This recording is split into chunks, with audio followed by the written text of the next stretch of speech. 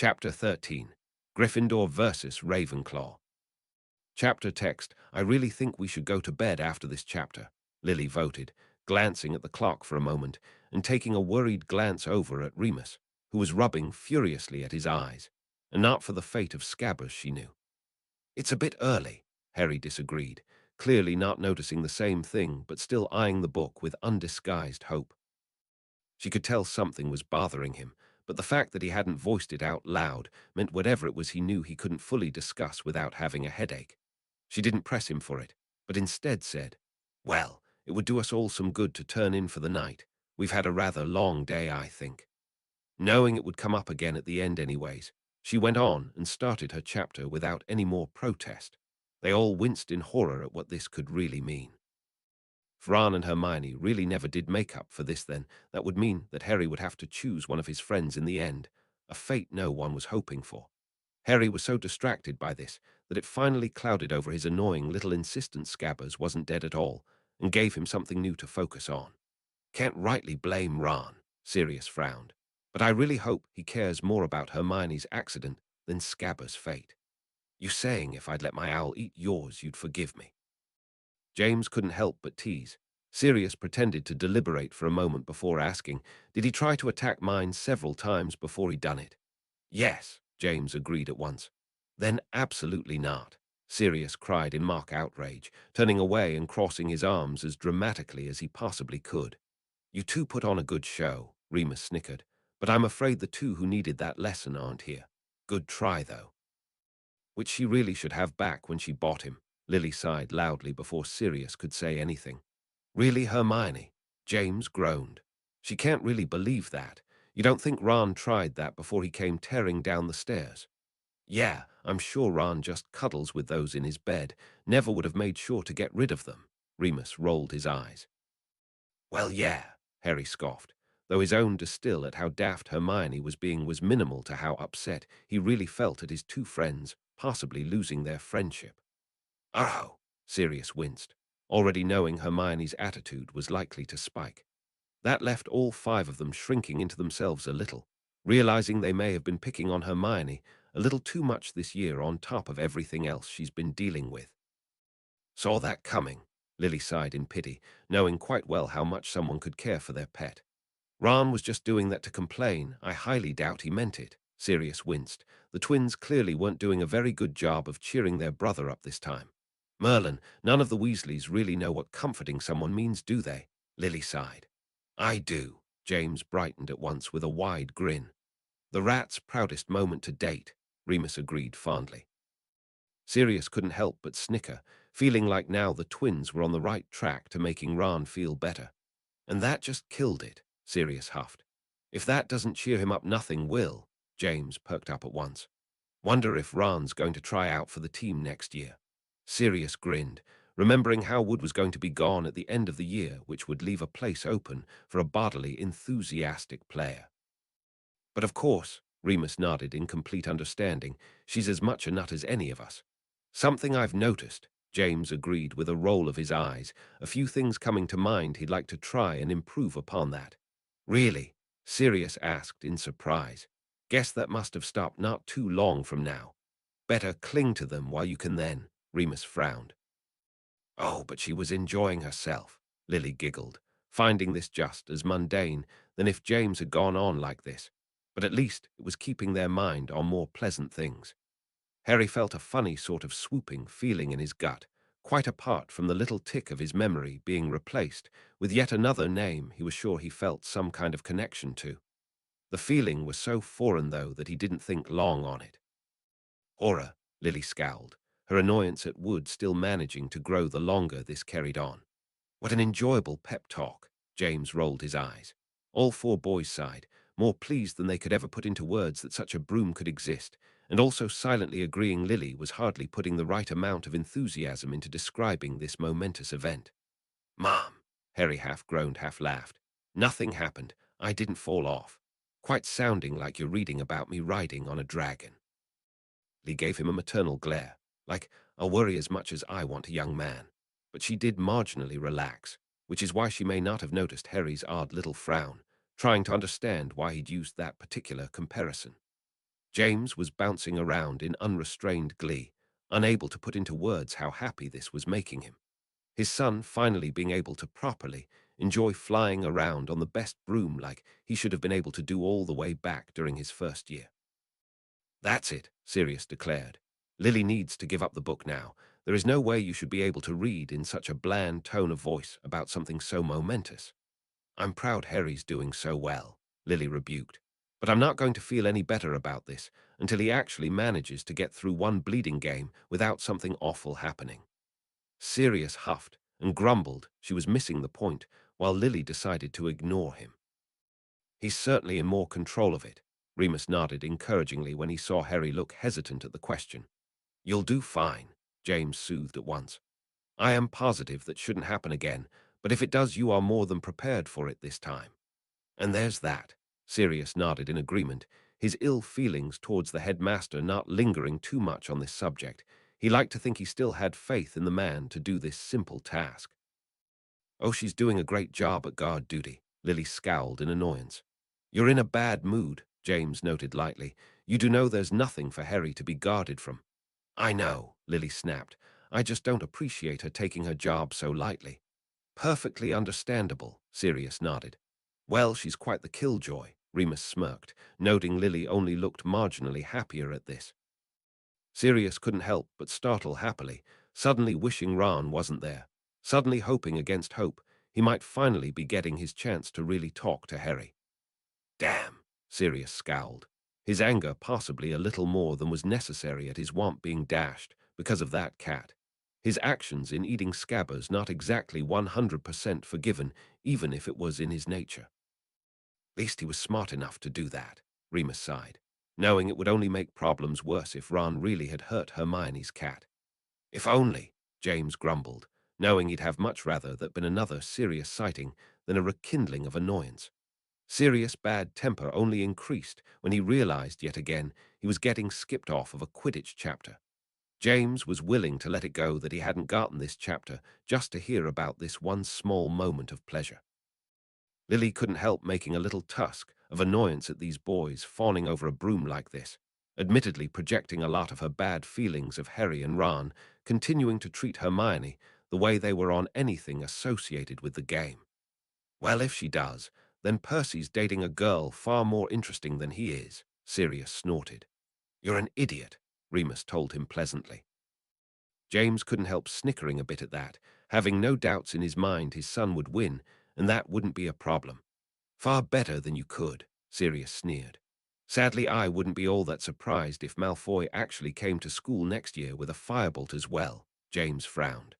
And that joke is still not funny, Remus rolled his eyes in contempt, which caused all four of them to release a gale of laughter for that comment.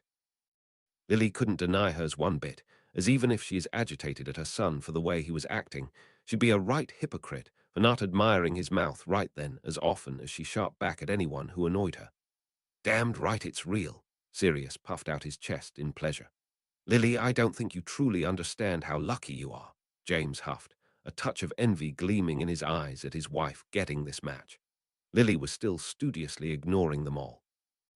Thing you really should do more often, Remus nodded in approval. Still blows my mind they don't do that at all, Sirius chuckled. Lily eyed them for a moment before explaining. I'm actually quite happy Harry's never had to do this but once before. Remember that the school's not living in the same era as we did. Sirius and Remus exchanged a curious look before nodding in understanding. Well, I should hope so, James scoffed. As far as I could tell, he's not got a reason to miss it this time. Remus grinned as well at what he only hoped was an absurd question. Of course he would want to come, or he would now.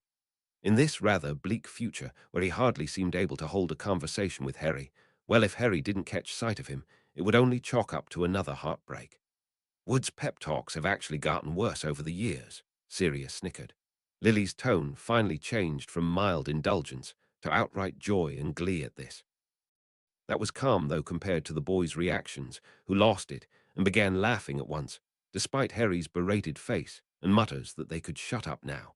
Sorry, Harry, James gasped, rubbing at his ribs and hardly looking sorry at all. I won't deny I've been dying to find out the first girl that would catch your fancy. Epically, since one of your friends is a girl.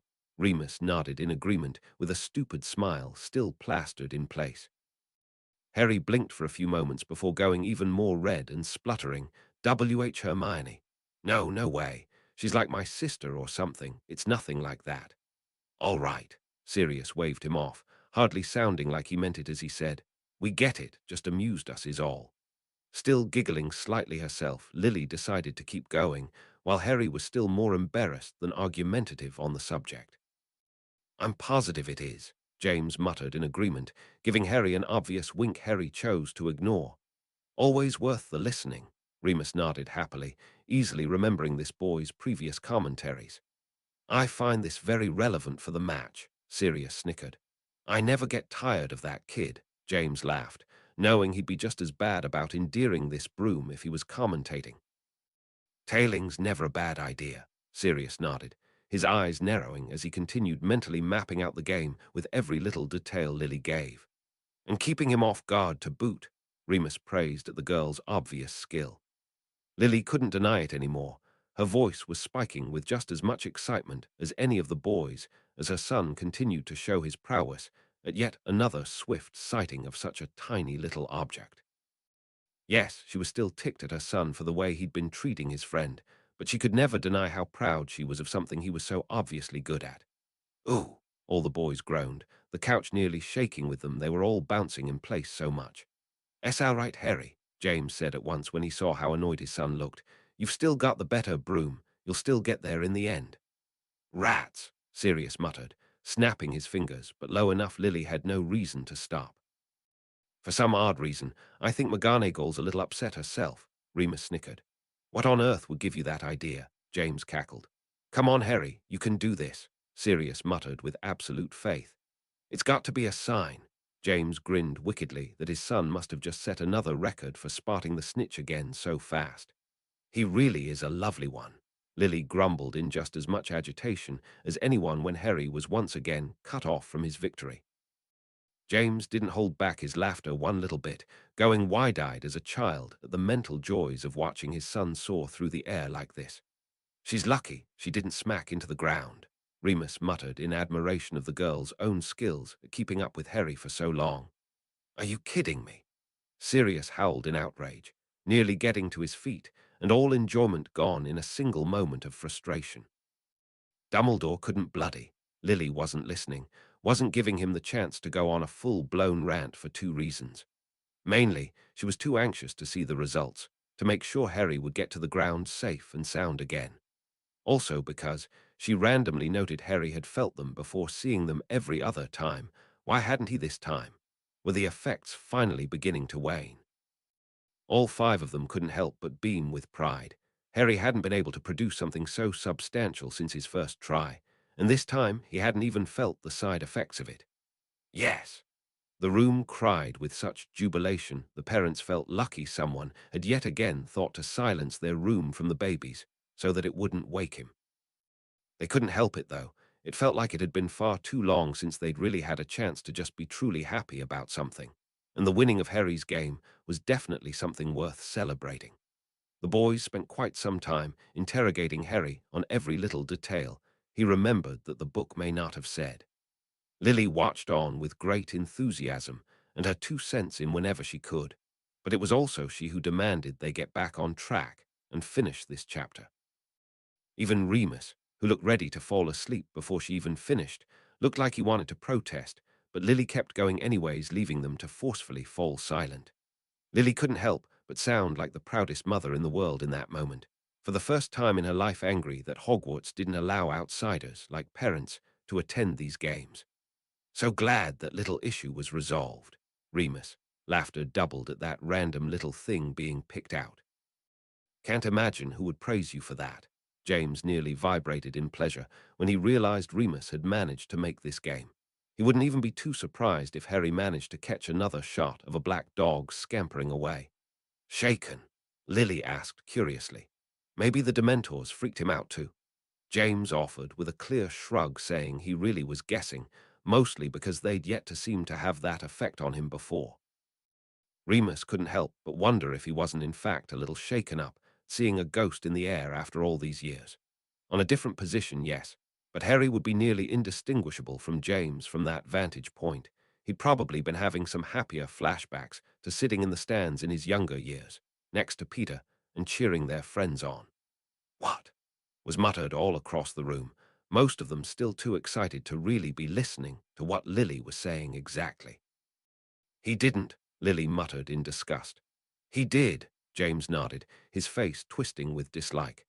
"Not that it really matters," Sirius said with bright-eyed glee, "because whatever stupid thing they thought was going to happen not only blew up in their faces, but I'll lose my damned mind if someone doesn't tell them off for that, like Remus for one." Remus couldn't help but nod in fervent agreement with this, but couldn't help but wonder if someone else already was by his own, rather laid-back attitude about it. "Sweet justice," Sirius crowed, actually getting to his feet and bouncing around with unrestrained glee. Lily was too busy giggling at his antics to tell him off, and they spent another long few minutes before Lily finally came back to reality and kept going breathlessly. James kept muttering things like "beautiful" and "perfect, sweet karma" under his breath with a manic grin still in place. "Perfectly understandable," Remus nodded with glee. "Oh boy," all of the old Gryffindors lit up with excitement. Even Lily, who never put much attention into Quidditch games, never denied the chance to enjoy one of their parties. Considering how long it's been since Gryffindor's really been able to celebrate like this, you can't really blame them for going a little stir-crazy, Lily laughed. "Right out of me own heart," James praised, smacking his lips and suddenly having the childish desire to go back in time and relive his own similar parties. "Magic," Sirius said in a goofy tone of voice, making Harry laugh all the harder at their antics. "Are you kidding me?" Harry gasped. "How on earth did she even go to the game?" Lily was frowning all over again, all amusement drained right out of her, as she once again was reminded of just how alone the poor dear probably felt right now. She didn't, however, turn any of those bad feelings towards Harry again, recognizing how truly upset he looked that his friend was so clearly out on her own like this. James and Sirius couldn't help but be just a little envious they'd never thought up to try that routine. "Stress," Remus frowned in concern. "That whole book by Monday." Sirius demanded with a raised brow. "I somehow doubt Burbage assigned that." "Wow, so Hermione is still trying to outdo everyone in the class on top of everything," James said in pity. "Well, I certainly hope so," Lily grumbled. "Then why is she in the noisy common room?" Remus demanded, wondering if that wasn't perhaps her plan and she was actually trying to get her friend's attention. "Then tell him to get over it," Lily snapped. "She needs to go over there and say it's high time they talk this out right and proper." "Timing," James scowled, personally thinking he may have even said that as a low blow at Hermione, he didn't think he'd put it past Ron at this point. All of the boys started, suddenly leaning away from the book as if it were a crying girl too. Lily took the moment to give them all dirty glares for that reaction before continuing with unrestrained pity. "Damn," the boys cursed.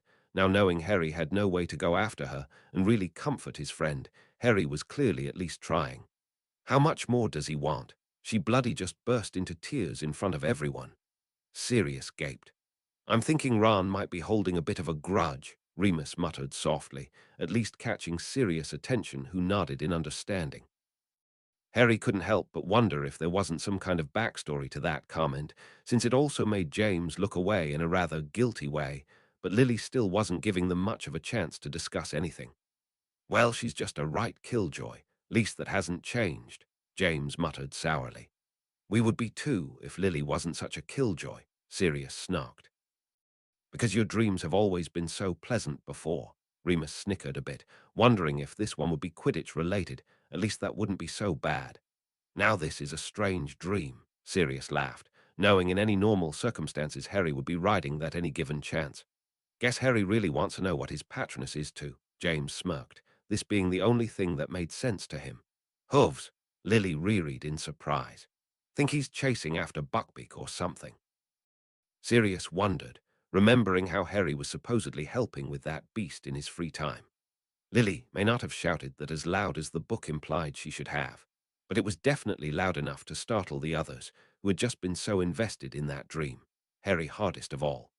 He had been trying to so hard all day to ignore this sickly feeling that something bad was going to happen on this day, and he'd even gone to bed so surely he must have been wrong this time. This didn't bode well. Lily felt a cold chill crawling up her spine, wondering who on earth would go slamming the door like that right then. Torn, Remus muttered, wondering if Ran had perhaps damaged them in his nightmare. What else could it be? Sirius fell back against the couch, for all the world looking like he'd just been stabbed himself. Lily had to blink hard several times to convince her eyes she'd really just read that, while ignoring the fevered chill that made her lean in close to Harry on impulse.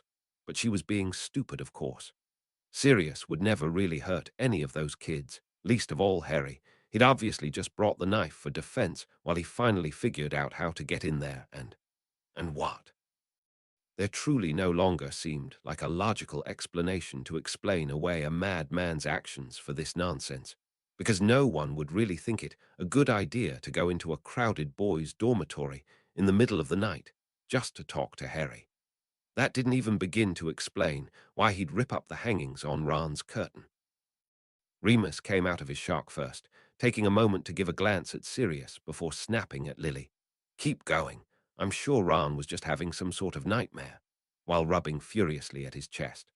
Lily swallowed hard, wondering if Remus really did believe that, but gave no counter-argument and only hesitated another second because she wasn't even sure if James and Sirius were still listening. They looked like they'd just closed off from the world. Her only real reassurance was a glance over at her son, who was frowning in utter frustration. That look meant that he was trying to remember something, though.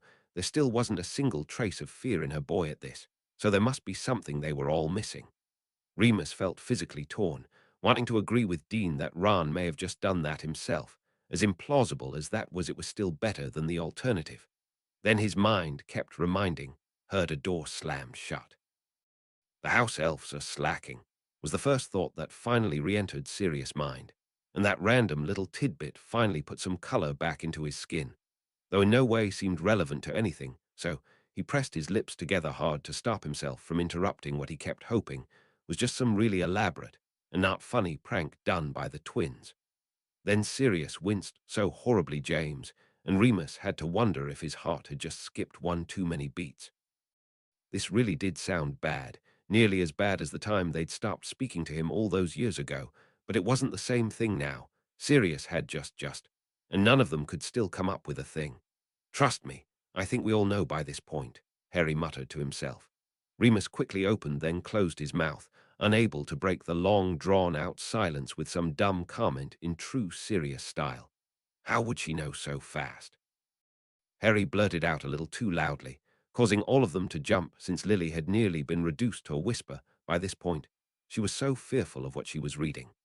James startled hardest of all. He'd clearly still been in shock, but in an effort to brush it off, he exclaimed, "I'm positive there's something so the head of house knows when someone's in the dormitory who's not supposed to be.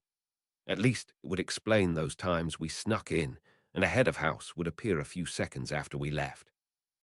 Lily waited a moment longer, almost praying someone else would have something to say about this that would delay her reading, but no one did, and the sticky silence had returned the moment James had gotten done speaking. Sirius gave a huffy little noise, like he dearly wanted to make some sarcastic comment to that, but his mind was still floundering over a nightmare of a future no one could answer, and he just couldn't get the words out. Remus made an odd sort of noise. He dearly wanted to make the comment that he felt bad for Ran and nobody believing him, but that would mean that he did believe him, and he was still banking on the fact that Ran really did have a nightmare, because otherwise. Sirius flinched like he'd just been struck. He wanted that to not be answered, would have given all the money in Gringotts for Lily to keep going and say of course that hadn't happened, because he really didn't know the password. But already scenarios were running through his mind of all too easy ways he could spy on current Gryffindors to get that password. Surely, though, if he was thinking like this now, he couldn't be so mad then that he'd even pull this stunt, right? This time, it was Harry who had to fight back the impulse to mutter, "Poor Ron," because he knew deep down that Ron hadn't been having a bad dream, and he really wished these people did believe his friend. Of course, that didn't help the current mood in the room one bit, who were all practically paralyzed at the endless implications to Sirius, mind set in the future. Remus shuddered and leaned back into the couch, grumbling something that Sirius had no desire to make out the exact words of, because he either wouldn't believe them or he'd truly lose his mind in the next few seconds if this continued train of thinking really was leading his friend somewhere he knew he'd die before going. James said something so foul Lily's first instinct was to grab her wand and scrub his mouth out. She didn't, though. None of them did, as they remembered not that long ago about how Neville had somehow gotten a list of passwords and had somehow lost them. Then again, that begged the question how Sirius had gotten a hold of those. Had Neville managed to lose it on the ground somewhere, and Sirius had just happened to come across them? Circumstances of that aside, it still didn't answer the deranged question of what he was doing. If his true purpose was to see Harry, then he was going about it in the worst and most criminally implicating way possible, which meant that the last line of reasoning really was Sirius had lost his ever-loving mind. Lily had to suck in a long, deep breath and control every impulse in her not to continue throwing worried looks over at Sirius as she finished. Lily finally found a whole new emotion to scowl at, never finding it okay for a teacher to publicly call out a student and insult him like that. Of course, it wasn't nearly as bad as when Snape had done it, and she recognized McGonagall was stressed out of her mind right then, but it finally gave her a chance to keep reading without sounding like she was reading a death warrant. "Give me that," James snapped at once, hands shaking nearly as bad as his voice as he violently flipped to the next page. Chapter 14. Snape's Grudge. Chapter text. James wasn't giving anyone 1 second to discuss that balm of a mess. Too scared to hear any kind of answer, but the one that had to be true. It just wasn't possible the world would be cruel enough that his friend truly had gone insane in Azkaban. Sirius must have a logical and sound reason for doing this, but the fact that he couldn't come up with one made him read on with more anxiety than possibly any chapter before. "Doubt anyone's going to get any sleep tonight either," Sirius muttered. James had to swallow very hard for a moment, still praying with his every fiber that wouldn't happen.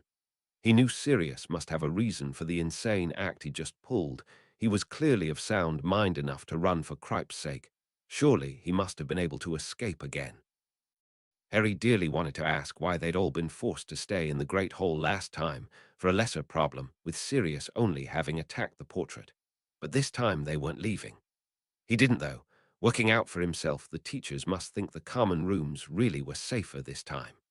Despite the scared out of their mind mood for the room, they were all in the proper state to release a breath of relief for what they knew would always be good news to them. Despite the door's lack of security, I still doubt that's how you're pulling it off. Remus rolled his eyes.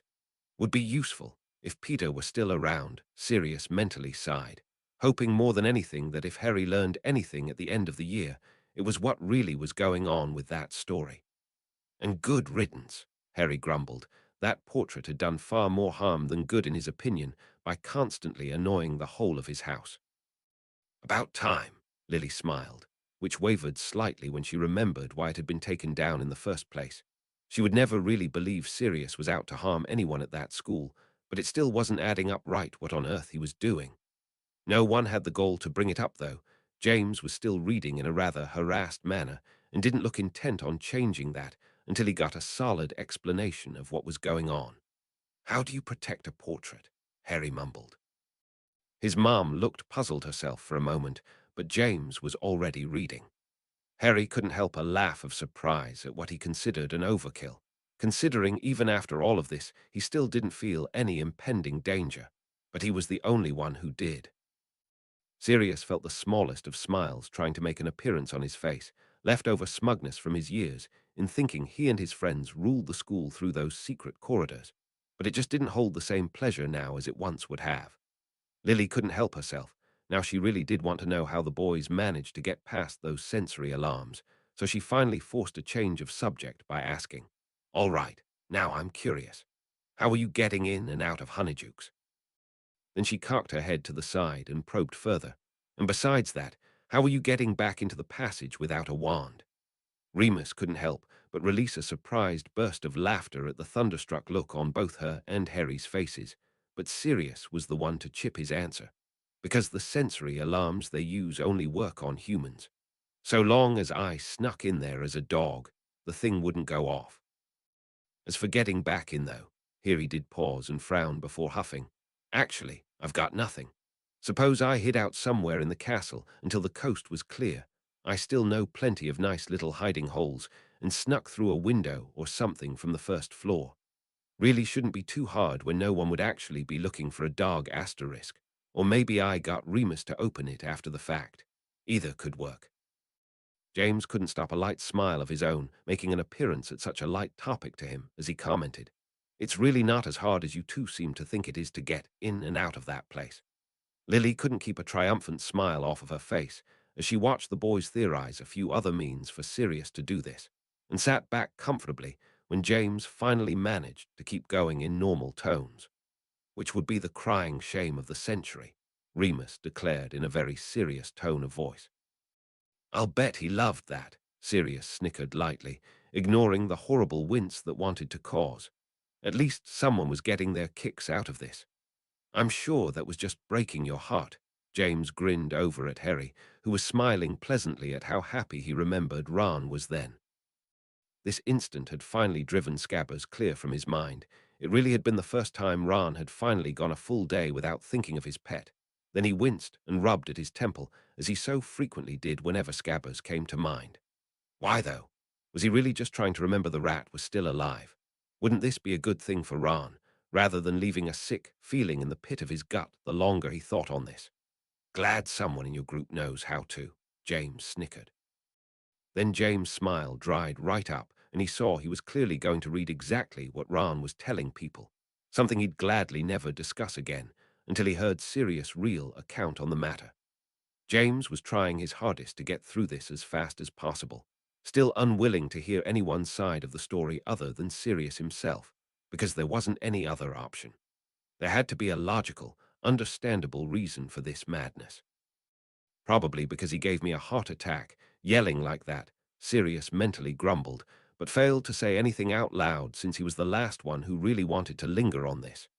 James practically hissed that out through gritted teeth in foul contempt that sentence could exist in any universe, as implausible and stupid as it was. There's a logic to the madness," Sirius huffed, without any traces of humor. "That poor thing," Lily cooed. Sirius couldn't help but wince, now knowing this kid didn't really need his help to get into trouble, but feeling bad it had been his fault. "Ouch," James winced, knowing from Harry's experience how awful that was going to be, and remembering earlier how hopeful he'd been that this would happen. "Now how would that work?" Remus frowned. "Actually, that's pretty harsh. It's not like he did it on purpose." "Guess I really scared the crap out of her," Sirius grumbled. That's just Lily choked, unable to decide if she was supposed to laugh at the security measures they kept trying to put up against Sirius, or continue grumbling along with the boys how unnecessary it was. Dang, all five of them winced that time, knowing public humiliation like that was the worst form of punishment available. "Yeah, we remember." James shook his head in pity at that remembered incident. "Sound advice, really," Sirius nodded. "Oh," Lily scowled. "It can't really be that funny." "I was pointing out Malfoy's group more than anything," Harry shrugged, "and they thought it was a riot.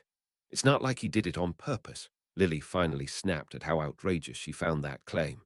"I highly doubt Neville walked up to him and gave it to him, nor would he consciously leave it lying about."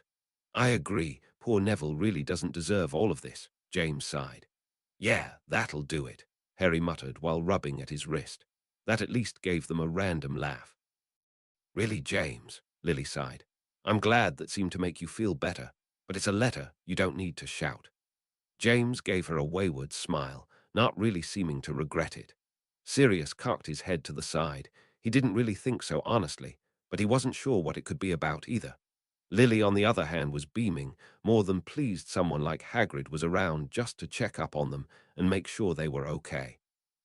She couldn't help but notice how absent Remus had continued to be during this year. Surely he could have made an appearance to Harry again about anything, even something as trivial as talking about the next creature in class. "Can't honestly blame you," Remus chuckled. "I can see his point." James snickered a bit, probably thought they wouldn't wait on him, and got there an hour early. James looked the exact opposite, more than relieved he wouldn't have to read that all over again. "Which reminds me," Sirius said, happy for any kind of reason to talk about anything besides himself. "How's that research going on his case?" Harry's mouth opened with a little pop, then he went bright red in the face. "Oh, Harry, you didn't," Lily moaned as she recognized the shame on his face. It was the firebolt. It honestly drove Buckbeak right out of my mind. And relax, Harry." Remus finally released him from his clearly pent-up agitation at himself. "It's not like we blame you for forgetting. Honestly, I kind of forgot myself until Hagrid wrote you his letter. Fighting with Hermione, Scabbers, and that broom can't really blame you." Harry still couldn't help but feel insanely guilty. He promised Hagrid he would help him, and he had let such things drive out a promise to his friend. The others weren't yet sure what to say, though. Harry should feel rightfully guilty for this, but his actions were understandable for a child his age as well. So they kept silent and hoped Hagrid would have more to say. Lily crinkled up her nose, still wishing Hagrid would at least feed him that outside. "A really bad and very late costume party, I'd hope, but even then it hardly seems fitting," Sirius muttered. "I'm sure that'll be a sight for the other occupants," Remus snickered. Harry continued sinking lower into himself the longer this dragged on, continued guilt indeed dragging him around. He was now convinced that if Buckbeak didn't win this case, it would be all his fault. "Not as serious as I could," Sirius said at once, making James sigh and try to ignore his friend again. "I swear that joke has popped up more in this book than any others," Remus grumbled with distaste. That startled all of them, Harry most of all, as he'd been expecting Hagrid to tell him off for not helping out more. Lily began smiling all over again, though, relief washing through her as she really did hope now Hagrid was going to straighten these boys out and convince them they were being idiots about how they were treating their friend. "Thank you," Remus sighed. In full agreement, it was high time someone got it through Ron's head. He may have been holding a bit too much of a grudge there. No one was arguing he had a right to be mad, but it wasn't something to lose your friendship over. Harry in particular winced horribly at that. He didn't have that many friends really, and now reflecting back on how he had treated her made him feel even worse. Between that and his residual guilt about Hagrid and Buckbeak, he looked so miserable Lily took pity on him and wrapped her arm around him for comfort. Yes, Harry really should feel guilty, and she hoped it would teach him a lesson about this in the future. But since it was so clear how he was feeling now, she hoped that was just as strong then, and decided he was self-punishing enough. James gave Harry a wan smile, more than happy someone had reminded his son of that. He still looked so guilty none of them dared make fun of him for this. And he shouldn't really blame her, Sirius sighed, as he'd be doing the same thing if things were reversed. "Timing," Lily couldn't help but giggle. "Course he's going," James scoffed. "He still hasn't got a reason not to." "Somehow, I think that apology they owe her isn't coming," Sirius sighed, as he had a very bad feeling that yet another fight was fixing to break out instead. "What?" they all snapped. "Damn Hermione, that's taking it too far," James scowled. Lily sighed. She really wanted to agree that Hermione was being overtly paranoid, but decided enough was enough and put her foot down and truly defended her this time. "All right, you lot," she snapped before anyone else could say anything. "I'm sorry, Sirius, but think about this from her position for a second. You've just gotten into the common rooms, the most secure part of the castle. You can't really sit around and blame her for being worried about Harry being so exposed in the open now. If it was anyone but you'd all agree Harry should stay in the castle where it's safe as well." The boys hesitated before sighing and admitting that fine. The point was they weren't afraid of anything bad happening, so they were looking at it another way, but decided hopping on Hermione wasn't going to help. "Psh," Remus muttered with a wince. "They sure toss that word around a lot," James sighed. "But if we got expelled every time we'd snuck out of the castle, we'd have set some sort of record by the end of first year." "I still wouldn't want to get into trouble," Harry reminded, "nor would I want to be asked how I'd gotten in and out." "Almost a good thing," Sirius couldn't help but sigh. "That conversation just couldn't have ended well." "An actual crime against your age," James nodded seriously. "Glad you learned that lesson," Sirius approved. "You gotten any better at that?" Remus snickered, "because you still don't have a very good poker face." "I've no idea if it fooled her," Harry said with a shrug, dearly hoping it had as he didn't really want to get caught or told on. "Subtle," Sirius snorted. "Damn," they couldn't help but curse, finding that some pretty bad timing.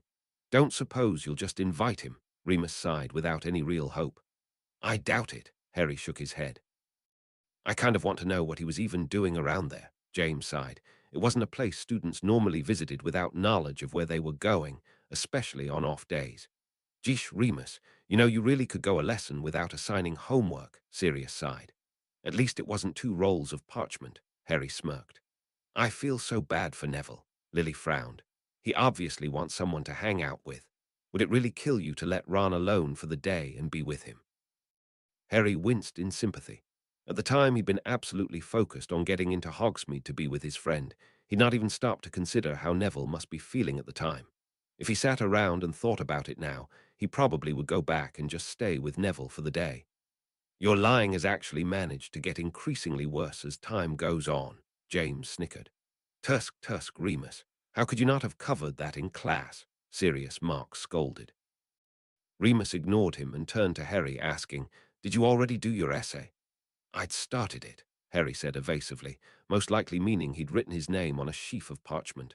Chuckling, Remus then said, Well, in answer, it only has to be around them to affect them. In fact, getting a vampire to eat garlic would be a miracle even if it would kill them. Oh, bloody hell, the boys muttered, automatically annoyed whenever he showed up for any reason. Lily scowled all over again, her hatred for that reminder never not making her want to get to her feet and give him more than a telling off.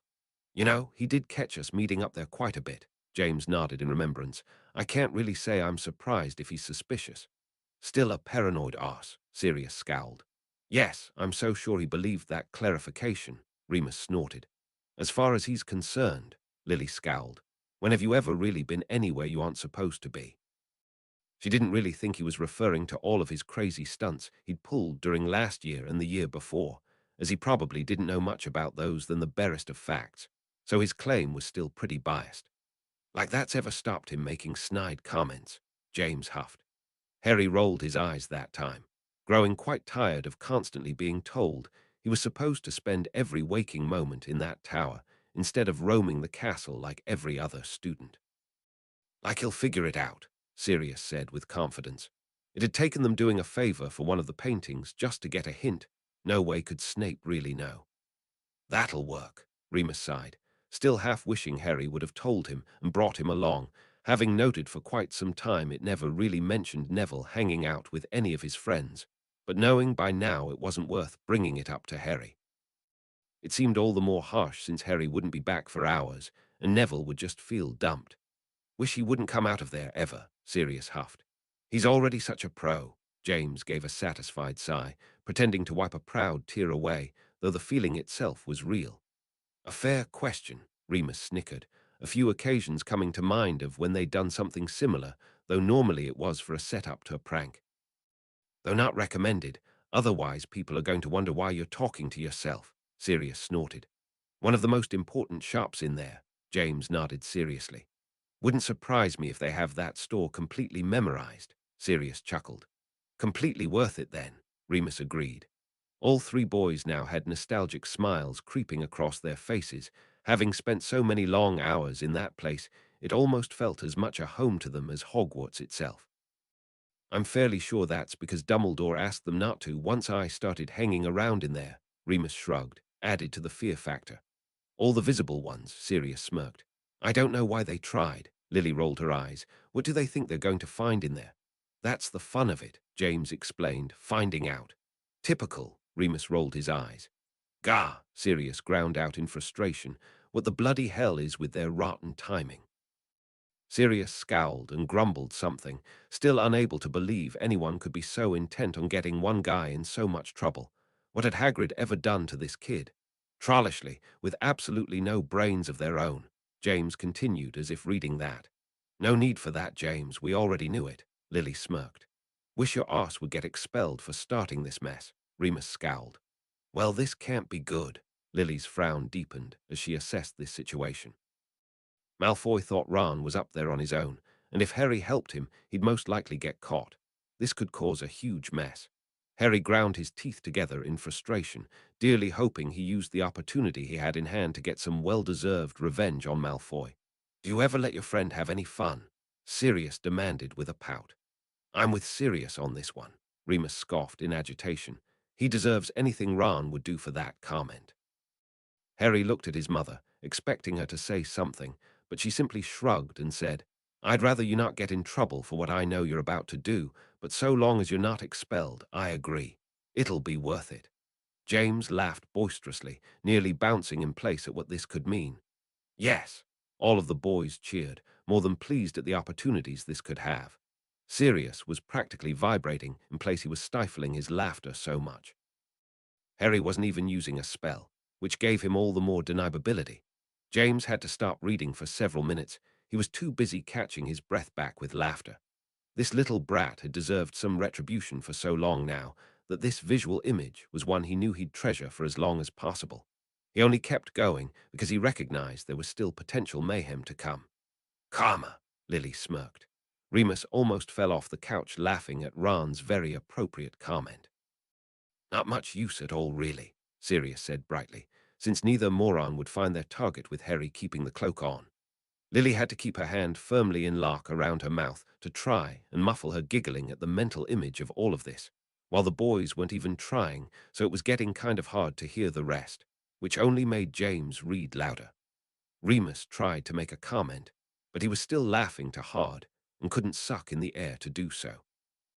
"You're killing me," Sirius wheezed, not looking any kind of upset if this was how he was to go. Lily couldn't help but wince now. She hadn't seen that coming, but didn't even bother to linger on it, as she knew Harry wouldn't let his friend get hurt by that thug. "Bollocks," the four boys suddenly hissed, most traces of amusement starting to disappear at once.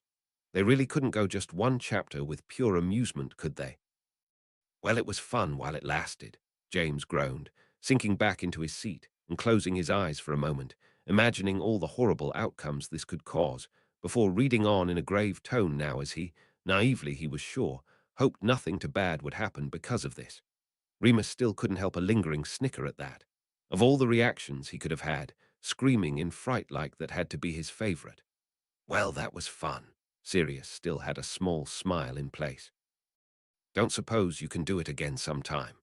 "I hope so," Harry laughed, his joy at getting his payback to those bullies making up for any punishment he may get. He couldn't really put a finger on it, but he got the feeling whatever punishment it was wasn't even too bad. "Not like anyone would believe him," Lily said, without any real hope. One teacher in particular came to mind who would believe anything Malfoy says and would love to get Harry into trouble. As far as they know, Harry has no way to get there. They would think Malfoy was making something up to get Harry into trouble.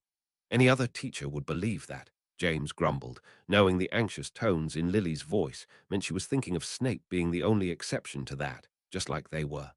Not even a compliment on how brilliant that was, Sirius sighed, though he personally understood the need for urgency now.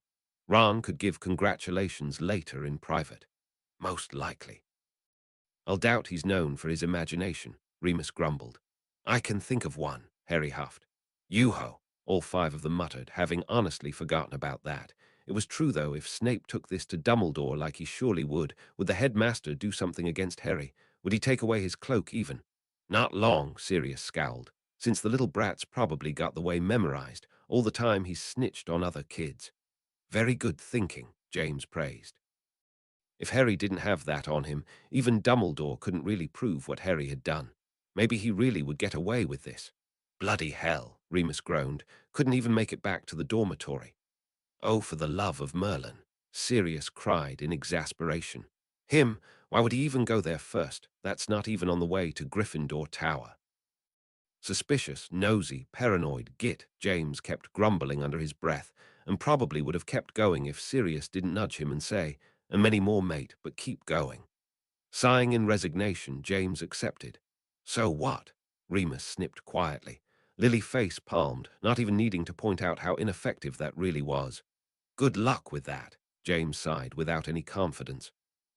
He was still trying to console himself that this would have to be taken up with McGonagall before something too bad could be done, and she wouldn't do anything that couldn't be proven. James was confident that she actually couldn't prove he'd snuck into Hogsmeade. So aside from maybe some house points being taken away by Snape for well-being Snape, nothing too bad should happen. Lily ground her teeth together in frustration, more than sick of him trying to dole out punishment for Harry when he didn't have anything to do with him. "Well, I am always in trouble, but why would you bring it up now?" Sirius quipped, smirking wildly and at least making Harry laugh, who hadn't heard the never-ending array that joke could be used. Not yet. Give it till the end of his 7th year, maybe by then. One's probably his own heart, Remus hissed into Sirius' ear. He'd have to have one first, Sirius muttered right back, trying to suppress a snicker. Sirius scowled with the height of distaste, a horrible dog joke coming to mind that made him want to strangle Snivellus all over again. Best recommendation at this point, Lily agreed, rubbing her brows in preparation for what could come.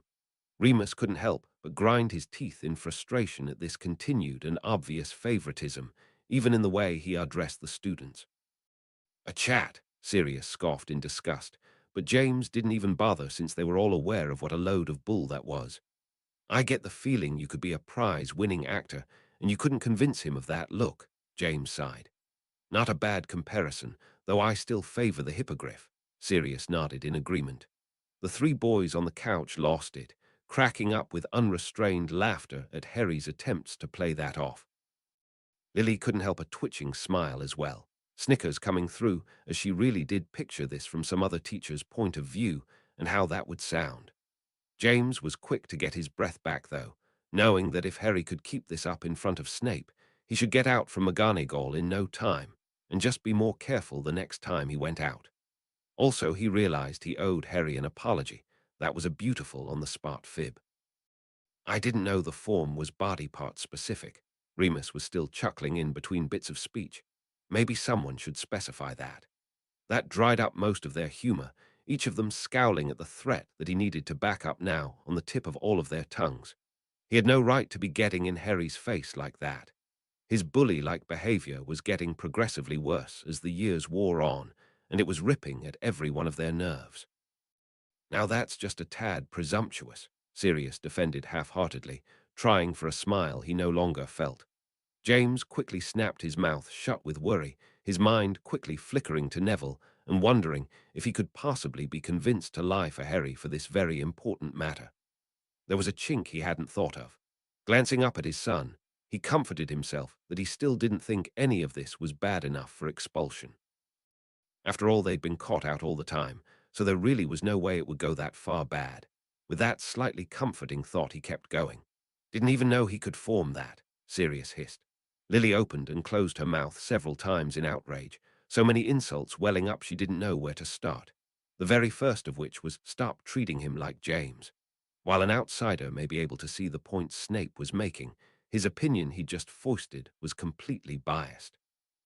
The other boys were muttering their own foulings, but James was far too used to this kind of thing, no matter how enraged it made him to hear it being thrown at his son, so he forced himself to keep going, wanting to find out the punishment already.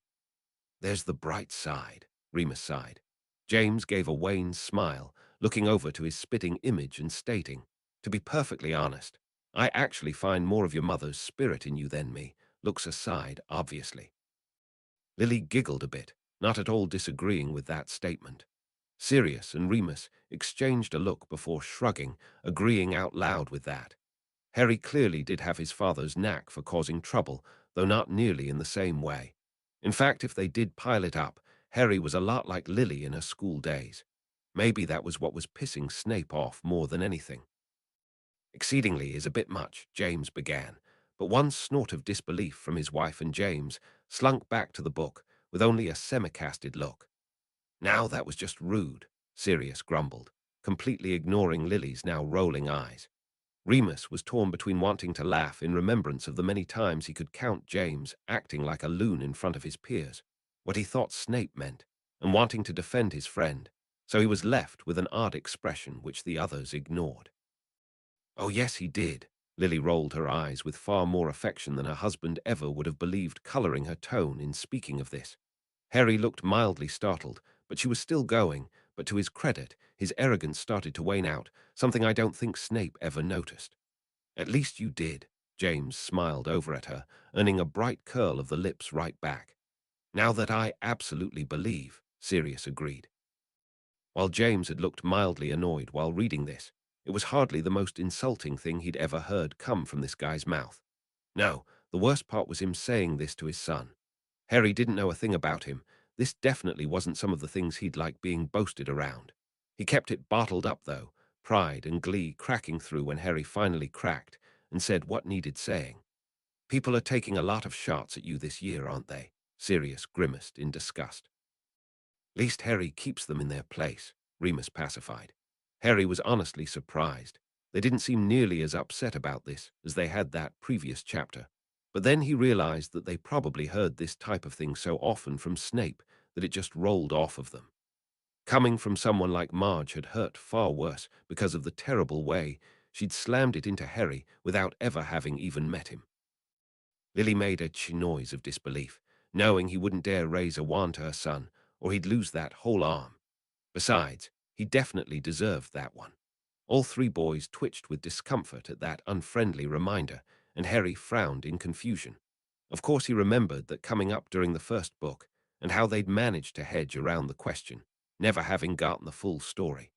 What about it could be so bad that the three of them looked almost as bad as when he'd thrown that in Snape's face? James looked the opposite of eager about explaining this, and hoping to forestall Harry asking, kept reading in hopes something else would distract him. James' face twisted with even more unease. This was the opposite of what he'd been hoping for. What could he do, though? Either he turn and tell Harry now about the worst fight the Marauders ever had, or he let Snape come up with some half-truth that he would have seen which would paint a far more horrible light. He was still debating, dearly wanting to put this off, when Sirius released a horrible suffering sigh and groaned. All right, all right. This is something I never wanted you to hear, but I guess I'd rather it come from me than him." Harry was frowning in genuine concern at Sirius as he started to explain what exactly had happened that night, starting with how he taunted Snape by telling him Remus' secret location under the Whomping Willow and how everything had spiraled out of control from there. He left out the part where his friends had blamed him as much as Snape for the cruel prank, how they hadn't spoken to him for months afterwards. He didn't bother with the defenses he'd used back then, how he'd never have believed Snape would take him at his word and really go check it out. No, he wouldn't try and save face so many years later in front of Harry. Once he was done, he braced himself, eyeing Harry with more fear than any of them could ever imagine could cross his face. Sirius couldn't help it, though. He honestly was expecting for Harry to have a sudden revelation.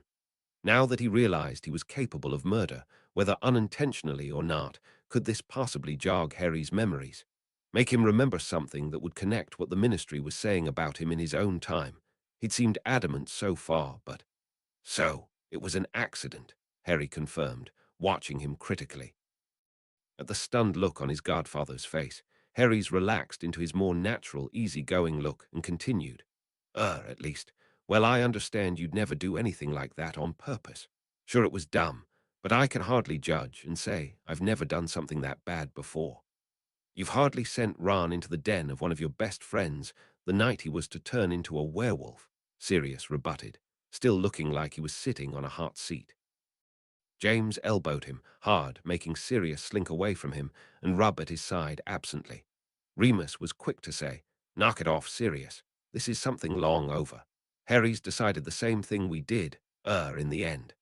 He finished lamely, not really meeting anyone's eyes.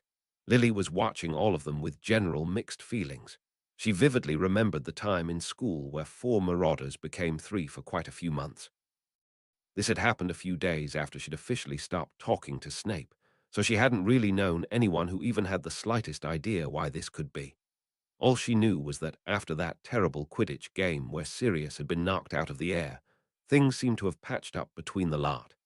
She found it fascinating to finally get the full story on this, but kept her opinion of it to herself, since it was basically the same as Harry's. Sirius still looked miserable at the reminder, James and Remus very uncomfortable with the whole topic, though both of them still clearly defending him made it clear they didn't really hold a grudge anymore. Still, when Harry didn't say anything else, James decided to turn to the book and managed to read out whatever Tosh Snape had strung together from that. Is that what he thought? Sirius muttered, still slumped into the couch and looking as surely as any other time his name had been mentioned so far, this possibly being the least pleasant reminder to date. James absently kicked him to get him to shut it, still wanting to get past this as fast as possible. Still doesn't prove a thing, Remus muttered. Honestly, I think we'd all prefer that, Lily groused. You've gotten so much better at those on-the-spot type lies, James praised with warmth, ignoring Lily's rolling eyes at thinking the same thing. Okay, getting caught with them is still kind of bad, Remus agreed with a wince, as they could possibly implicate Harry in some other bad things, but it's still not proof he'd been to Hogsmeade. Why would he?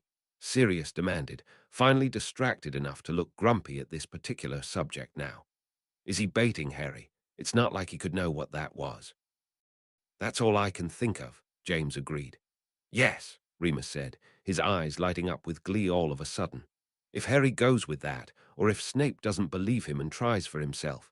He trailed off with a surprising burst of laughter that left Harry and Lily stumped. James looked quite pleased, though, and seemed to be hoping something along the same lines. He didn't give the two out of the know the chance to ask, though. Actually, he's not too far off, Lily muttered. James lost it for a moment, forced to stop reading so that he could let out his own bursting laughter in anticipation for what was about to happen. Sirius and Remus weren't faring much better, their faces bright red with anticipation for this. James wrangled himself back under control and continued almost normally. Lily's curiosity was beginning to wane out as she said, "Are you lot really laughing like idiots because he can't get it to work? That's hardly so funny." "Wait for it," James insisted, his eyes shining with so much held-in laughter it was a wonder he could still see straight. "Yes," Sirius cheered. That had been exactly what they'd been waiting for. Harry didn't bother to ask this time, but instead bounced eagerly so he could hear the punchline of this built-up joke as well. All of the boys lost it, Sirius even falling off the couch laughing and still unable to stop himself. Lily was watching them with a combination of annoyance and repressed humor. She dearly wanted to ask if they'd somehow specialized this just for Snape, but somehow expected otherwise. She remembered one memorable occasion where a Ravenclaw had come across some old scrap of parchment Peter had been holding, and the then head boy had demanded to know what it was. When Peter had said nothing, the boy had rightfully not believed that having prior experience with all of the marauders, and took it away and performed a similar command on the paper. Lily had never seen what had become of all this, but the boy had looked highly offended, and Peter was cracking up laughing while telling that it was a joke bit of parchment where if you said your name, it was charmed to insult you. With this memory floating back to the surface, she could no longer repress it, and was laughing Downy near as hard as the others, even as James sucked air back into his lungs and read out the next bit. Sirius hadn't recovered from the first comment, and was remarkably able to double up his amusement, though how that was possible none of them had been sure. Maybe it was an overreaction, it really wasn't even that funny or creative an insult, but they all had the sneaking suspicion that Sirius had been under so much stress for literally all day now. He was letting loose a lot of pent-up feelings in releasing as much laughter as possible in these opportune moments now, so still snickering along himself, James kept reading. Sirius couldn't have made the joke right now even if he wanted to. He was too invested in continuing to listen to his most prized possession insult someone in the most poetic of justice ways possible. "My sentiments exactly," Remus agreed fondly, still watching Sirius come back to earth just slightly as his exploding laughter began backing down in cackling, still rubbing at his ribs and brushing tears out of his eyes as he listened to the final one. That, Harry told them, slightly red in the face himself from laughing so hard, was bloody brilliant. How on earth did you get it to do that? Charm wasn't that hard, Remus waved away. All you have to do is command it to obey you while stating your name, and those kinds of things will pop up. The reason Padfoot here lost his arse during it, James continued while looking down at his friend with all the amusement he had, is that he tried to convince us for ages to pull this on him during school. Just leave it about one day, and Snape was sure to do it. The pompous git would never not if he knew it belonged to us. He's now getting to witness a prank we'd never done. And enjoying every last second of it, Sirius murmured, face flushed with excitement as he sat upright and looked at the book with the first real affection. This was still the worst possible day of his life, hands down, but that little moment right there had almost made it all worth it. In between girlish giggles, Lily managed to get out, "Well, I hope that convinces Snape enough that you haven't been up to anything. You could have just as easily gotten that from Zonko's along with the other stuff Ron got you." James really hoped that were the case, as he didn't have any more to go at Harry with. What on earth? Sirius began in surprise, having not seen this coming one bit, but James wasn't giving him the chance to question it too much as he read. Why? Lily spluttered in shock. Of all the teachers for him to have summoned and consult, why him? Do you think he knew? Remus asked curiously. That it used to be mine. I really didn't think he'd recognize it. Well, he did stalk us enough, James said with a perturbed look. But even if he did put that together, and bloody hell that's a leap since he'd have no way of knowing how Harry got that it was the exact same one even, what's he expect you to do? Admit to it all. You don't even know Harry has it. They were all stumped beyond reason of Snape's logic with this, but hoped that reading would help them out. Bet I was every bit as confused by that summons, Remus told, still finding it odd now with the proper backstory. Be happy that was mild rather than blistering, Lily muttered into Harry's ear, who nodded despite not having needed that. He now understood better than ever the animosity between his family and Snape. Pretty sure that's not all for Harry's circumstances, James mentally grumbled, imagining Snape might have summoned Remus just to have a little more time to berate him in front of Harry. I can only imagine, Remus laughed for now, fairly sure how mind-boggling he'd be at Harry coming across that on his own. You choose now to freeze up, eh? Sirius demanded with a crooked smirk, since he was normally the one to come up with the best excuses of the lot of them.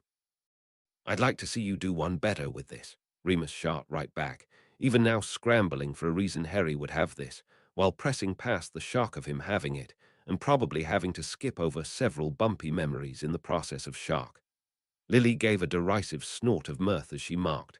Oh, please, it insulted him. It didn't curse him. When did he become so dramatic? None of the boys fancied adding on to that, torn between wanting to laugh and fearing anything they did say Lily still wouldn't be pleased with no matter what she said now. I would have without the look, Harry shrugged. I was as wound up as you trying to come up with some way out of this. I'd take his word on this, James said with a straight face. Call me crazy, but for some odd reason I think he knows what he's talking about. Sirius began snickering again, and Remus didn't look much better. Oi, Sirius hooted in protest. This was my idea. And I called it childish then too, Remus reminded with a smirk in place. What did he expect? Lily rolled her eyes in contempt. Did he honestly think you were going to side with him, try and get Harry into trouble for this? Still have no idea, Harry sighed. That stopped James cold, sharing a stunned look with his friends as they realized they may have been wrong, and Snape really had made that leap. Harry understood far better now than he would have then, asking, why on earth would he think one of you had given it to me? I've no idea, Sirius admitted, head cocked to the side as he eyed the book. Guess he does know it was ours. Maybe the nicknames or something gave it away, but what is he thinking? I gave it to you. There's no way you'd have accepted it considering what you think of me then. He covered the horrible wince poorly, but kept going anyways. That means he either thinks you inherited it from James, or Remus gave it to you just this year. While I can kind of see him thinking I'd do it, Remus shrugged. Why would he call me in to ask? Even if I had, what's it to him if I did? It's not illegal. Trying to trip you up maybe, James offered, showing special treatment to Harry. As for him getting it from me, that could also be true. He hasn't caught Harry with it the previous 2 years, so for all he knows. He trailed off, but no one had any real idea what Snape was really thinking. Even Lily felt stumped trying to understand his logic in this, though this stung far more than she was expecting it to. There was a time where she had perfectly understood her best friend's every motion and idea before he said it. Now she couldn't begin to fathom this one. It was more than disconcerting to realize how far apart they'd come, no matter how many times she realized it. With no answers, James was hoping Remus might have some better insight while talking to Snape so Reed. Well, if there's one thing he can do, it's play dumb, Sirius agreed with a smirk, taking the smack Remus gave him for the tone without remorse. Remus' face gave an odd twitch, guessing that having to say any of those names in this time period would have been pretty wrenching for him. Timing. Sirius cried with glee, Harry's best friend getting major brownie points with him if he stormed in and backed all of this up like he hoped. Well, that's not an encouraging start, Lily groaned, eyeing the book with fear as she realized what Snape would have. Why would he be so out of breath and freaking out if Harry wasn't supposed to be in trouble? I'm so proud, James fake sniffled. using the corner of the page to pretend to wipe away a tear, while real pride was welling up in him for Ron cottoning on and being the perfect alibi right when Harry needed him. I'm positive it was taking everything in me not to burst out laughing at that display, Remus snickered now. Thank Merlin, Sirius breathed, having feared Snape might still try to confiscate that and keep it away from Harry, but then his eyes lit up all over again as he crowed. Oh, sweet. Do you lot know what this could mean? Harry and Ron get to go rub it in the twins' face they got away with this, James answered. Well, that too, Sirius agreed, before turning on Remus and nearly bouncing in pleasure as he said, but this could be your window. You've been stalling all this time, probably, because of how weird it would be for you to get started explaining this to him. But this could be perfect for you, pulling him aside and explaining the manufacturing comment to Harry. His eyes were shining with so much bright hope and happiness. Remus didn't have the heart to tell him that he doubted this as much as Sirius thought it to be true. He'd made it perfectly obvious in this future he wanted as little to do with Harry as possible, which made him feel like he was being skinned alive now. But it had been so long since he'd seen Sirius back to full jubilant life. He only nodded and added his agreement. He hoped this to be true, while bracing himself by leaning away in preparation for the opposite. The other three noticed what Sirius refused to take note of, and were all equally torn at both possibilities. James couldn't think of anything to say, though, deciding not to address it until after whatever happened.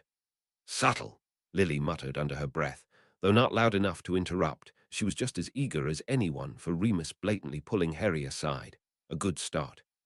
What a way to start, Sirius cackled, ignoring the growing ache when he realized that they hadn't exactly gone somewhere more private like this chat deserved. You really threw us off right then, Harry shrugged with a happy smile.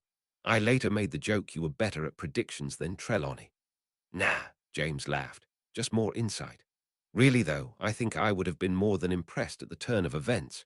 Remus gave a wan smile, all the while shriveling up on the inside, as it was more than obvious his tone was scolding, and not nearly as approachable as he'd been hoping for. Sirius was the only one who was holding out hope how this could turn around. Ouch, Lily winced, finding that particularly harsh, while Sirius lost any enthusiasm and slumped back into the couch with a new weight added on top of his chest, this continued attitude making him feel like pulling out his hair. Really, Remus, Harry groaned, looking like a kicked puppy. While at the time he had given up without argument for the sake of some answers, right now his tone equally matched the shock and disappointment of the others. That's it, you're officially disowned, Sirius huffed, his voice just not up to its normal teasing tone as he watched Remus curiously. You've turned into an old killjoy, and I'm going to need your Marauder's card back. He held out his hand expectantly, but Remus didn't play along. He was busy twisting away at the hem of his robes, counting every instance of how he'd acted in this future, and how the longer this dragged on the more he was convinced Sirius was right. He had changed, and he didn't like it one little bit. It truly scared the crap out of him what had become of him. James gave a pitiful sigh. He wanted to join in with Sirius, maybe make a crack Remus had just taken it for nostalgic reasons or some nonsense. But he was so emotionally drained by this point, he just couldn't bring himself to do it. So he pressed on loudly, just hoping that this would all somehow look better in tomorrow's morning light. Harry rolled his eyes, clearly not feeling that way now, but Remus was doing a good enough job of looking contrite about doing this. He didn't see the point in adding on. Some of us would, Sirius grumbled with an eye roll, and Remus flinched like Sirius had really just tried to hurt him. Sirius felt guilty at once, realizing his friend had spent all day giving him any and all comfort and convincing him he hadn't turned into this horrible thing everyone else said, and here he was doing the opposite for his friend. So he instead leaned over and whispered into his ear, Of course you'd insist on coming no matter what we said, no matter how stupid you found it. Remus just grunted, not finding Sirius, picking on him as comforting as Sirius had hoped, so Sirius decided he'd have to try something else. We've met, James repeated with an eye roll. Oh yeah, a few years back maybe. Not sure what happened in the meantime. Think some kid got slimed at one point. It's all a blur. James had been trying to get a rise out of Remus as well, but it was clear Remus had all but shut down for the night and was only listening with the vaguest of attention. You're right, Mooney. Sirius nodded in agreement. That has come up the most in this book. I think it's doing it on purpose just for me. Yet another reason I've hated this year. James grumbled when the other didn't respond. Oh, Merlin. Remus groaned at the smile that blossomed on said man's face that shook him out of his shock to look even more disgusted with himself if that were possible. Now even I'm doing it. Now I know something's happened to me. I must have had head trauma at some point. Sirius was too busy being pleased Remus had just responded to anything to back up the joke. Ouch! Lily winced for Harry, while James looked oddly torn between wanting to agree with Lily that this had been way too harsh, and wanting to laugh that James had risked his life for less sometimes just for the sake of a joke. He'd been pretty careless in his youth. He'd admit that about some of the stunts he'd pulled around school, and Remus doing this now felt as low as Snape calling him on it earlier. Maybe they were right. Maybe Remus really had changed, and it wasn't making anyone feel any better. Could they really say anything, though? Remus was his own person, and if he really had moved on or somehow changed in this time, they didn't really think they had a right to criticize him for it. It didn't make Lily feel any better about what he'd just said. Wanting more than anything to snap at him, he didn't really have a right to say anything for them. But then she really looked at Remus and saw that he was fixing to have his own breakdown right along with Sirius if something didn't change soon, and she held it in. Remus refused to say what he was really thinking, though, that this scary new person carrying his name was acting so new. Had he changed so much towards Sirius as well? He'd been so positive this whole time he must be helping Sirius, but now he remembered back to the news that Sirius would be given a Dementor's kiss if he was caught, and the bland way he'd reacted in the future to the news. He'd had a mini-coronary over the realization then that he hadn't seemed to care one way or the other. Was that really true? Was he such a completely different person? He actually wasn't even helping out Sirius. All of these things kept smashing around in his mind like gongs, and between that and his exhausted body physically, it was all he could do to keep listening to James read and keep his surroundings in focus without slipping further into a mental breakdown. Maybe for the best for now, James nodded absently. I'll bleeding lose my mind if she did, Sirius sighed without any real heat, still far too concerned with the way Remus was slowly starting to look just as bad as him whenever he came up in the story, and not liking it one little bit. It would be a cruel twist if Harry had gotten out of that mess just to get put right back in it by McGonagall, but right now getting a detention in school would be a minor comedy compared to their other issues. Harry made a terrible noise of protest, finally stopping, looking at both of his uncles like he was making sure they were still breathing from their combined stress, and abruptly shoved back into other matters. All right, you lot, Lily sighed miserably. We really do need to get to bed. But Mum, Harry began protesting at once, looking at the book as if it were Buckbeak himself, and if he just kept reading, he'd know for sure everything was going to be okay. No, Lily said with finality. Trying and failing to keep her eyes from flickering over to Remus, she began getting to her feet, walking over to Sirius, and taking the book away from him. One glance at his friend and the protest died on his lips.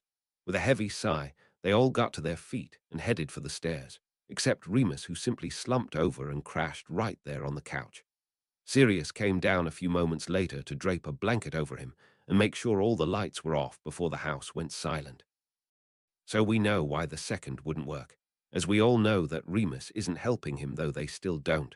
But I'm actually kind of stumped on how Sirius was still getting out of the castle once he got in.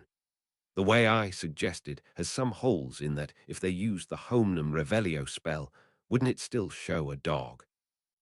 I thought the spell would just show if anyone else at all was in the room, plus it would be a real chore for Padfoot to actually make it from the 7th to the 1st floor to get out of a window or something without being spotted by anyone. Not the paintings, or the ghosts, or anyone. Suggestions would be lovely and appreciated. Chapter 15. The Quidditch Finale. Chapter text. Harry came down the stairs the next day and realized he and his parents were the only ones up.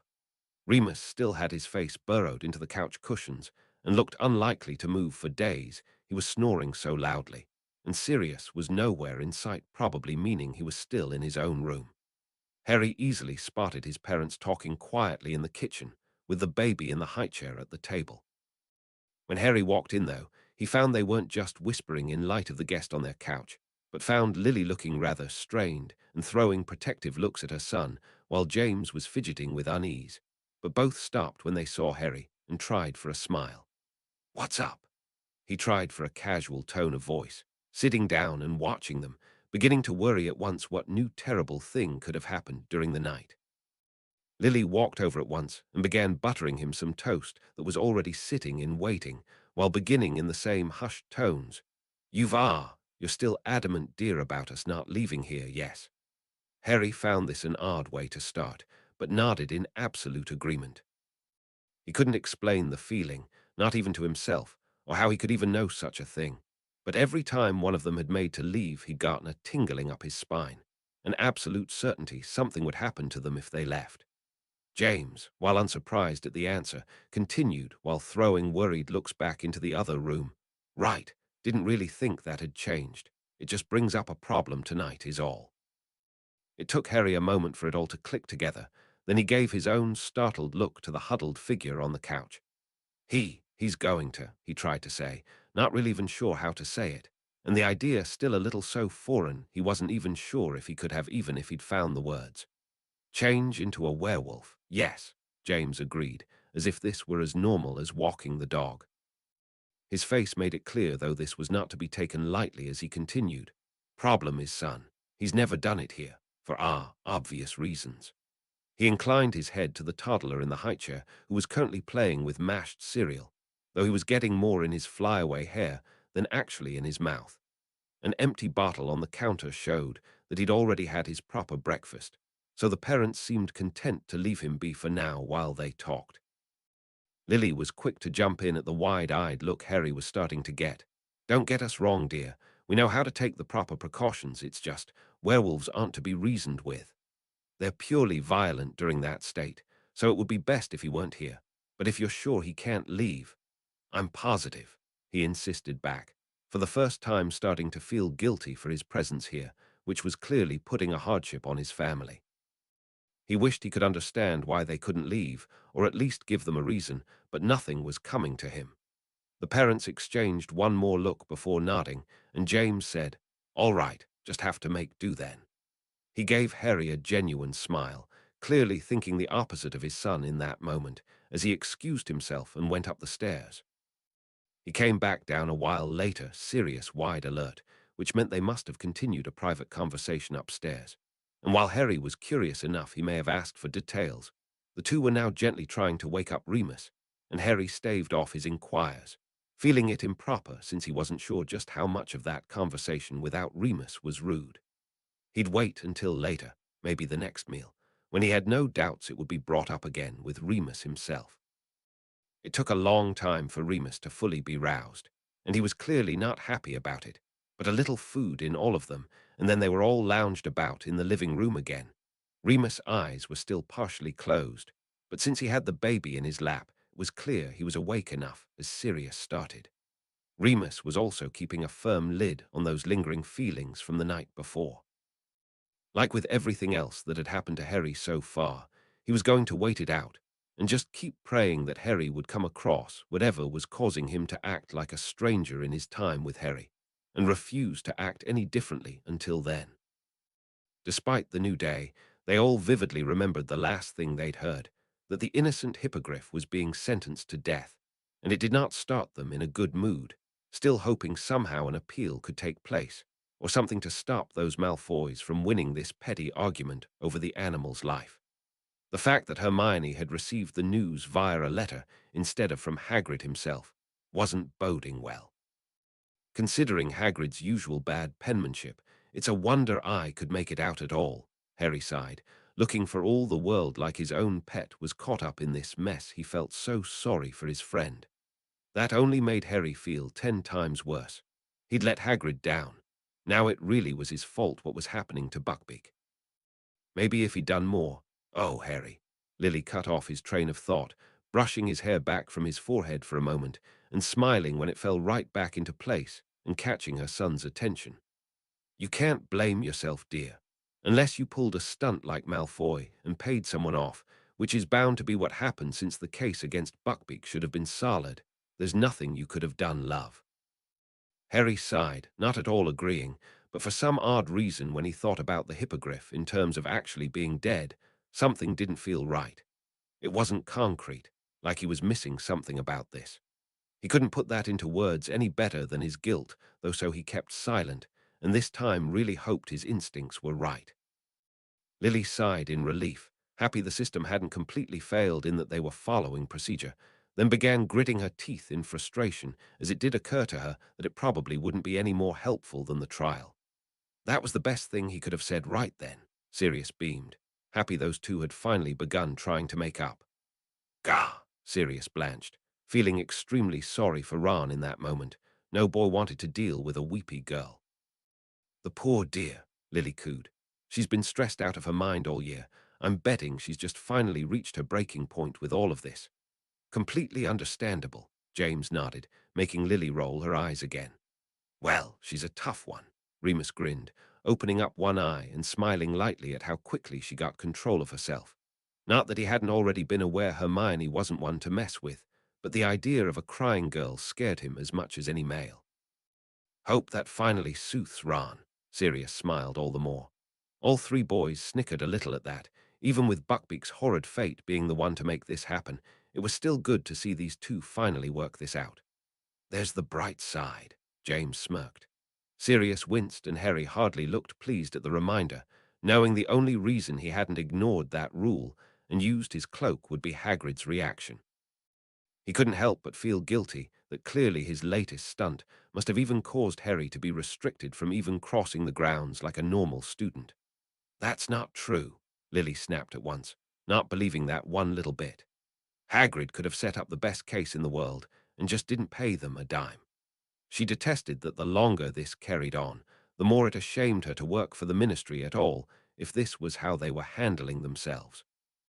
What they did last year, now this, it was a wonder Hagrid didn't lose his temper for being trampled on so much by the lot of them. Sirius was twisted with absolute hatred.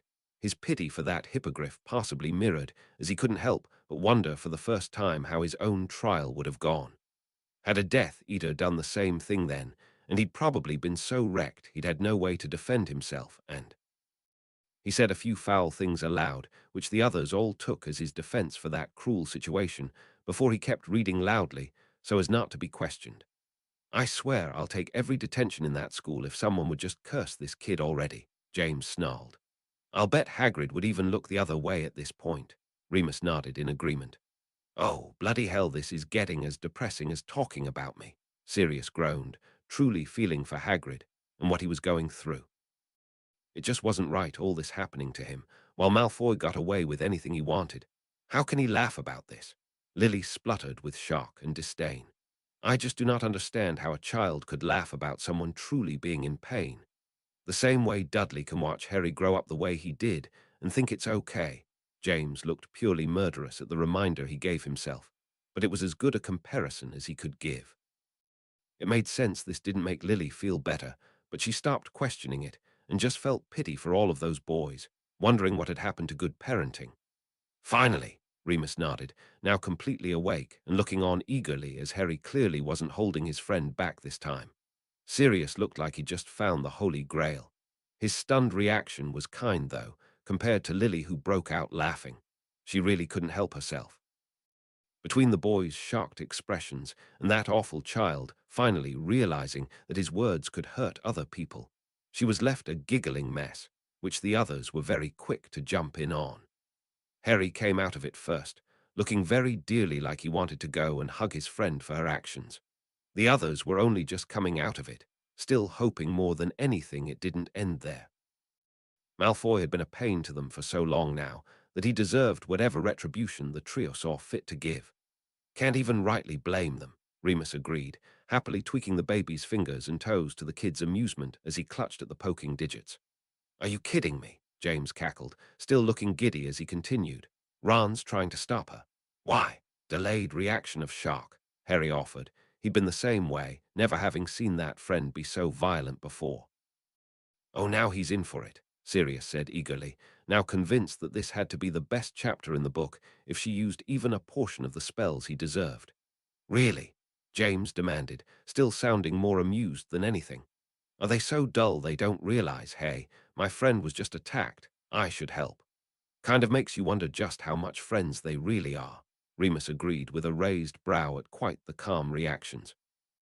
Bollocks, Lily grumbled, having wanted to offer her own suggestion of a curse for that twisted little brat's comments for this. As he should be, Sirius nodded in complete agreement. Bet that would have doubled if he hadn't intervened, Remus added on with a laugh. You and me both, sister, James nodded. Does Hermione not count? Lily asked lightly, her attention still more fondly placed on the girl than normal as she noticed the gender-specific reprimand. Oh, that always turns fun, Sirius snickered, acting like one had been placed on him. Sucks when that happens, means someone's going to have to be a third, Remus said randomly, figuring these three friends wouldn't care, but also remembering if this had only happened days ago Hermione would be in an embarrassing spot. What? They all muttered in confusion. Surely she'd been just behind them. Weird, James unnecessarily pointed out, drawing the word R extensively. The first time that had happened, he put it down to the boys not paying attention to her backtracking, but twice. Someone please tell me they figured out how she pulled that off this time, Lily huffed, growing exasperated this third year had her stumped. Time! Sirius grumbled, scowling at the ceiling as he ran his hand through his hair in frustration. Curse my drinking when she told me about this, but I know it's something to do with time. At least say what you do remember, Remus sighed, knowing even that was a miracle depending on how much he'd consumed and how long ago this was. Met a girl at the Three Broomsticks once who's an unspeakable in the Department of Mysteries. I bought her a drink, and I indulged on my own, and we got to talking about some experiment she was working on. It had something to do with traveling back in time for short periods, but bloody hell if they actually got it to work. That girl kept going on about someone named Alois Mintumble, and the only reason I remember that name is because she kept saying it as Elmumble, which made me laugh and fall off the stool. I don't even remember the girl I'd been speaking to anymore, just that something happened to that Alois, something to do with time. He finished with an annoyed huff, clearly not going to remember any other specifics, but it just felt like the only explanation for how Hermione was pulling all of this off. Between her being able to pull off multiple classes and her disappearances that shouldn't be possible, time magic really was the only way she could be pulling that off. But she was a third year. Even Hermione couldn't possibly be that advanced. While the others recognized it wasn't much to go on, it was still slightly better than before where they had no idea whatsoever. While this seemed like a reasonable enough explanation, they all knew Hermione was the type of kid who would most certainly have gone to class and asked permission to leave for the restroom again. Even if that had been true, the idea was dashed by that. She didn't go to a bathroom to cry again or something, James offered, trying to think up some normal explanation for perhaps their over-exaggeration. As pissed as she was at Malfoy, Sirius' tone showed his disagreement. I'd like to think she skived class and went to hunt Malfoy down without interference. Remus couldn't help snickering away at the thought, knowing Hermione was the last kid who'd do something like that, but also knew Sirius was speaking more from experience at his own doing of that, so didn't say anything. Saw that coming, Lily muttered, without the usual amount of humor it would have had if not for the missing girl. Least Ron hasn't made a joke about another troll getting in yet, James muttered. I insist it would still go the other way first, Sirius disagreed with a small grin, picturing that girl taking on all three of those Slytherins at once would be mayhem for the boys. Well, found her, Remus said in surprise, any number of reasons crossing through his mind why she'd be up there. Lily began, unsure where to go with that. This hadn't at all been what she was expecting. I'd have let her keep sleeping, James grimaced. How on earth did she forget? Sirius wanted to laugh, but it was just too weird for her. She was literally on her way there before she disappeared. When no one answered, Sirius turned back to the book and hoped Hermione might actually answer. He was so confused he didn't even pause to laugh that he'd just mimicked Harry. It was a valid question. Actually, he didn't question it at all, Harry said with a frown, which led him to believe all the more the teachers were in on whatever was going on with his friend. Oh, I bet she loved that one, Lily muttered, kind of thinking Ron might be onto something with that one. Why would she know that if she missed the class? Remus asked in exasperation, thinking their teacher wasn't likely to scold Hermione for this and then rub that kind of thing in. I'm impressed he's paid attention to know that, James rolled his eyes. A very real threat, Sirius nodded, thinking back to her first lesson and appearing out of nowhere, and how she wasn't likely to change that game with time. Could have had some fun with that, though, Remus said tragically, clearly thinking Harry had wasted a golden opportunity. Called it, Sirius cried with glee. She sets the exam. Lily rolled her eyes, finding this teacher just as annoying as ever. Lily actually laughed hardest of all, pleased Hermione was still keeping this class in check and ignoring Sirius' smug look that she'd mimicked someone again. Can't imagine she didn't, James snickered. Considering she basically just told them to nod off, yeah, Remus nodded while trying and failing to cover his own mirth. Wonder if you get extra credit for claiming to see Neville break something, Lily snogged. That seems to be her preference. I am positive you are not the only one, James nodded. Can't imagine why that would be distracting, Remus smirked. Least that's got to be one of the easiest classes in the world, Sirius chuckled. Even if she comes over, you can fake it you've seen anything. That's exactly the kind of observation she was looking for, Lily giggled. All five of them cracked up laughing at Ron's prediction. Glad to see Hermione's getting her kicks in as well, Sirius nodded with glee. Feel almost sorry for those girls, Lily rolled her eyes. I don't even need to ask, James rolled his eyes. But let me guess, the Grimm's coming for Harry again. You could be a psychic yourself, Remus nodded seriously before they all cracked up laughing again. Looks like we're not the only ones getting sick of this, Lily quipped, between the laughter still escaping. Kind of half curious what they said, Sirius wondered. Probably something along the lines of, how dare she talk back to the all-knowing Trelawney? Harry rolled his eyes. Well, it's not as if Trelawney didn't deserve it, Remus scoffed. You can only use the same thing so many times before it gets old. You know all about that, James nodded with a smirk still in place. Ouch, Sirius winced, fairly sure that this was probably an insult on the seer level. Harry puffed up with indignation as he snapped. Hermione's the least mundane person I know. I'd like to see how Trelawney handles a polyjuice potion. Let alone, Lily leaned over and gave her son a comforting pat on the shoulder as she said, We know, dear, that was extremely wrong of a teacher to say.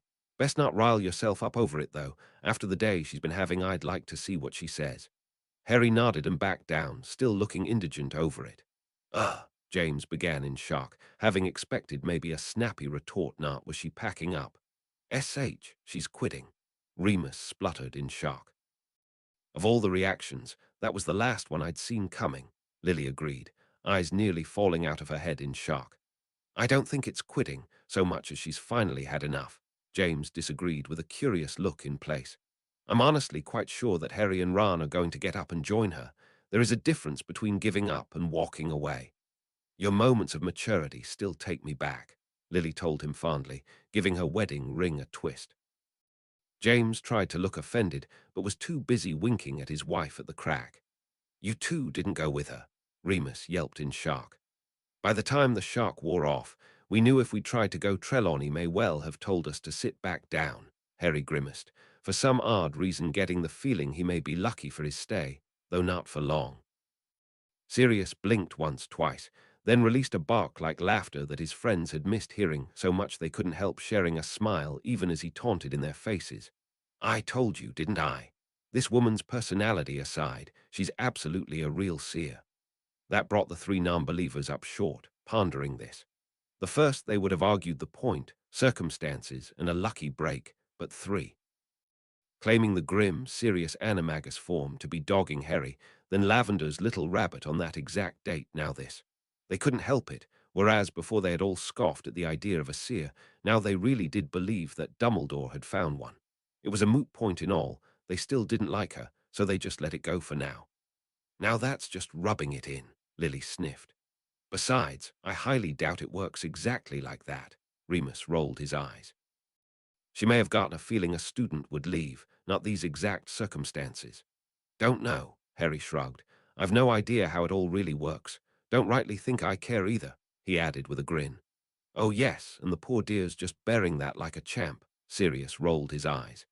Oh, Harry, Lily sighed. This was the exact reason she detested this teacher. Her son didn't need any more worry, especially not from something like a spectral dog haunting him.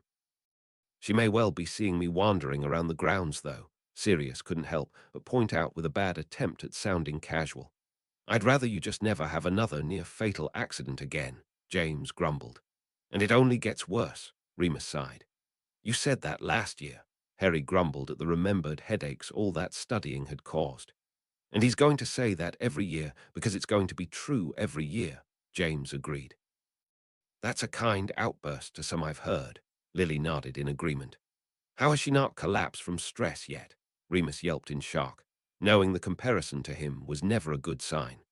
Harry was rather disturbed to see that it was now more real than ever, because even now that he understood it, Remus had continued to grow paler and despite the night's clear rest, looked like he'd been sleep-deprived for a week.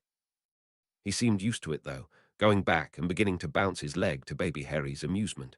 Let's hope this one goes mildly better, Sirius sighed, without any real hope. Or, Lily couldn't help but coo sadly, admiring this boy beyond belief at his continued fighting for his friend's pet. Now that's a real testament to the situation, James said in appreciation. Sirius' eyes alighted with a whole new excitement.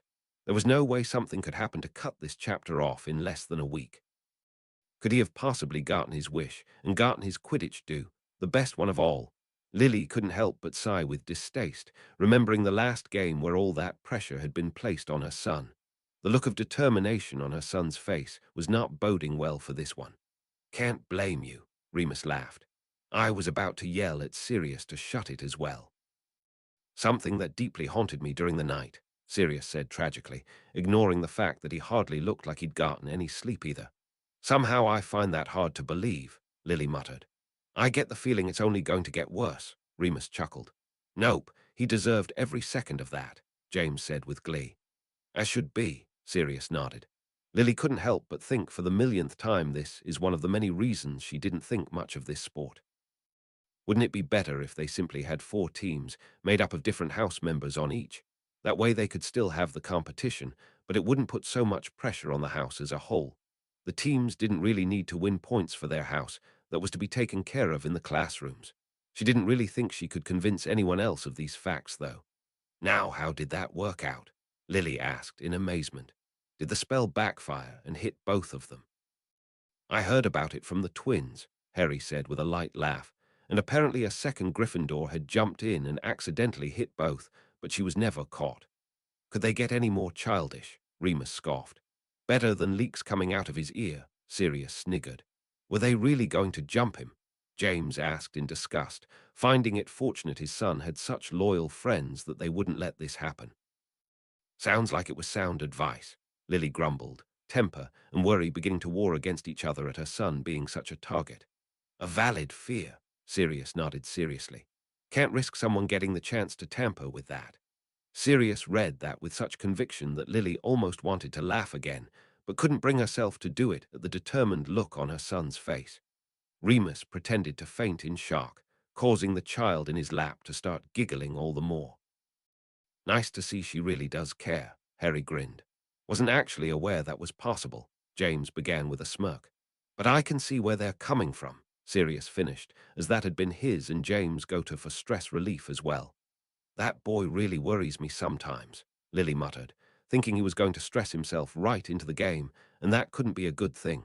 He clearly needed an outlet, which she found ironic as sports usually were supposed to be the outlet. I think for once I'd recommend against eating if you're already close to that, Remus said with mild concern, like Lily starting to fear about stress bombarding Harry.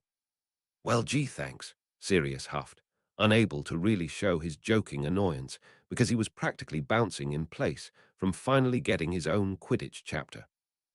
James understood that and would have been annoyed any other day, except it was just too good to see him in such bright spirits, and fearing it wouldn't last long kept his complaints to himself. Because that'll fix everything, James laughed, sounding like he truly meant it. An early turn in really was best, Harry nodded, getting the feeling he wasn't going to have a pleasant night's sleep. Lily couldn't help but sigh, but didn't say anything as she knew that despite his previous ill givings with the game, she still wouldn't have won the fight that her son didn't need this game in his life.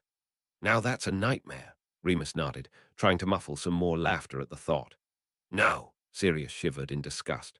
That is. Your dreams just get more and more vivid. James couldn't help but grin some more at the shocked look on his son's face. "Least you remembered that," Remus laughed outright this time. "Might have been more interesting if they had, though," James muttered for his own amusement, knowing Sirius would never agree and not wanting to break his happy stride. At this point, they didn't think it was possible for Sirius to sound more excited. This had been all he'd wanted out of these whole books, hearing about Harry's fantastic Quidditch games and making friends and just being a normal kid. If he only got one good chapter of this whole book, he couldn't have put into words his gratefulness that it had been this one. This didn't really surprise anyone. It wasn't uncommon for an abundance of things to be lurking around after dark. It actually managed to infect Sirius Tone with a nostalgic light now, as it brought back memories of doing this himself. Sirius couldn't help but give a hard flinch, but it didn't stem him one little bit. Harry's shock at seeing him around would be all the better, as it could only mean that whatever was keeping him around school hadn't changed, and it meant he'd get a more proper opportunity to see Harry's game in person then. Well, that was actually kind of odd. Wouldn't Hermione lock up her pet, at least when she went to bed? If not, then they found that vaguely irresponsible of her, as anything in that forest could eat her cat, and that wouldn't be pleasant. Is it mating season? Sirius couldn't help but ask with all the sarcasm he could, refusing to let his mood go anywhere, but up no matter what Harry's feelings of either of his personas at the time were. The others couldn't have looked more surprised with this than if Sirius had claimed he was a cat lover now. Sure, he didn't mind the animals, but this was just plain weird, as he'd never gone out of his way to interact with them before. Then Remus winced, as he wondered if his friend wasn't just lonely. If this was a regular thing, and Hermione always let Crookshanks out at nights, maybe Sirius had befriended the animal out of boredom. That black feeling was rising back up in him, making him question all over again that he'd never once been caught being around the dog, and he refused to linger on this any more than Sirius, just begging for 1 hour of peace, so he made the crack. "No, Padfoot, are you making sure Hermione's cat gets home safe?" Sirius scoffed and smiled weakly, letting his own confusion at this random thing slide away. "Well, we already knew it wasn't that," Lily said lightly, causing at least Harry to laugh at his old self. "Kind of the opposite, if you really think about it," James nodded fervently, still not having a shadow of a doubt Sirius could only be a good thing in Harry's life, the protector he so sorely needed. While it was still an odd thing all in all, the three boys dearly hoped this wouldn't detract Harry from his Quidditch thoughts. So Sirius was hanging around with a cat. It wasn't the strangest thing they'd heard this year. Well, except Lily, who would honestly rather hear Harry had gone down and finally confronted that dog than hear another Quidditch game.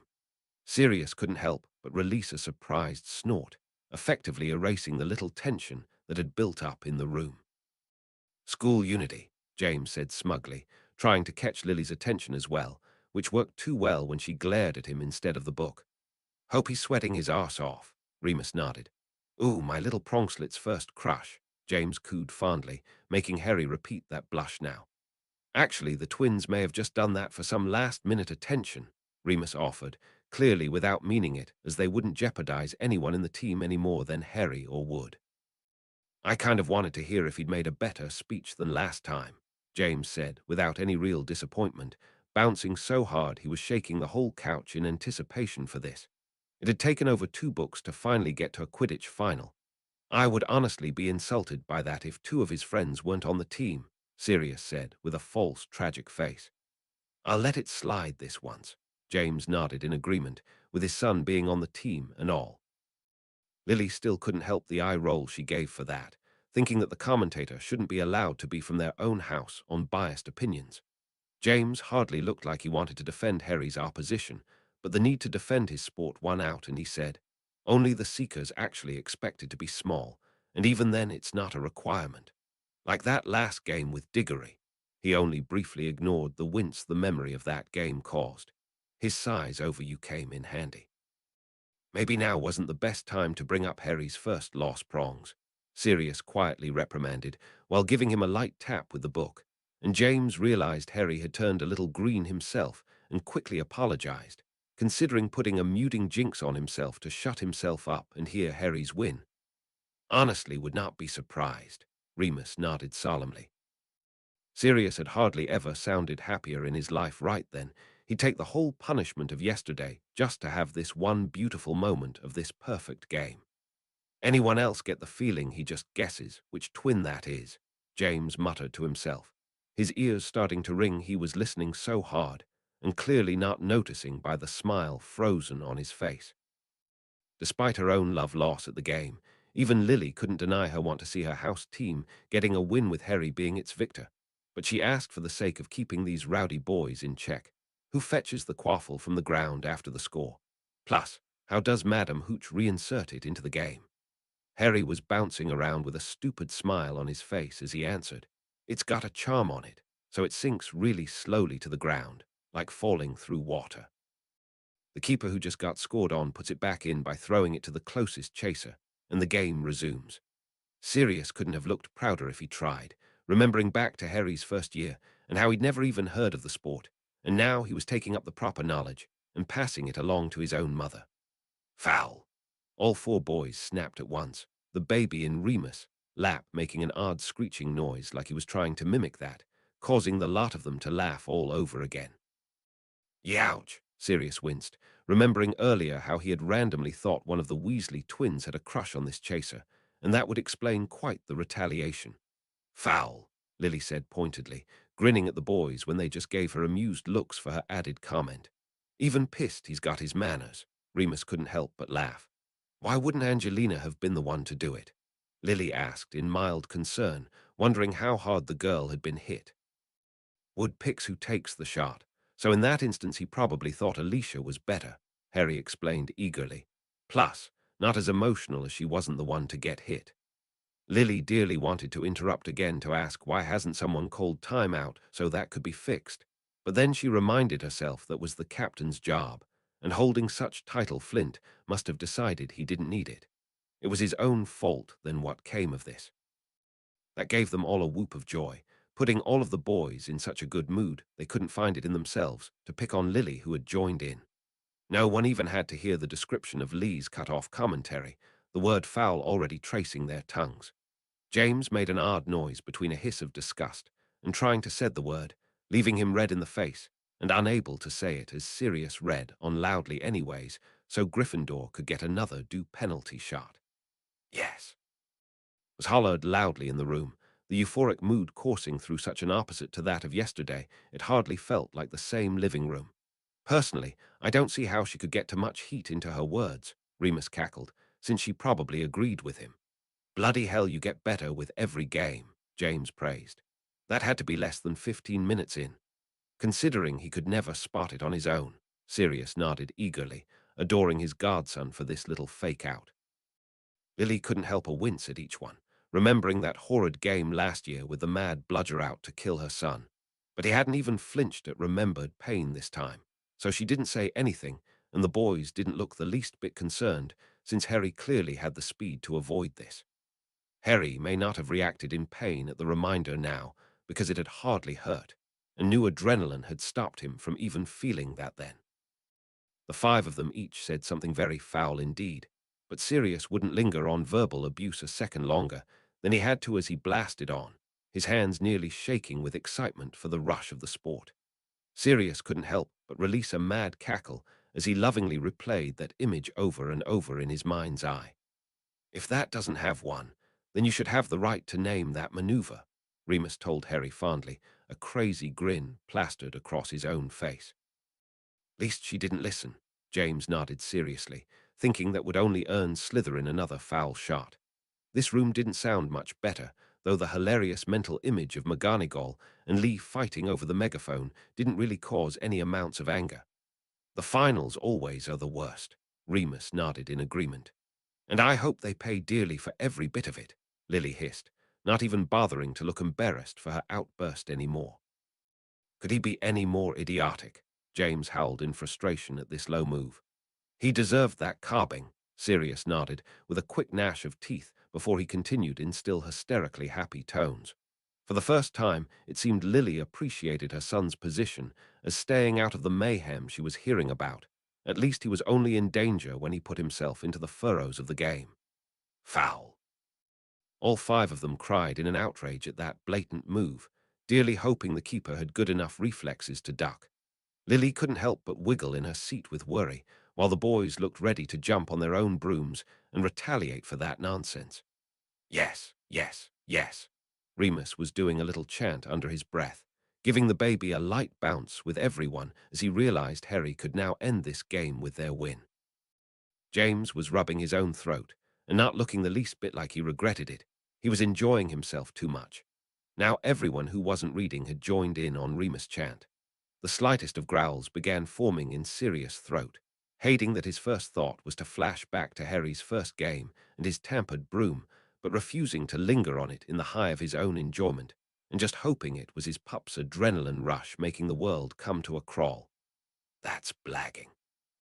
James howled in outrage, looking like he was going to raise a whistle and scream that foul to the heavens if Sirius didn't do it in the seconds coming. A pity that. He deserves it all over again, Remus snarled. Can't catch it himself, so he's got to make the game drag on forever, Sirius said solemnly, before blasting on with ever-growing eagerness to see that slimy little snake lose. Lily wasn't bothering to repress her laughter one bit, knowing full well she'd just been thinking the same things in her own mind when she heard of that bit. None of them had believed it possible, but the laughter in the room actually grew tenfold with the mention of their normally stoic head of house so blatantly getting into the game herself. It was by far the best visual images Harry had yet to capture. No, no, no, James ground out, about ready to jump to his feet and start running around the room. He was getting so emotional over this, slightly ruining the effect of his words. They're getting emotional. They'll start losing traction. That was not what was intended. Lily spluttered, curling some loose hair around her fingers and pulling in agitation at her own built-up response to all this. Sirius couldn't help throwing in what he felt about that in between his own commentary, but clearly no one was going to stop him any time soon, so he kept reading. Not going to happen. Remus was wriggling around so much that the baby hadn't stopped laughing for several minutes now. I've never even seen that, James yelped in outrage. How could they all be so dense as to think that tactic would have any use? The old Quidditch captain was so tossed that a team could think this useful he nearly missed Sirius reading. But he laughed loudly along with everyone else as he pictured them all flying away from Harry like startled bugs. Oh, bloody hell, Lily moaned, coming to the same realization as everyone else, that may well have been planned to distract Harry, while Malfoy took the lead he would need to catch the snitch. Come on, was the insane chant being pelted around, all with twisted fingers and high hopes that Harry's broom would surely outstrip anything given the space needed. The echo of the cry of triumph actually managed to shake the windows with their excitement. Harry had done it. He'd finally won his house the Quidditch Cup. None of them could have been any prouder in that moment, each giving him a huge hug and making Harry laugh so hard he couldn't have protested if he'd wanted to. This time Lily couldn't begrudge them one tiny bit, as they all laughingly demanded a recount of the game with all the insane amount of details Harry could offer. They clearly just didn't want this moment to end. They possibly could have gotten through a whole other chapter by the time they all settled back down, and even then Sirius didn't look like he wanted to keep going. He wanted to linger on this feeling for the next 4 books, but he also knew better and was forced to finally admit that they had to get to the bottom of Sirius' behavior before this day ended as well, or he may well go mad now from not knowing. So unbelievably to anyone else, it was him who finally managed to convince them all to get back to it and finish what little was left of this perfect chapter. Pretty sure you just made the whole of his years at school in that one moment, James nodded. Wish he'd show that a little more often, Lily beamed, hoping in this moment he'd finally make a real connection with his brothers he was so clearly missing. Remus couldn't help making an odd spluttering noise, half shocked and half trying to laugh at this mental image of his old head of house.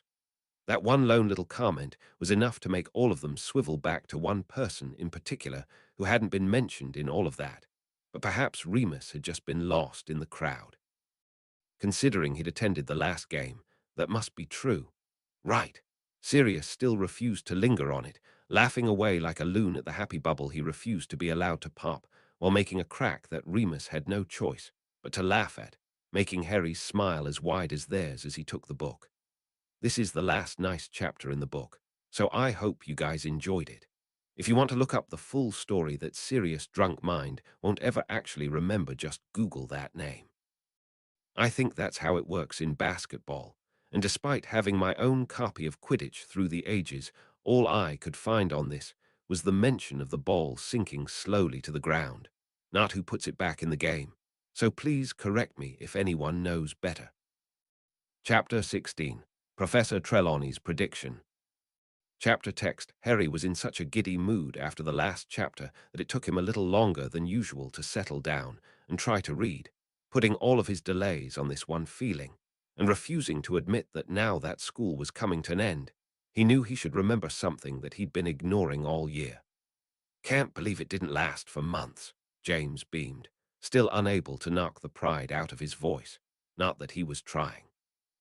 But of course that's the time exams are set, Sirius muttered in disgust. You're starting to give me flashbacks, Remus sighed, rubbing his forehead in that remembered pain. James spazzed and then pretended to faint in shock, while Sirius broke down, crying about how he was so disappointed in them.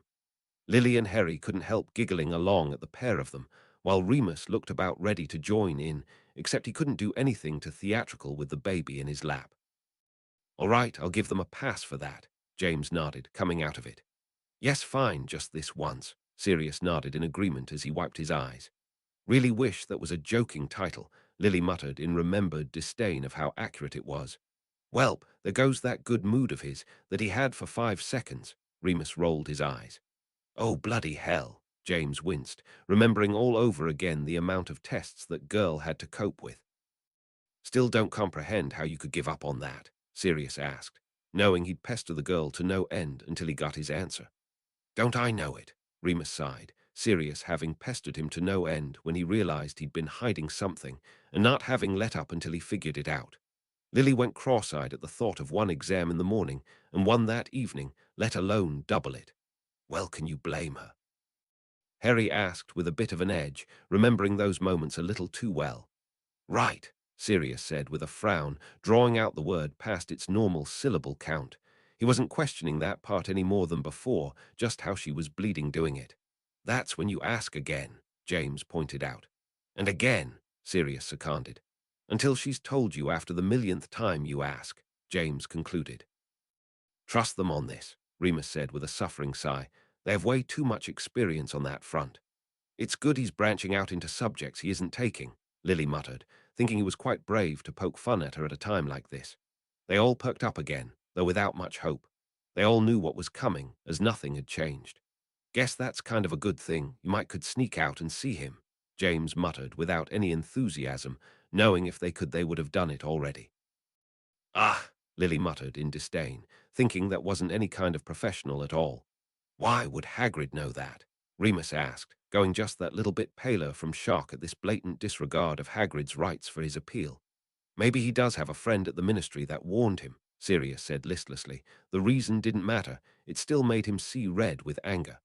But that means, Lily tried to splutter, but she was so angry she couldn't get the words out. None of them needed her to. They all knew what this meant. The Ministry had set its mind, and that appeal had just turned into a literal execution, making it all the more ghastly that this was being done in Hagrid's house. You tell them that when they arrive, James nodded seriously, knowing this wouldn't be the only things he'd like to say to every one of those pompous, arrogant. He was so angry he was running out of insults in his own head. Sounds about right, yeah, Sirius hissed, his hand starting to twitch like he wanted to curse Malfoy into oblivion right then. If Malfoy could get away with doing these types of things, what else did he have running for him at that ministry? Wish he'd stay that way forever, Remus snarled. How could he be pleased with this? Lily said slowly and carefully to stop herself from screaming at the top of her lungs, not with her infant still in the room anyways. It just blew her mind that he hadn't learned a damned thing, even after his cruel acts to Harry all year, and her son had still won fairly, even after Hermione had taught him right how words could hurt, and he'd gone right back to it. What would it take to make this boy see this wasn't okay? I cannot begin to say just how wrong that is. James scowled, hoping against hope something could still be done, anything that would get this animal out of this putrid situation he didn't belong in. All this for a couple of scratches on his arm, when Malfoy had deserved that in the first place. You have much more restraint than any of us, Remus nodded seriously. It vaguely helped he would most often do this with Snape around, Harry said morosely, his face making it clear that probably might not stop him again the next time he saw him. You're just going to leave that down there forever then? James sighed, randomly wondering if the twins had come across it, and perhaps taken it, or anyone really. They couldn't be the only kids to know about it. Harry did look like he was regretting this decision as well. He'd just been so upset and paranoid about being caught around that statue so many times that if anyone, Snape, or at the time Lupin, caught him there again, he might lose something far more valuable to him than that map. He couldn't have stood it if someone took his cloak away next. He still might have risked it, though, just to see Hagrid. But there was also the matter that he had no way of getting out of the castle with all of those securities, so it was a moot point in the end. Once he explained this to the others, they looked like they understood more, though as unhappy about it as Harry. Remus especially, though Harry had left his name out, Remus guessed it all the same. James couldn't help but perk up just a bit, wanting to know how his son had done in his old favorite class. It didn't say what you did, James said swiftly. Harry grimaced as he muttered, mine had been the one to blow steam. Well, that's not so bad, Sirius said bracingly. If it had just waited another few seconds, no one would have even known and you'd have gotten full marks. Harry gave him a friendly smile for the attempt, but his thoughts had been much like his father's, and he'd been hoping that by now with his magic he may have gotten some sort of hint at what he might be best in. It certainly wasn't his father's old branch, which wasn't improving his mood. Lily couldn't help but giggle herself, saying, honestly, I can't see you getting too bad off for that. At least you've shown you can do it. Harry gave the expected laugh back, though still right on being annoyed that it clearly wasn't his mother's either. Despite how often they kept saying how much he was like them, he was still looking for some sort of connection to them back, then even through these feeble means rather than possessions they'd once owned or even people. He had vividly remembered Ollivander's words about their strengths in magic, and the longer he didn't excel in one of these two, the more it annoyed him. Well, that one should be easy enough, Remus said lightly, noting like the others Harry's bad mood, but unclear why it was there. As he wasn't saying it, they assumed it had something to do with his memories, so he was still trying to keep things light as he finished. All you did was study flobberworms all year, plus that one class where the fire salamanders came. Harry nodded in agreement, forcing himself to shake away his problem, which was probably just a stupid want, and focus on the here and now, where he could make plenty of connections to his parents. Guess you can't rightly blame him, Sirius said in honest sympathy. Easiest exam ever, Remus said with just a touch of envy. They'd never gotten off so easy in that class with Kettleburn, though upon reflection that may have been a good thing. See, you did learn something in that class, James pointed out with chipper. That'll happen with any animal, Remus nodded sadly. Can't even rightly blame you, Lily sighed. Harry couldn't help feeling disappointed in himself all over again, knowing that was his mum's favorite subject now, and wishing he could be better in it. Not much he could do, though, with the teacher he had. Does Snape make all of his exams an unintended joke?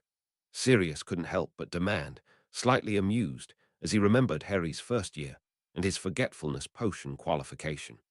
It's a bleeding miracle Harry hasn't failed every year with that kind of bias, James growled. Always a good strategy, Lily nodded.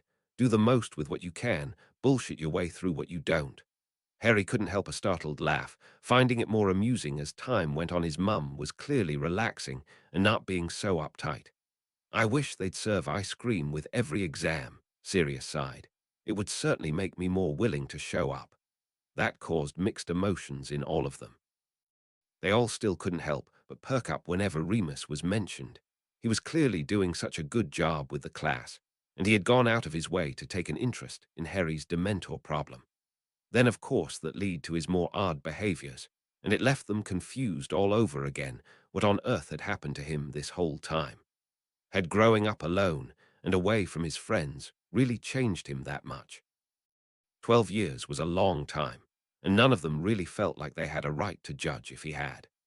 Remus was the only one who didn't agree with that last assessment, thinking that all the time in the world shouldn't have changed how he felt about Harry, wouldn't have done anything for his conviction of protecting and helping Sirius. But as they still had no new information on it, no one really said anything. "You always did come up with the best ways to make that class fun," Harry told him fondly, his conviction that Professor Lupin was his favorite Dada teacher he ever had still holding true no matter what he learned of his personality on the side. Remus offered him a wan smile for the compliment, before morosely turning back to the baby and half hoping he'd fade back out again soon, while still somehow trying to hold onto the flicker of hope that his future actions would properly be explained. "Least I aced that one," Harry beamed, remembering his annoyance at his potions, charms, and transfiguration grades again. So he hadn't blossomed in his parents' best subjects, but he had in another. Their obvious praise at him now, as he'd clearly done that without Remus having given him any extra help, made them as proud as anything. "Got out all right, though," he said unnecessarily, since Remus had still been around and had to get him out before he finished, and he fought off the boggart just fine, so he still got really good marks. Lily remembered back to when the boggart had first come up, and the girl's ire that she hadn't had a go. Lily had laughed then, because this student didn't seem to need such practice.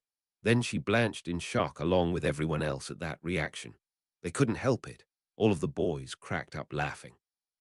Lily tried to scowl at them, but then she remembered Ron's joke that this would actually be her boggart, and she couldn't help a light giggle of her own at how right he'd been. It still wasn't right to tease her, since she was stressed beyond all reason this year, but the fact that she really thought this still was laughable. Even with the extra workload, they'd still been under the impression she was top of her class in now literally every class. "Don't blame him," Sirius couldn't help but snicker one last time. "What's he doing there?" James grumbled, his despise of the ministry nearly having reached the same level as Sirius. First, what had been done to his best mate, his brother, and now everything with Hagrid had put the justice system he'd been hoping to join at an all-time low. "Guess I can't blame them," Remus said with a wince, his own thoughts at the minister being on the school grounds giving him his own spike of fear. He remembered back chapters ago about his worry of what he was getting let out and possible retribution for his being around children. Would it reach all the way to the Minister of Magic? And Harry just hadn't heard about it because it had been handled quietly. He tried to keep himself calm by making a face at the baby, which worked effectively in making them both laugh, the others wondering why Remus sounded so strained all of a sudden. They may have already worked this out, but it didn't lessen their hatred of the situation any. Sirius looked disgusted as he leaned back into the seat, grumbling. "I'm not even surprised at this point, but they were all paid off to just skip that appeal." Harry didn't want to believe it, but couldn't think of anything to argue the point either. No one even wanted to ask what the minister was supposedly doing dealing with this low-level type thing. The answer wouldn't make the act any better. And that didn't make anyone feel any better either.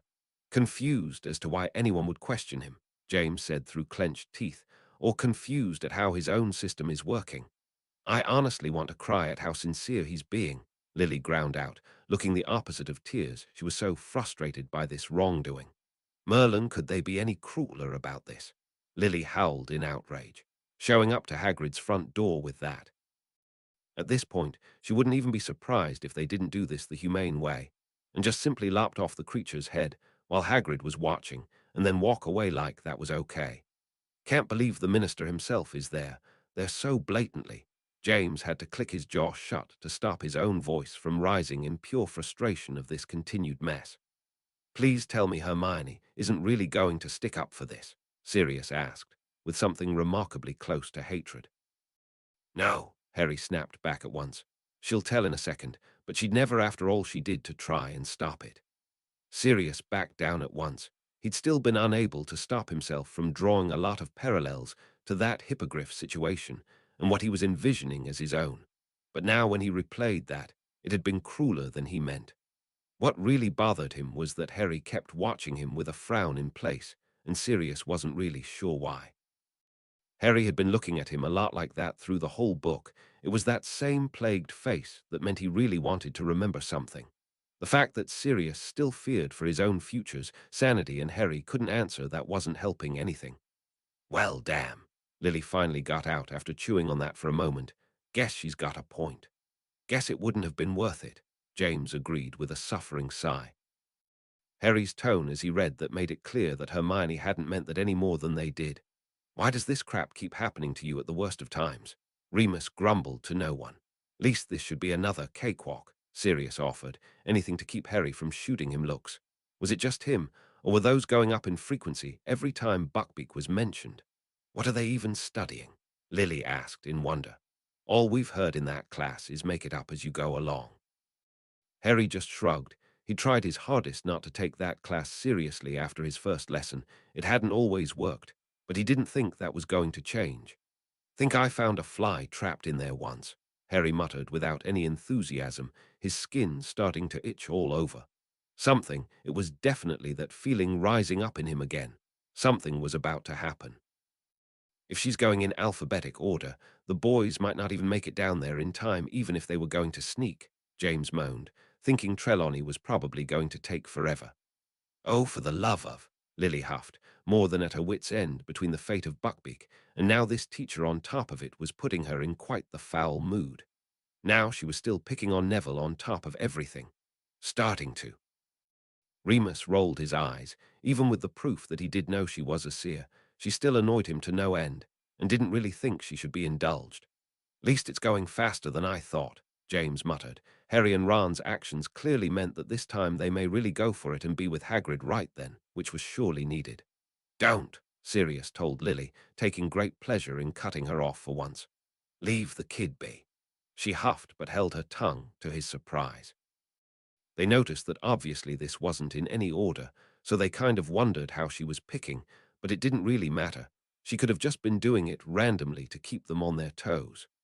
Why do I get a bad feeling about leaving him for last? Lily sighed, thinking Harry may well spend an entire hour now trying to be convinced there was some death dog after him. Well, clearly you need some help from Lavender, Sirius smirked. Now he clearly wasn't the only one watching Harry, whom the longer he read the more strained his voice was getting. Harry couldn't help it though. He just knew something was about to happen, and it was making his head ache like no other. Well, Ron had the right idea, James sighed. I'm pretty sure all you've got to do is make something up on the spot, and you might get away with it. Still can't believe you didn't drop when you had the chance, Lily muttered. I think I'd be a little more worried if it did, Remus said honestly with a twitch of his lips, then frowned when Harry hardly reacted. He hadn't been this stressed in a while now, so for him to be acting like this meant something really big was about to happen. In Trelawney's room. Thought she said he could take his time. Lily rolled her eyes. Sirius couldn't help a little gag. What a horrid thing to ask him. They'd all said all they could on this matter, though, so it really wouldn't do any good to keep at it now. Bloody hell, I think she's enjoying herself. James groaned, starting to look a little green from that description, coupled with how much the teacher seemed to be enjoying herself, trying to get Harry to picture this gruesome sight. Harry dearly wished this had been what was bothering him. It certainly gave him a second's moment of relief, which could possibly mean that he was right. But he got about as long to think on it before his headache returned with such a force he could hardly read the words, meaning he hadn't yet gotten to the part that needed saying to make this go away. Is she having a fit or something? Lily couldn't help but ask with genuine worry, but Harry paid her no mind as the moment had come, and he read in a hurried breath. The instant relief of pressure Harry finally got as he sighed at that memory being restored to him was ruined the second he heard the noise. Sirius felt himself black out for the span of a few seconds before he lunged off of the couch and looked like he was going to sprint out the door. James wasn't giving him a chance, lashing hold of his arm so tight Sirius yelped in pain, but it clearly didn't register as he sobbed. Oh God, oh bloody hell, oh Merlin, what did I do? Remus smacked him then hard. It didn't seem to do anything, though. Sirius was shaking so hard he was likely to bite his tongue off, and it wasn't too hard to picture what his eyes might look like in 12 years. They were just slightly tinged with madness now as he stuttered out. 12 years. Who else could that mean? Oh, please just kill me now. I don't want to know what I did. He made such a horrid noise, like an animal slowly dying, as he tried to wrench his arm free and cover his ears, starting to curl in on himself. The one thing he'd ever cared about most in his life, and he had done something to get his family killed. He'd gotten James and Lily killed. He'd caused Peter to die. He'd been the cause of Harry's whole life turning into a raging shit storm every other month, all because he'd done something that he didn't think he could bear finding out about anymore. Whatever it was would never justify what that seer had just called him. A servant, someone who had clearly made all of this possible. How long he stayed out of it, as his life literally felt like it was crashing in around him, he didn't know. So many things he'd been trying to repress since he'd heard his bleeding name in that paper were drowning him all over again. And he didn't even care about how he'd been framed for murdering those people, because he clearly deserved that sentence in Azkaban. It didn't matter why he left, because he shouldn't have. He deserved every last second of it. He'd thought it had been himself crying at first, but then something inside of him twitched as a new noise entered. Harry was wailing at the top of his lungs, and that same instinct that had driven him to comfort James and Remus through all of these horrid things they kept hearing about rewoke, drowning out whatever he was feeling and helping him to bottle it up and shove it far away as he looked around in confusion to the howling child who was being uneasily held in the arms of his future self. That thought would give anyone's head a whirl, but that's what was happening. Harry stood tall and proud as his father, cradling his own infant self with clear unease, but that may have been because he kept throwing fearful looks over in his direction. Harry kept walking towards the stairs and back, like he wanted to leave and get the baby out of the room, but couldn't bring himself to do it because he kept circling back and watching Sirius with wide and fear-filled eyes. It took several thick swallows before the rest of the room came back into focus. James nearly had him smothered into his chest. He was hugging him so hard, muttering over and over again that he could never blame him, while clearly trying to talk Remus and Lily out of putting some sort of spell on him that would force him to relax. Both were shaking so hard it was a miracle they were on their feet, but they were watching him with such wide-eyed concern. It nearly shamed him as much as the aching hatred for himself had. Here he was, making this all about him, when clearly there were more important things to worry about. He tried to pull away, but James' arms only tightened all the more, so Sirius tried to muffle out, "I can't breathe." Whereas, in reality, he was only really sucking in air, because of the reassurance that through all of this, James still couldn't find it in himself to hate him. James had gotten everything he wanted out of life through the girl of his dreams and his baby. And still, when it was shoved in his face that Sirius had been the cause of taking it all away, his brother had refused to show him anything but insistence that he'd never believe it for a second. It nearly reduced him to tears all over again. But he was being persistent now as he tried to wiggle free, now more determined than ever to save these lives, no matter the cost to him. He'd find out what he'd done and take his punishment happily if it meant saving their lives. He finally got himself free only to meet the darkest of hazel eyes, making it clear Sirius had nearly scared the living daylights out of him, literally. But the moment he was out of those arms, Lily had marched over and sat down beside him. She grabbed his face and made sure he was looking into those ever-green eyes as she told him with the utmost conviction, "It's going to be all right. We'll never let that happen to you." Personally, she was still a little stunned herself, as she'd never seen him break down before. Sirius had always held himself as a proud man who only let the world see just how good he knew he was. While in the years that she'd fallen for James and gotten to know Sirius more properly as the brother he'd become, she still couldn't ever have believed he was capable of this severe reaction to something he must know just wasn't possible. He gave a sullen nod as she released him, gave him a quick kiss on the brow, then scampered over to her sons and did her best to soothe both of them who were equally freaking out, one just more vocally than the other. Remus flopped down in her empty seat and looked torn between wanting to kill Sirius for giving him a heart attack or hugging him and never letting him go like James had been trying. He settled on all of their fallback, making a joke. "Please give us a warning next time before you go into shock." Sirius desperately tried for a smile he just didn't feel, because on the inside he was still a shriveled-up mess. He may have gotten his emotions under control enough to save face, but he now knew without a shadow of a doubt that dead little part of him wouldn't come back. This was more proof than any he'd ever had before, and still he couldn't do anything about it. Feeling like a lost child, he unfurled himself but couldn't bring himself to lean away from James, who still had his shoulder pressed into his. Remus copied that a moment later by leaning into him as well, and though feeling squished, it was pretty much all that was keeping him in place. Lily and Harry walked properly back in then, Lily cradling her now much more complacent charge. She looked for a moment like she was going to hand him over to his godfather, but Sirius couldn't help but turn his face away, feeling like he should never have the right to hold that baby again. Lily would have vehemently disagreed and told him in alphabetical order how stupid that was. But while being squashed like he was, he couldn't have carried on the act if he wanted to, so she relented for now. Harry looked the most sheepish of all, like he wanted to apologize for this whole mess and go give Sirius a hug himself to reassure him all would be okay. But the words failed him even before he could put them together. The more this carried on, the more he knew this day was the most important of his young life. Something happened on the day of Buckbeak's supposed execution. It involved Trelawney's prediction, and it involved Sirius Black. Whatever it was, though, would not sit in his mind for any length of time for him to understand how it all fit together. So he was sure if he began to start and try to do anything about it, he'd pay dearly. And the last thing his family needed was another episode.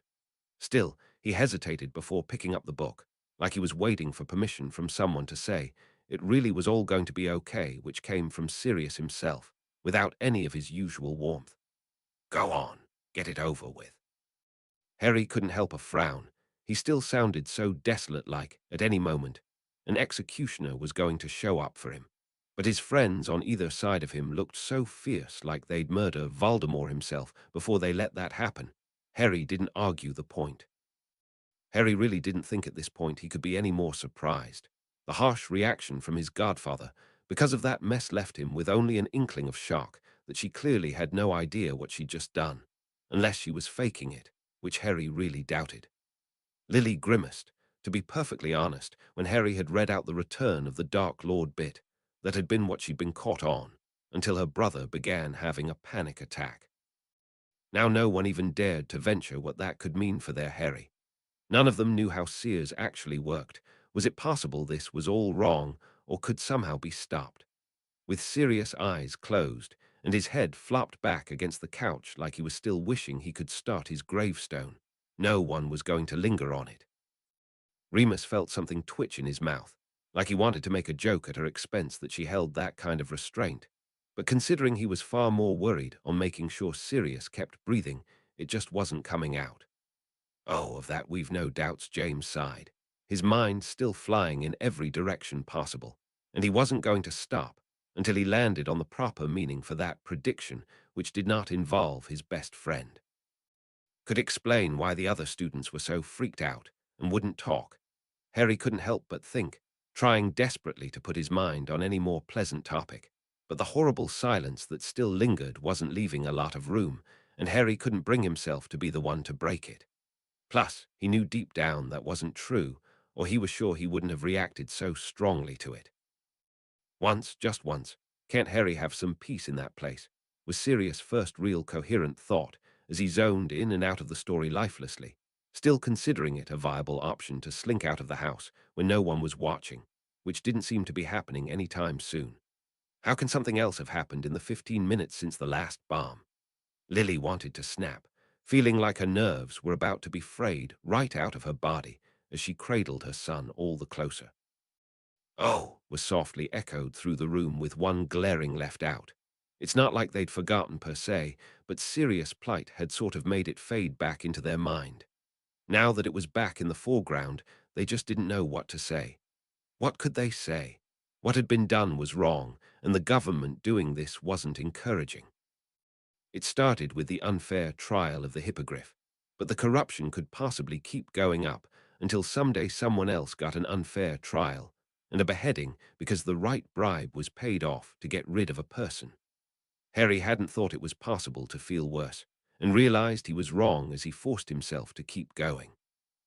I don't want Hagrid to see it, Lily grumbled softly under her breath, the first real time someone had spoken up, making them all give a little start.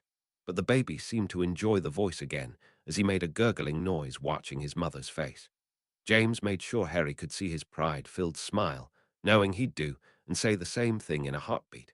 Screw the rules, his friend needed support. Since his own friend was acting vaguely comatose, James leaned into his shoulder with a little more pressure. Harry paused expectantly, never having been more grateful for his choice of words, but there was no comeback. They were all growing more worried the longer this carried on, Remus even reaching over and pressing his hand into Sirius' nose just to make sure air was still coming out. Sirius did respond by pushing the hand away, but he still wouldn't meet anyone's eyes. "What were you even going to say?" Lily asked, starting to feel a little jittery. She'd grown so used to the boys interrupting near constantly that the prolonged silence was starting to give her the creeps. "But you shouldn't be caught there either," Harry responded, his own worry at the situation still at hand. Of course, they both knew Remus and James were just at a loss for words, in no mood to be playful, teasing, or anything when their friend was acting the way he was. So until Sirius snapped out of it, this could last for a bit. Be a little worried if she went to the kitchens James wanted to mark, though kept his mouth shut and still half hoping Sirius would say that instead. She's making sure no one messes with her friends without her doing something about it, Sirius realized, wanting to smile and praise the girl aloud, but the words got lost somewhere on the way out. He was torn between wanting to get the attention off of him, a foreign concept itself, and the beginnings of bubbling warmth that his family really was standing by him even through this foulest of revelations. If the way he could return the favor was getting the mood back to where it should be, then so be it. He now determined he'd have to work this out of himself at the next chance. He tried to sit up more properly, but still being sandwiched, all he really accomplished was giving the two half-cautious looks as they eyed him hopefully for finally giving a real sign of life. But Harry may not have noticed as he'd kept going. Harry couldn't help a startled little blink, the smallest of feelings inside his gut, telling him to pay attention to that, but he was far more focused on ignoring another mounting feeling. It wasn't fair it was happening so soon after the last one, but he never did get to decide when this happened, and as the sun continued sinking down, he was absolutely positive this night was an important one in his life. "I'll weep the day he does close the door in your face." Maybe Sirius said that a little too loudly, maybe his voice cracked, and he still looked more wretched than he had in his life. But the attempt finally gave all of them the release they'd so sorely needed that the vial escaping the room was nearly visible. Lily couldn't help her lip trembling a bit like she was fixing to cry for him. It just wasn't right, no matter how many times she said it or thought it she could never say it enough that what was happening to him shouldn't be.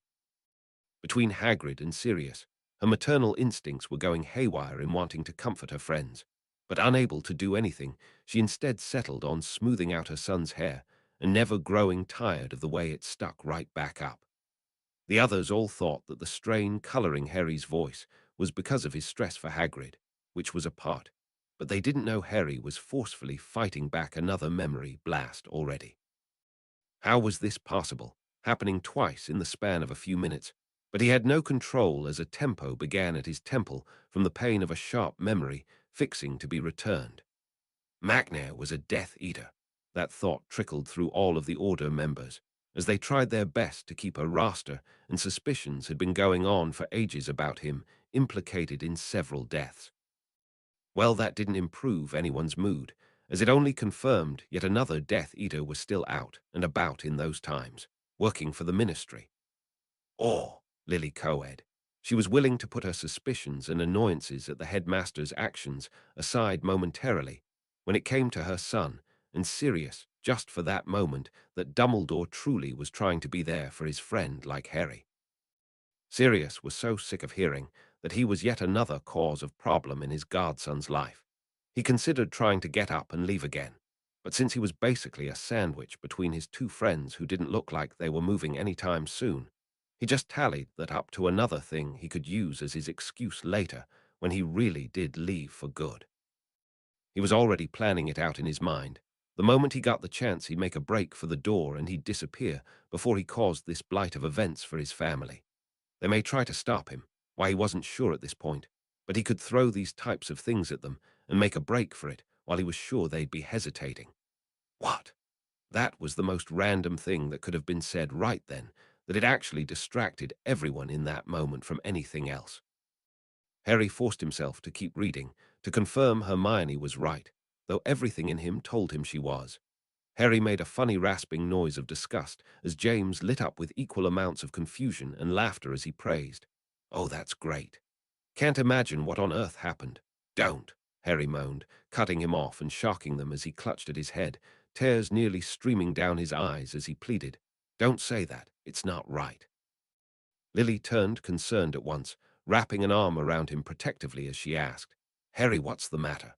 Remus couldn't help giving him an odd look mixed with the beginnings of fear for Harry, worried he was dealing with too much having such another painful memory returning so soon, as he asked, "Yeah, you should be happy Ron's rat." But then his own voice failed him, and he started blinking when something clicked. Since the very first time Scabbers had been mentioned, Harry got this odd little act around him about his best friend's pet, frowning or something similar, though he'd never been properly able to explain why. The description of that particular rat, bloody hell, it did match the same one he looked at more than any other rat in his life, and Scabbers had a missing finger just like. "Oi, Mooney," James was waving his hand in front of his friend's face, saying, "Yoo-hoo, blanked out on us, mate." You figured out Harry's problem. Quite the show that Crookshanks never did, eh? Remus had to clear his throat hard for a moment before forcing a goofy smile onto his face. He was being ridiculous, of course. It was a coincidence, which he didn't believe in. Shaking his head hard, he said, Right, no sorry. Let's keep going." Lily looked utterly annoyed at that, as she felt they were brushing this pain off a little too lightly. But then she took a good look at Remus' lined features, and how the momentary news had already worn off, and Sirius was right back to being lackluster. And she also knew better that Harry couldn't have explained what was really bothering him anyways without suffering for it. So she didn't argue the matter, only increased her hold on her son as he flickered through a few pages as he'd lost his place. He seemed less eager than anyone to go on, though, because while that had been the memory return his brain had been warning him about, the pressure still hadn't fully left. What about this day could be causing him more pain from this one afternoon than he'd felt any times previously? Now he knew it had something to do with Scabbers, and Buckbeak, and Trelawney's prediction, and Sirius, but the puzzle pieces refused to fit together, and he had no more of an idea for the ending than anyone. "That's a very good question," Lily grumbled, finding this more unbelievable the longer she heard about it. Scabbers was alive this whole time. That fight between Ron and Hermione should never have even happened. It was odd, though, that the little pet had pulled something like this off, since he was sick, and usually was never mentioned anywhere but in Ron's pockets. How had he wound up in Hagrid's of all places? Remus couldn't help but wince, having heard a few tales about animals looking for somewhere to burrow up to die. Had Scabbers just been doing that? His physical description clearly meant he was living towards the end of his life. Obviously, he was just being paranoid. It was just fate being all the cruller to him that he had tried to see his absent friend in a common garden rat. They all frowned at that, finding Scabbers' bound of energy kind of sad, like maybe he was trying to put up one last fight before his old body gave out. It was rather odd he seemed so insistent in being away from Ron of all people. Shouldn't he recognize his owner's voice? That caused a shiver in all corners of the room. It wasn't too hard to imagine that the poor beast did get a feeling for what was coming for him, as intelligent as he was. The combination of Hagrid doing his damnedest to keep them out of trouble, even while his beloved pet was about to be murdered in front of his eyes, gave all of them a ball sitting tight in their throat, wanting to argue on the side of the kids, and say this couldn't be true, more grateful than ever Harry, at least, had someone like Hagrid who wouldn't let them stick around to see it. "You and me both," Lily nodded, bringing her son up to lay up on her shoulder like she was going to burp him, but really just keeping him as close to her as possible. He soon began amusing himself by grabbing hold of her thick red hair instead, and Lily almost enjoyed the momentary distraction of untangling his good grip while forcing herself to keep listening. This was so random that no one could really think what could be going on anymore. The emotional turmoil of the group felt like they'd been going chapter after chapter about Harry nearly dying all day again, when really they were all just exhausted mentally from hearing about all of these bad things happening around Harry.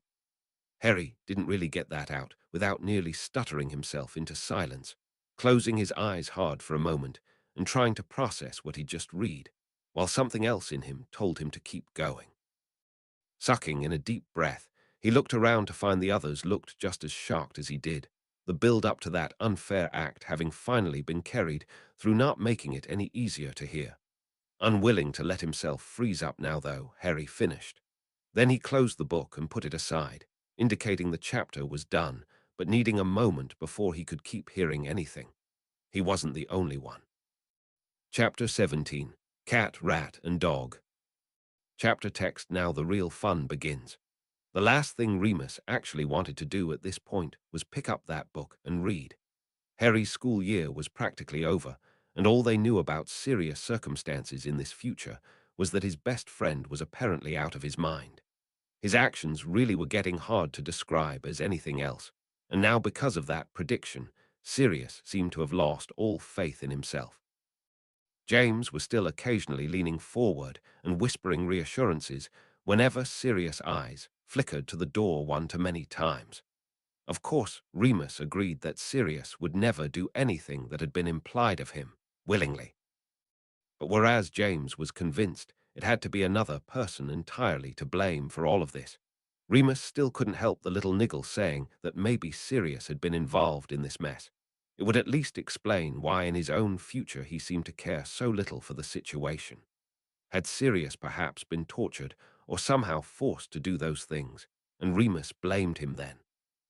Was not a comforting thought, but as the cruel silence continued to drag on, he realized that speculation would drive him mad himself. So with a heavy heart and shaking hands he went and found his place to read.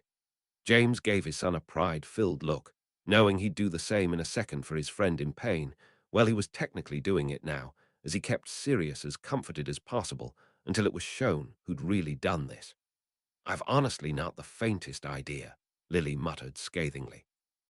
Even if the ministry didn't know the full story, even if they had simply acted on orders, the fact that those orders had been carried out in the first place through the rottiest of means would never be okay. While most of their shock was still on the previous chapter, the random reappearance of Scabbers being alive and acting this way hadn't really dulled any. Why was he acting out of his mind like that? The oddity of this simple animal was much kinder to think on than anything else, so they all paid just a little bit extra attention in hopes one of the kids would find an answer. Has he been hanging around this whole time, even back around Hagrid's? James yelped in shock. Forget that, Remus scoffed, his eyes still narrowed in a very odd way. Why on earth is that cat still hunting that rat? In the Gryffindor common room, fine, easy access, but out there on the grounds, where he's got his fill of rodents, why's his heart still set on this one? Even then, his mind reasoned, back in the magical menagerie when they'd first ever seen Crookshanks, he hadn't gone for the rats on the counter, and most likely never had if they were put up so easily. No, even then, he'd always had an eye for Scabbers. No one answered him. Maybe they all thought he was being overly paranoid at this point.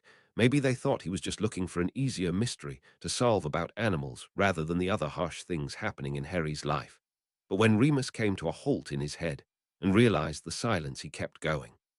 "Here, I thought something good might keep us going for 2 sentences, Lily moaned, hating that Ron hadn't got his beloved pet back for 5 minutes before the rat and cat game began again. "Really wish he had taught that rat to come," James muttered, still more uneasy than anything that Sirius had yet to really talk again. Would have made him at least a little more interesting and helpful right then.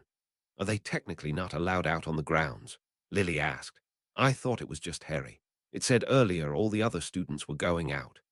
"Maybe curfew got set back earlier as well," James offered, now realizing that both of his friends were getting suspiciously silent. He knew why Sirius was, but why was it the longer Remus read the more clipped his words were coming out? He was used to Harry usually not speaking out much unless he had a question, but one glance over, and he saw his son wasn't looking much better. He was slowly growing paler and rubbing at his temple all over again. All bad signs another powerful memory was about to return, so soon after the last one. It did bring up the question all over again, which he'd never had a chance to voice earlier, why Scabbers' return was even such a big deal to his son. He clearly wasn't going to get to ask now, though. That gave everyone a start. What was Sirius doing there now? Had he been hanging around the cat again and finally decided to meet Harry? Why now, though? What on earth had changed? Harry looked as confused as anyone, but clearly wasn't giving anyone a second to pause. In fact, if they didn't know any better, the longer this dragged on, and Harry got closer to his memory being revealed, did he looked rather angry at something. Ouch, they all muttered, going pretty wide-eyed at that rather aggressive display. Sirius looked dearly like he was fixing to interrupt just to apologize, while Lily looked like she wanted to snap at Sirius for the same thing, but Remus was still reading in what could definitely be described as a harassed tone now. The hell, James began, thinking there was Sirius playing and goofing off attacking him like he'd done in the past, but that was clearly not what was going on now. Something was very wrong here. Had they been wrong, and this wasn't Sirius at all? What were the odds of that, though, that this black dog would be around at the same time as Sirius magically making his reappearance as well? Sirius had been so paralyzed for so long now that his sudden lung to his feet actually managed to dislodge both of his friends as Sirius made a beeline for the door. James was still just that little bit faster, fastening his arm around him and holding him back even as an elbow caught his jaw, and he felt his teeth click down hard on his tongue, but his hold only tightened as Sirius started swearing at the top of his lungs. Intermittent were the words, "Let me go." "Not going to happen," James ground out, trying to get something else in, but Sirius truly seemed to have finally cracked and lost his mind here as he fought like a madman to be released. He wasn't crying this time. Even the cursing was fading out as he continued to coldly struggle, still hissing out such nonsense like, "Really did lose my mind in that place, attacking him." They had no idea what he thought he was going to accomplish by making a run for it now, but they clearly weren't going to find out as someone else shouted something, and a flash of light had both boys knocked off their feet and collapsing to the ground. Remus stood over them, wand clutched tightly in his hand as he glowered down at the pair. Keeping it pointed at Sirius, he turned on James first and snapped, "Would you knock it off?" Clearly restraining him is only freaking him out more. Then he turned on Sirius, his heated glare in contrast to the gentle tone he was trying for, "If you ever try to pull a stunt like that again, I will bind your ass to the ceiling. Not one of us is going to blame you for something you bleeding haven't done yet. I've never been so sure of anything in my life you have to have a reason for doing this. Look at him." Sirius bellowed, getting to his feet in a towering temper as he jabbed his finger at Harry, still shouting. You think he'd be acting like that if he was once again cut off by someone tackling him, but instead of by James, someone who looked remarkably like him. Harry had knocked into him in the ribs, resembling what he'd been told he just did to his own godson, but Harry's arms encircled him in a hug and held on tight enough to break his ribs in a different way. Sirius didn't know what to think as he instinctively began returning the hug, his mind yelling at him all the more for indulging in such things when he ought to be disemboweled on the spot. This didn't add up to the murderous look Harry had possessed moments ago when hearing out their first exchange in Harry's life, and Sirius just didn't understand what to think anymore. Was Harry just projecting what everyone else was and trying to give him comfort that he didn't deserve? Why would his memories at 13 be attacking him with such violence if it wasn't directed at Sirius, the only person there who was hurting Harry and his friends? Harry slowly released him from the hug, looking sheepish as he took a step back and met his eyes. There was hardly an inch worth of height's difference in him and James, but his green eyes were more earnest than anyone had ever seen them as Harry began. Sorry about that. I just couldn't stand to see you like that." He hesitated, then sucked in a deep breath and began very slowly. No, there's a reason you."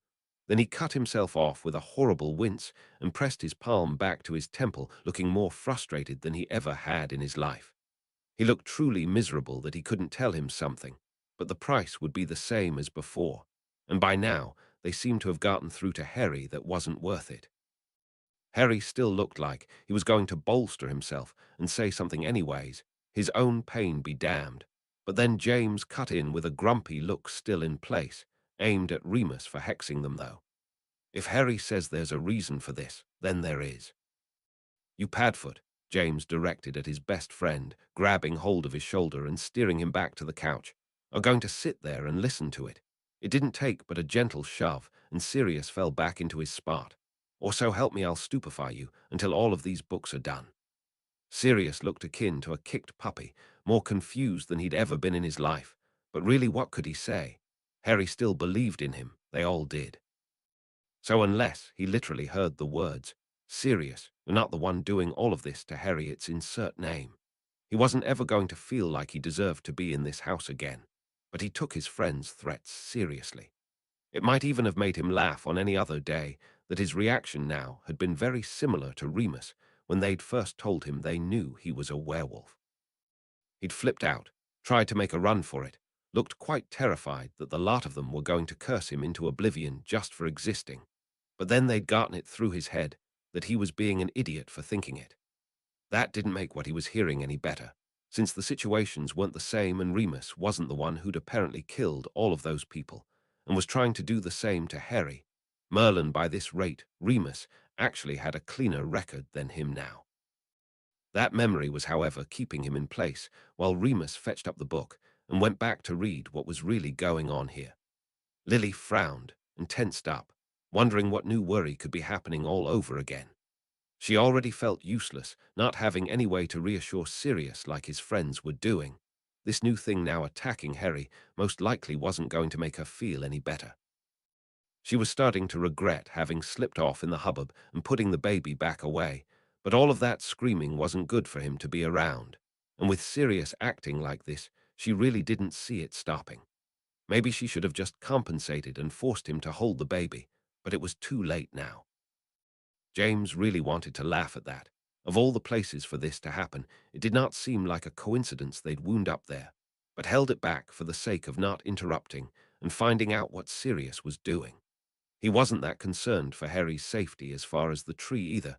Sirius knew how to paralyze it, and probably would do it long enough for Harry to get out of danger. Apparently Remus didn't agree, as the longer he read the more angsty his voice became. He looked almost as bad as Harry, though James couldn't fathom why any more than why he could guess what was bothering either of them. He dearly wanted to ask Remus, knowing better than to ask Harry, but why wouldn't Remus say it himself? It wasn't possible it had anything to do with Sirius. He just got done defending him. It wasn't possible Remus would have suspicions about him. Then why wouldn't he say whatever was on his mind, try to relive some of the tension that was eating Sirius alive? At this point, that friend was making him damn near as nervous as the other, while the others frowned in shock as Sirius continued to attack Ron like that, not even bothering to stop the tree long enough for Harry to join, which should have been the point of it. Remus didn't. If anything, his mind was racing all the faster, trying to put it all together, and not liking one little bit what he was coming up with. He'd been trying for so long now to come up with any other remote possibility of who could have been behind this. Well, who else had been at the scene with Sirius? Who was Sirius dragging around in Ron's pocket? He never in his life would have considered this before. It must just be paranoia. Then his eyes would once again flicker towards Harry, and he couldn't help remembering all over again Harry's nearly cursed reaction to a rat with a missing finger reappearing. Sirius had flinched so hard he looked like a gun had been shot at his own head. But then James' hand twitched towards his pocket, and Sirius knew that threat had been very real. He'd pay dearly if he did try that stunt again. So he instead began twisting his hands around in his lap, trying to find some way to relieve the stress. Sirius dearly wanted to laugh. That was what Harry thought was going on then, but it did make the question occur to him for the first time. Getting past the act of what he was doing and truly wondering why he was doing it. Why Ron? In fact, once could have been labeled as an accident in a dark dormitory, but this was actually twice now he'd seemed to single Ron out when Harry was right there. He honestly had no idea, but didn't want to linger on it any longer than anything else, as he still couldn't get the image out of his mind of his future mad self going into a deranged panic and attacking Harry, than an innocent bystander. Even if you had the map, it doesn't work like that, James forced out, still trying desperately to keep the mood as calm as possible. You'd have to have someone who knows their herbology to tell you. It had taken them all becoming animagus for Remus to admit how to do it for them, and he'd only learned it because Madame Pomfrey had been doing it for him for all those years. Lily made an odd noise, finding that quite intelligent for a cat to know. How? Why would it even know to do that? Was it possible Sirius had taught him? They had been seen hanging around. Had Sirius taught the cat to do that from the many times he'd most likely been slipping in and out of the tree all that year? It still wasn't the oddest thing going on this year, so Lily couldn't bring herself to say anything. Definitely not wrong on that one, James said a little too loudly. He was growing sick of being the only one speaking into the void like silence. But at this rate, if the silence dragged on, it felt even more awkward, so he wasn't planning on stopping. Least he doesn't think you're a Grim anymore, Lily said in sympathy for James, looking more annoyed the longer Sirius kept up his clamped shut mouth, and for Sirius in hopes to make at least one little worry line disappear. It was such a random thing to point out at this time that it worked on both counts, each glancing at her and giving her the barest of a smile for the effort. Bet that's easier on four legs, Harry offered half-heartedly, trying very hard to keep aside the mental image he'd had at the time of Ron struggling along that same dirt, the random flecks of blood he'd seen along the way, how much force Sirius had to have used to get him to come along despite a broken leg and now twisted arm. He now knew without a shadow of a doubt Sirius hadn't really meant to hurt his friend. He was just at a loss why it was happening. Maybe for some, James scoffed, his heart set on keeping the strain out of his voice as he explained his stag had always been big enough he'd always had to do what Harry was. While still reading with more intensity than he ever had before, Remus couldn't help a small little wince for a whole other reason, as he never enjoyed hearing about his handiwork. Least she's as brilliant as ever, Sirius muttered without any enthusiasm, but the bright-eyed look that lit up the other four for his pitiful attempt was worth it. Harry couldn't help a new level of surprise as that room came back into full relapse, all the destruction he'd seen, and now realizing what really had happened. And Harry's keeping himself sharp as a horn, James happily added on. Lily couldn't help but find this almost mildly amusing when she reflected that as far as Harry and Hermione were concerned, they were getting this worked up over a dog. Yes, their friend was hurt and in trouble, but they had no idea what they were really walking into. As far as they knew, it was just some deranged animal. She neglected saying that, though, since she found the joke in very poor taste. Sirius still winced horribly at the reminder of what he'd done to the kid, intentionally or not. But there was no use in apologizing to someone who wasn't here, and Harry clearly wasn't holding a grudge, so maybe all was forgiven in the end. What on earth could he have done to gain Harry's trust after everything that had happened this year? It was all that was keeping him listening at this point. Lily couldn't help but be genuinely surprised and impressed at that feat. Sirius had just pulled that off after 12 years of no magic. Merlin, after Dementors, had just spent said years draining his magic with Ran's wand. While powerful, though, she didn't want to interrupt just for the sake of possibly inflating his ego when he came back to himself later and realized Lily had given him a compliment. Remus could not get through that without making a few retching noises of disgust, going pale and shaking all over again as he was visibly reminded what his friend had been living in those 12 long years. Only his eyes flickering up to the real Sirius, hunched and looking fairly sick himself, but still his friend, kept him minimally at ease. Guess that's not the worst first thing you could have said to him, James said absently, now more keyed up possibly than he'd been in his life. His crappy choice of circumstances aside, he'd hug Sirius all over again if they finally got some bleeding answers from the man himself, explaining what had been going on this year. Now that's a spooky thought, Lily tried to poke fun, never having gone longer than a few days without hearing it since her first year at school how many years ago now. But that probably was, Harry couldn't help but mutter with a wince. His dad the worst thing Sirius could have said right then, considering his 13-year-old thoughts. Sirius couldn't help the self-inflicted disgust, knowing Harry had a right to hate him for that, though his desperate need to know the real reason why instead of Fudge's tail kept his mouth shut instead of trying to get out an apology. Harry caught his eye then and gave him a brief smile, which pretty much said he hadn't needed one anyways. All five of them shuddered terribly at that declaration, though the four from this time, because they'd never wanted to hear such a thing coming from their little baby, directed at someone in this room no less. Harry because he just couldn't fathom such a want in his life, and Sirius the least of all. If only he could remember why already and help to put him at ease once and for all.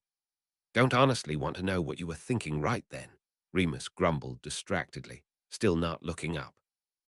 Harry couldn't help a wince, getting a little feeling they may find out anyways. Harry gave a start for a whole new reason as he eyed the book, suddenly looking more bright-eyed than normal. Harry, of course, felt the same way. Ron and Hermione had been his first real friends, the start of his own family he'd always craved. He'd had no idea, though, that they'd felt the same for him. The flash of warmth, though, only reminded him that he had no idea where they were now. It nearly scared him as much as what was happening to Sirius, that he could only hope with all his might they were safe wherever they were. For the first time since his Quidditch chapter, Sirius finally got out a genuine smile as he saw in Harry's friend what he still held true to his dying breath for his own. James gave a smug look when he saw that, now wanting to press in more than ever that, of course, that was true for Harry's friends. They'd long since proven that back during their first year, and Sirius, who had clearly just seen himself in the boy he'd just attacked. Then his eyes caught Remus, who'd given an indulgent smile at the pair of them, as he'd obviously just felt the same thing. Then his eyes shadowed over with something malevolent, and he went back to reading in a forced, neutral voice. That was beginning to scare James nearly as much as Sirius was, and he finally called him out on it. "Would you spit it out already?" Nobody else looked confused. Clearly they'd all been seeing him act the same way, only Remus tried to brush it off with a muttered, "It's nothing." "Bollocks," Sirius huffed, rubbing his palms hard across his knees to keep away some of the sweat that just kept building up there. "You've been acting cross for ages now, and if it's not about me, which you've made quite clear, what is it?" Remus had never been very good at keeping secrets from his friends, despite his abundance of practice. Then again, they'd found that out in more time than he would have given them credit for, so he supposed that really was as true as it got. He just couldn't bring himself to say it, though, still could hardly properly form the thought in his head, because it just wasn't true. It must all be circumstantial, or more fraudulence against another of his friends. He had to swallow very hard around a great lump in his throat as he said, "It is nothing, really, you'll laugh. We all will when this is said and done, so let's be done with it." He didn't let them have time to argue, and they really were so tired with this year, they didn't want to honestly hear anything but the truth anymore, and enough with anyone's speculation. "Least you clearly regret what you did," Lily said approvingly, almost giddy to see him looking almost back to himself again. "Pretty sure I picked up on that, yeah," Sirius muttered, his nose wrinkling with distaste that Ron had to say it, let alone the thought actually coming to mind. Lily felt her mouth go cotton dry at that declaration, that old fear rearing its ugly head again. Had Sirius lost his bleeding mind in Azkaban? Why on earth would he say that? Sirius went so rigid he was likely to break in half at the slightest touch, as he couldn't help but do a head count of the room, and oh, sweet Merlin, he couldn't really mean. "No one died that night," Harry frowned, startling his parents out of their hot, stopping confusion at that declaration. Harry's expression, though, was just as confusing to consider, since he looked mildly annoyed at the fact. James had to clear his throat hard before stating, "Well, I'm more than glad to hear it, but I don't suppose you know why he'd say that then." James regretted asking at once. Harry's face twisted back up with pain as he forced a memory to remain suppressed, but it really had slipped out in his desperate need to know what on earth Sirius had been thinking in saying that. "No one died tonight," Harry repeated with the utmost conviction. He hadn't sounded so sure since he told Lily it hadn't been Snape trying to steal the stone first year. It didn't ease any of his sickly features at not being able to remember the hows or whys of it, but at least Sirius blinked again like he had come back from a long way off. Remus was the only one who hadn't been able to gather himself to say anything, and that's because his mind had been spinning on something else. He'd done a head count as well, but unlike Sirius, he'd included every alive thing in that room, and how Padfoot would recognize a certain rat better than anyone. He nearly bit his tongue off trying to convince himself to remain silent, fairly certain James would curse him into oblivion for suggesting it, while Sirius would probably help for the reminder that his friend was dead because of him at this time. But it didn't change the fact that it was all adding up in a very dark and twisted way the more he read. Sirius hadn't forgotten one little bit the pain at hearing Harry really thought him capable of that, and it coming from the boy's own mouth nearly sent him into a screaming fit again. But when Harry quivered like he was fighting the impulse to rush over to Sirius, and hug him again in apology, Sirius kept himself cooled and gave him a smile that plainly said it was as forgiven as unnecessary. Sirius gave such a horrid fidget James really was getting concerned. He was going into some sort of seizure, and his own heartbreak at hearing those words was only comparable to his want to do everything in his power for Sirius to know there wasn't a way that could possibly be true. Sirius kept it in and didn't react like he wanted, running and screaming for the hills in shame. But at least this time, he had a vague distraction from his own impending life in spotting the look on James' face and correctly guessing it was for that blasted reminder the father wasn't there for his child, and instead pressed his shoulder into his this time and offered him a brave smile, that look letting him know they would find a way to change that. Remus could not actually scream those words like Harry had. In fact, the words barely came out as a whisper. But since that was the last thing he'd ever believe any more than anyone else in this room, he tried to brush it by. His mind quickly supplied, or anyone else in the order, because that just had to be true, and he was being paranoid and trying to find anyone to blame but Sirius. He snapped away that train of thought because none of this was answers, just Harry reacting like anyone would expect him to do in that circumstance. So he read with pure pity. While Sirius really couldn't blame the kid one little bit for these actions, he'd been feeling the exact same way towards the nameless, faceless person who had done all of these things. He saw the shame building in Harry as he realized how wrong his actions were, and so Sirius offered, "I'm at least happy you took it out on me." Remus made to tell him off for that, clearly going back to repeating that Sirius didn't deserve a second of this. But Sirius quickly insisted, "At least he's doing it to me, who won't retaliate, rather than the soon-to-be corpse who possibly would curse Harry for whatever he's about to do or say." This wasn't as comforting as he'd meant it, but at least they admitted this was the vaguest bit better than the scenario Sirius had described. "And there's that," Sirius added on, with an unamused twist of his lips, certain beyond doubt that seeing Harry again at all would stun him stupid, let alone this horrid reaction. James gave a horrible shiver. Never before in his life had the idea that Harry would one day be attacking his brother like this and mean it, and how misguided Harry was in doing it didn't change the vivid mental image. What could he say, though? Harry was as justified as anyone in doing this to the man he thought had taken his parents away, and Sirius was right in saying it was better the one person who wouldn't hurt Harry back than someone who would have reacted by just blasting him away like what had been done to Peter. None of that was making him feel any better, and left him a twitching mess as he fought back the compulsion to go for his own wand and teach someone a lesson for attacking his best friend. The horrid war of Harry going after Sirius like that was likely to leave as bad a scar as everything that had happened to Sirius this year. Sirius gave a little start of shock, but Lily gave him a wan smile as she pointed out, "Reflexes, dear. Any wizard would have reacted by trying to shoot a stunning spell, no matter the situation." Sirius did feel a little better. It would have been the same if he'd had a bat in his hand and a bludger had been heading his way. But the idea of anyone trying to use a spell on Harry set that murderous feeling back up tenfold, yes, even at himself. Remus made a terrible choking noise like someone was doing that to him, and while Harry was rubbing absently at his throat, he shrugged and said, "It surprised me more than hurt." He tried to sound like this should be shrugged off like his mum had done, but the effect was ruined by the frown still in place.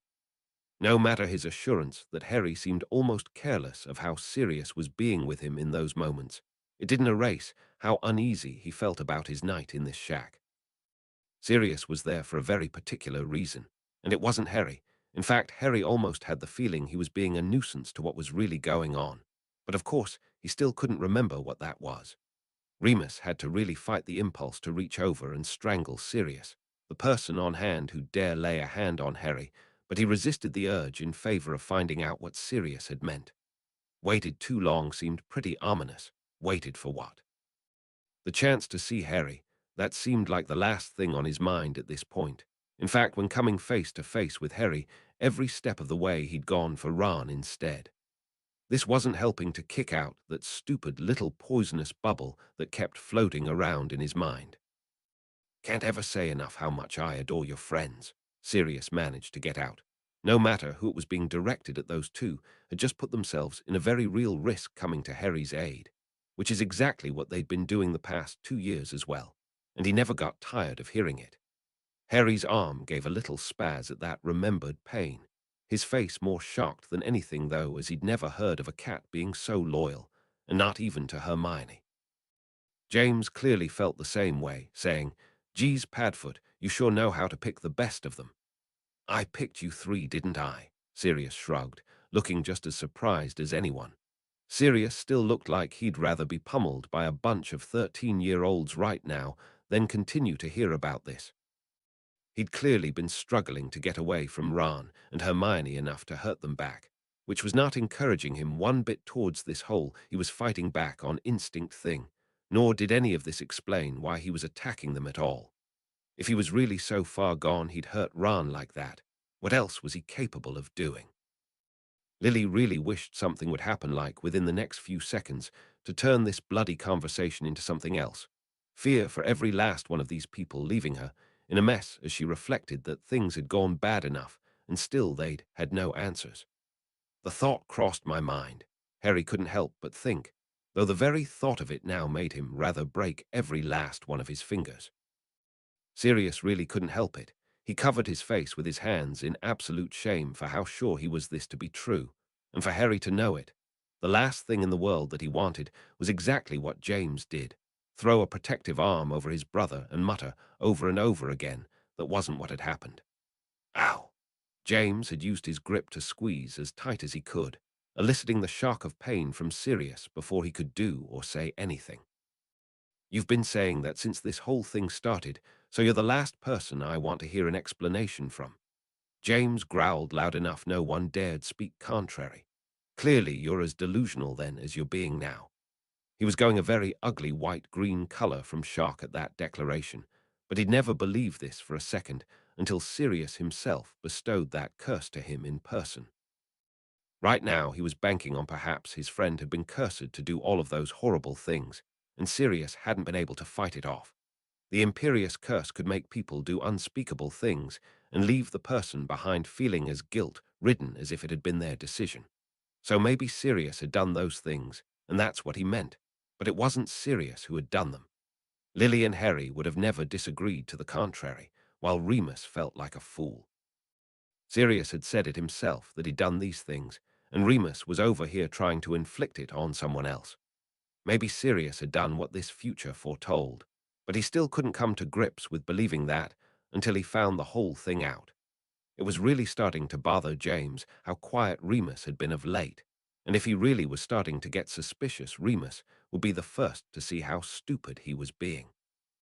Lily still couldn't help a little internal sigh of relief when Remus read that. Of course she was adamant as her husband at Sirius' true innocence, but his words just kept scaring her more and more as this continued. Now that Sirius had said that, though, there must be something to all of those stories left out, and Sirius would be the one to say it. "Instead of stuttering around, I really wish you'd say it," James hissed in his ear, and Sirius nodded in absolute agreement to that, more than sick of his future actions already. He didn't need this delay.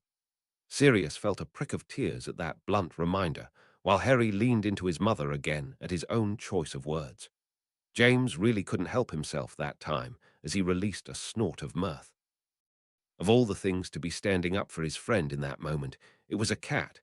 Remus was up in the castle with no clue of what was going on. He and Peter were long since gone and couldn't do anything, and the last thing to stick up for their brother was a cat. A cat they'd been marking all year for its go at Scabbers, the cat they'd been picking on because of how odd it was. He nearly wanted to laugh again at the absurdity of it all, but he couldn't really bring himself to do it at just how depressing that was. "Sounds about right," Lily muttered without any amusement. That was his usual response whenever Hickory was in the room and tried to get his attention. "Well, now you're just being cruel," Sirius huffed under his breath, receiving a pop on the back of his head from James for that. James really couldn't help a vague snicker at that. A cat being in league with anyone was normally a sentence he'd laugh at just for the sake of mocking. Sirius made to say, "Maybe when they're yelling at me for taking you out on my bike." But he knew he could never make a joke at that blasphemous sentence again without keeling over. To be perfectly honest, even if Merlin stop it, you do meet the man who did that to us. I still wouldn't want you to do that, Lily told him sharply. His emotions were understandable, of course. If it had only been Harry who'd been killed, not a force could have stopped her from murdering who'd done it. But that didn't mean she wanted her baby doing the same thing. Harry had a very calculating look on his face as he considered her, finding something of importance in her words. Then he glanced at his father, who had a very ugly look on his face.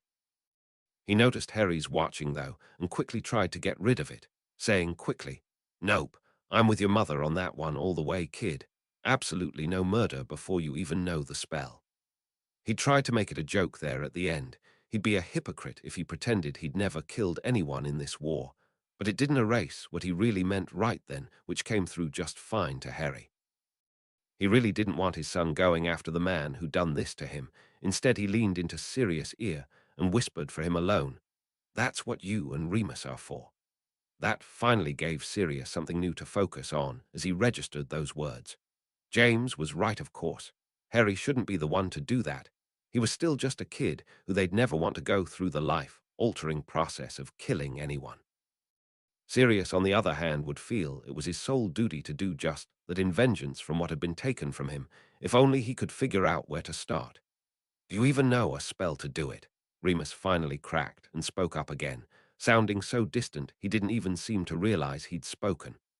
"No," Harry admitted, still looking shamefaced at his actions, mostly because they were towards Sirius.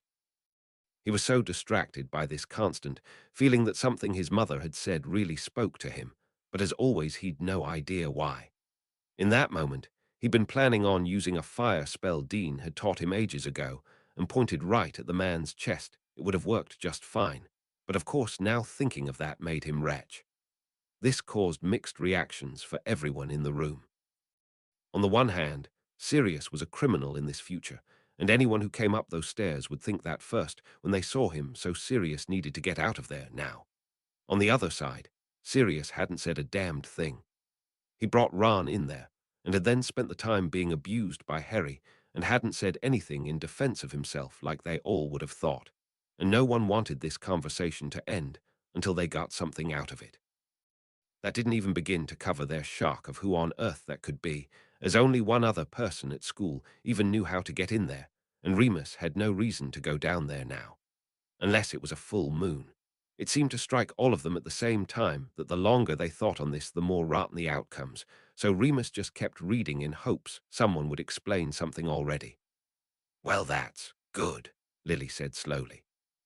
They'd already realized the only reason Remus would have gone in there at that time would be because it was a full moon that night. But hey, this was just more explaining that needed to happen. Maybe now that Remus and Sirius were finally shown in the same room, someone would give up something. "Really, though, I still don't know what exactly I was going to do with it anyways," Harry grumbled. He remembered feeling angry at himself for not acting when he had the chance, but Remus' arrival now put him in a far better mood now than it had then, so he didn't care so long as he finally got his answers. "And I couldn't be happier," Lily told him simply. The image of her baby actually having the intent to kill on anyone, let alone Sirius, going to haunt her for some time. Gave them all a right fright. Even if Remus would never do such a thing, it was never a sentence they could ever hear. Where's who?" James asked, blinking curiously. That had been the last thing he'd been expecting his friend to say upon his entrance. Remus did not look happy at his own question. His voice growing so dark the longer this carried on the others was starting to wonder if Remus knew exactly what he meant and just wasn't sharing. Had Remus now figured out who had done all of this? It didn't answer why he wouldn't say this to them, but when Lily tried to interrupt to ask, Remus blatantly ignored her and kept reading loudly. That finally seemed to confirm whatever was bothering him, because he looked so confused and hurt at reading that the book nearly shook right out of his hands. "Remus," Sirius said pleadingly, ducking to try and catch his eye since he still wasn't looking at them. "You are honestly scaring me right now, mate, and I thought I was doing that to myself enough." Remus tried with all of his might to put some expression on his face, rather than the cold, fierce, serious movement in the book had given him, but it just wasn't working. He still ignored the lot of them, no longer able to convince himself in any way that he had been imagining it all, but still trying to come up with how he'd been so right. Switched what? Lily snarled in outrage, more than sick of these constant riddles. Just once couldn't her son get a straight answer. Now even her friends were driving her crazy. Remus was still ignoring her, and at this point Lily was fixing to march over and snatch that book away to make at least him explain himself, when something he'd read gave her pause. Switched. What was the only thing they could be talking about that had made Sirius so convinced he'd screwed up and gotten them killed?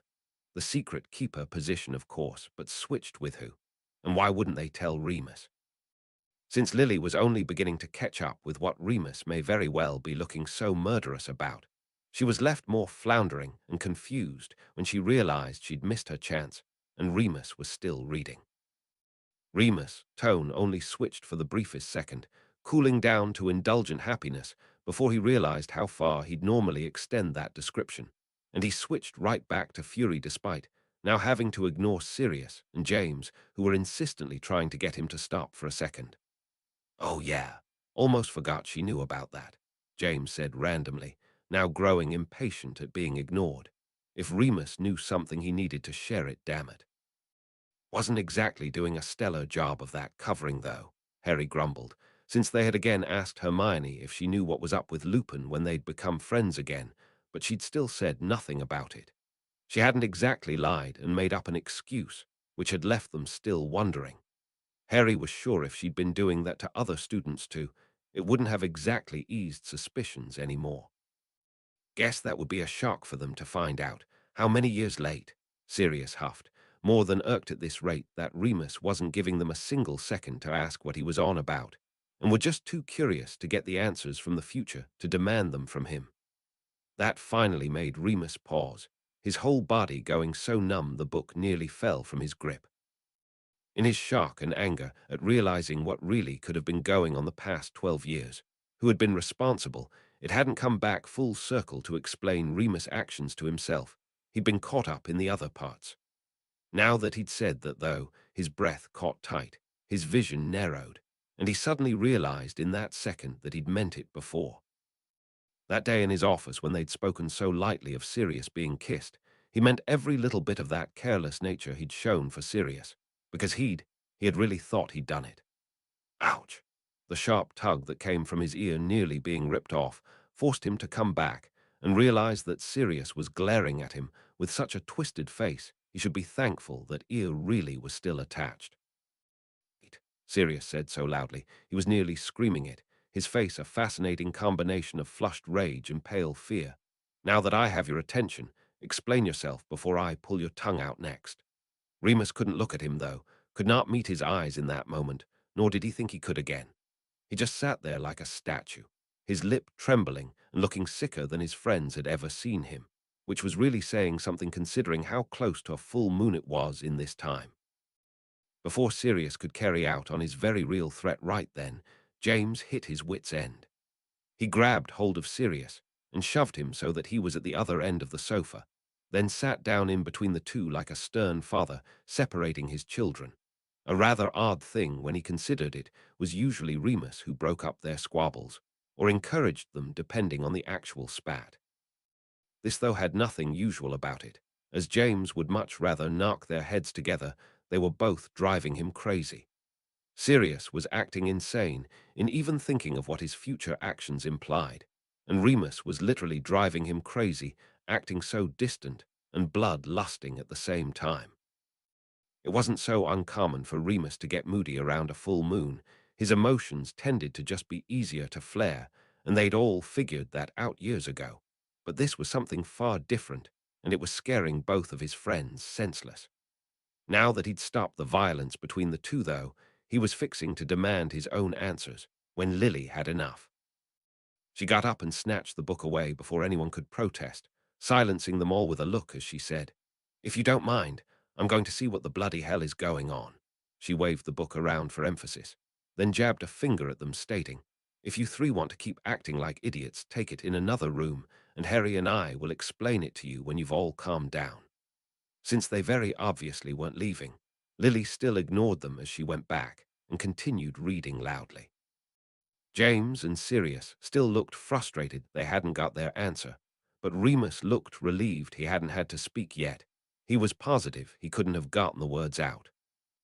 "I am genuinely offended that's what she caught on," James grumbled, knowing if anyone else had said that he'd be sure to blast them away for the implications that Remus was a bad person just because of this. But since Hermione had already proven she didn't care of this fact, except when she'd revealed it in cadence with being with Sirius, he let it slide. "Really, Remus?" Sirius demanded, looking very much like he wanted to laugh. "You're grading her now." "You know he can't help himself. He did always grade our pranks on a scale," James reminded in forced calm, both boys getting more and more concerned the longer Remus stayed locked up. James nearly wanted to pull his hair out in frustration at this point, thinking if it wasn't one of his friends, it was the other lately who were going to make him go bald from stress. Remus flinched so hard in shock and shame that Sirius couldn't help saying, "Okay, I don't regret biting Ron anymore. He deserved it just for that," through gritted teeth. He did kind of mean it, as he would never stand by and let anyone talk to his friend that way, but it didn't ease anything going on in the room. None of this was new information to them after all. It was just depressing at the kid's reaction. Harry heard that and gave Sirius an unhappy look. He didn't think Sirius meant it at all, and that was his friend. They'd admitted themselves. One of their own friends had a bad reaction to finding out, so Ron shouldn't be judged for his initial shock. "Still owe him a one for that, too," James added, looking just as fearsome as Sirius, and having to fight the impulse to do the same and tell off Ron for his actions. Even Lily couldn't read that part without some own bite in her words. She'd have smacked Ron a good one if he'd been here now and said that. "Probably just one, actually," James growled, since all of the teachers there knew Remus from when he was in school, and the only one who would have actually protested was that slimy little git ball of hatred and unforgiving childhood problems. Clearly not. Sirius couldn't help but think with a frown in place, his own shock at that revelation still not quite wearing off. The one person he'd been absolutely sure of as an ally, and he'd been wrong. Even Remus had been convinced of those things he'd done. Apparently even himself believed it because of his own passing comment. It stung a lot, but he couldn't bring himself to hate Remus for it either. He didn't really have a right when he so clearly was thinking the same thing, and hating his friend for agreeing with him made no sense. What the bloody hell had he done, though, that would change things so rapidly? Was it all because of that secret keeper nonsense? And then they had changed without telling Remus. That's what he'd read, which meant that Remus had thought Sirius had betrayed his brother with intent. Why wouldn't they have told Remus they were switching, though? What the bloody hell could change in this year that would lead to altering their whole lives? Who had they even switched it to if not him? If it actually wasn't him, then why did he blame himself? He was bogging himself down with all of the questions he'd had for so long now and still wasn't getting a stinking answer to. James wasn't taking that as lightly as Sirius, though.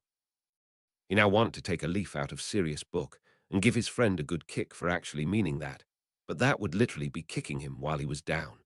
Remus looked so lost right now, his eyes unfocused on anything and still likely to cry at any second. Had this been what was bothering him the whole time, he'd been coming around to thinking he hadn't trusted Sirius. That didn't add up, though. He'd been acting funny since they'd been in Hagrid's hut, what felt like a lifetime ago already.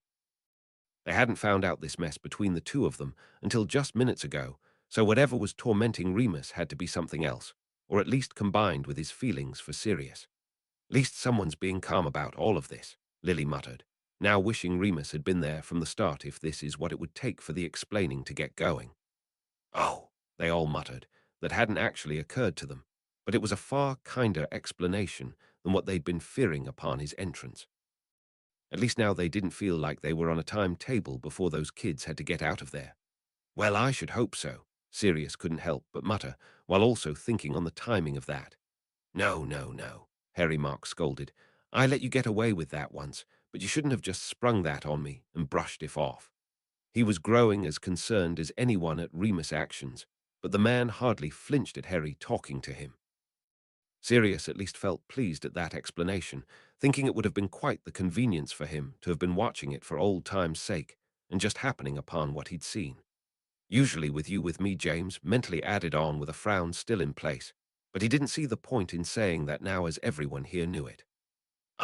No, they weren't, Lily said, frowning first at the book, then at Remus, wondering if he'd gone and lost his mind right along with Sirius now. James looked just as confused, but Sirius suddenly went as stiff as Remus on his other side. Sirius was now blinking hard, his mind jumping back to when Remus had started acting weird and putting it together with that, and how they had left with another, a rat. Lily felt like her mind was beginning to short-circuit. What Remus was implying wasn't physically possible, because the only person he could be implying had died 12 years ago. Serious breaths were coming out in sharp little pants now. He caught up to Remus and Lily very quickly, though unlike them he was still half floored on the denial where they'd moved pace to the sickening realization that all the pieces were fitting together just a little too well. James made a noise like he'd never before made in his life. He had no idea what any of them were on about, because of course they were being ridiculous. It just wasn't possible, not of one of his friends. He turned to Harry, the one he was sure was fixing to laugh them all off for focusing so much on a silly pet rat. Surely, like the other times they'd been wrong, his son would just look confused, or indulgent, or even frustrated. Instead, he found his son pressing the heel of his hand into his temple, a set look on his features that made it all too clear his memory was returning to him, and the book was exactly on the right track. Lily could feel something very bad crawling up inside of her, like a monster wanting to lung from her chest and trying to strangle out her words, but she kept reading the print like it was a lifeline, now more determined than ever before to understand, to get a name she could never want to hear come out of her boy's mouth, not like this. Sirius, wait, don't, Harry called, but it was too late.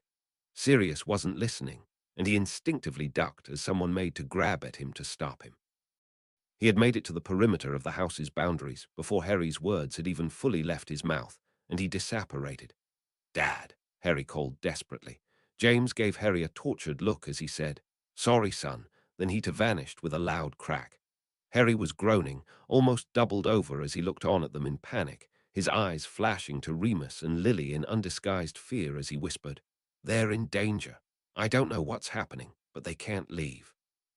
I have to, he broke himself off, swallowed hard, then straightened back to his full height he declared, I'm going after them. Tell me where Pettigrew is living now, and I'll bring them back before they can do anything. But you two can't leave. He broke off in frustration, casting skyward looks in desperation to come up with something to say to convince them.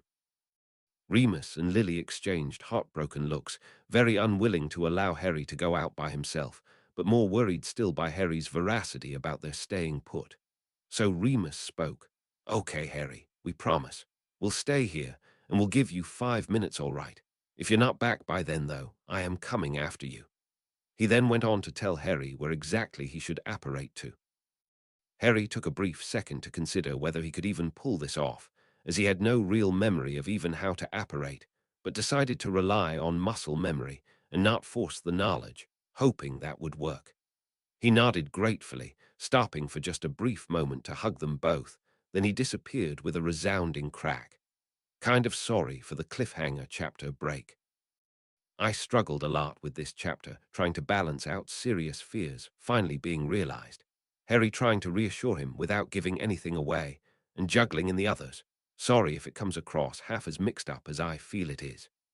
Also, random note, I'm kind of sorry Lily hasn't much to do, nor will she mostly for a while, because this really is a marauder meltdown, and while she'll feel as betrayed as anyone, it really just isn't quite as personal. I really have no idea how Harry had planned on killing him, since he obviously didn't know the killing curse yet, nor do I really think he knew Confringo or very many other ways to kill in only his 3rd year of school. Chapter 18. Mooney, Wormtail, Padfoot, and Prongs. Chapter text. Lily screamed when he reappeared with the two of them knocked out. Remus hurried forward at once and grabbed hold of Sirius by himself, while Lily came on his other side and helped support his dad back into the living room. What happened? Lily demanded as she laid James out on the couch, much like Harry had been when he'd first arrived there. Remus had taken Sirius over and put him down on the other sofa. I don't know, Harry said miserably. I found them just like this, so I brought them back here. You don't think they've lost their memories now, do you? Lily demanded, watching Remus prod at both boys gently, muttering a few spells over them. Or worse, Lily continued, her voice continuing to heighten in fear. They were attacked. Before anyone could respond, Sirius groaned, rolling into the cushions of the couch and muttering something about the light being on. Sirius, Padfoot, can you hear me? Remus prompted, leaning right into his friend's face. Course I can hear you, he groaned, the words muffled by the pillow. You're yelling in my face, you twat. Remus couldn't suppress the grin that came over him then as he prodded further. All right then, sit up, will you? Come on, please, just look at me. Sirius groaned before he really did roll over and give his friend a disdainful look and muttering, What? Then his eyes ghosted around the room, landed right on Harry, and recognition came back, along with the righteous fury that had possessed him to break his promise and leave. He sat up so suddenly, his head crashed against Remus, but that didn't stop him from lunging to his feet and looking to make his way to the door all over again. Wait, Harry said desperately, more prepared this time, and making it their first. Sirius, please, just listen. I can't imagine what you're feeling right now, but just listen. I found you passed out after you disapparated away from here. Something happened to you when you left, and what if it happens again? Sirius really did hesitate then, his eyes ghosting back to James as he asked, Him? Same. Harry nodded eagerly, his tone still soothing as he kept his godfather's attention. He was just passed out. I don't know why it didn't happen to me, but I'm telling you, it has something to do with you lot leaving here. I just knew something bad was going to happen, he finished, trailing off into mutters. Then James began groaning from the couch, doing much like Sirius and trying to roll himself into the cushions and looking like he just wanted to take a nap. Sirius sighed, giving one last longing look at the door, but acquitted that there was nothing for it. If he truly was just going to pass out, then he would just have to take his chance and murder that blighter the next time that traitor came over here. That gave him pause for the cruelest smile Harry had ever seen, making him want to take an automatic step back. After much the same conversation with James when he came to, they sat around for a moment and eyed the book like it was living poison. They all desperately wanted to keep going, but this turn of events was still plaguing them, so Lily finally found her normal voice again and asked, Don't suppose you know why we can't leave the premises then? Is it permanent? No, Harry began with conviction, then dissolved into his usual stance of pressing his hand to his temple and looking agitated at being unable to explain more. I don't know why, I just knew something bad was going to happen if you leave. I think, he began, casting his mind around for an answer that wasn't there.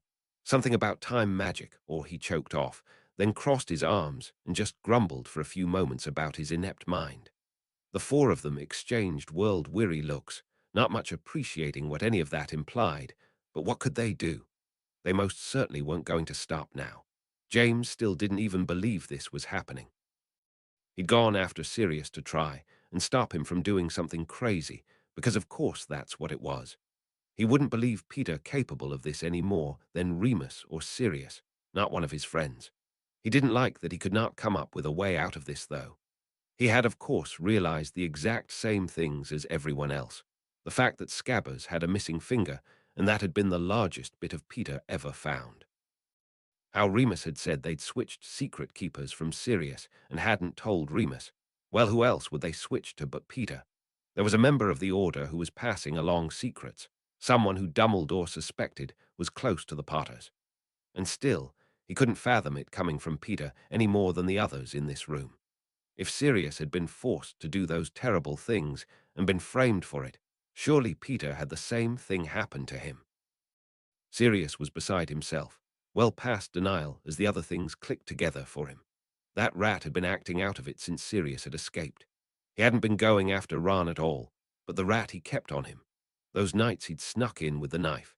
It's no wonder he acted like a loon, as his future self had clearly been trying to act on what was pulsing through him now.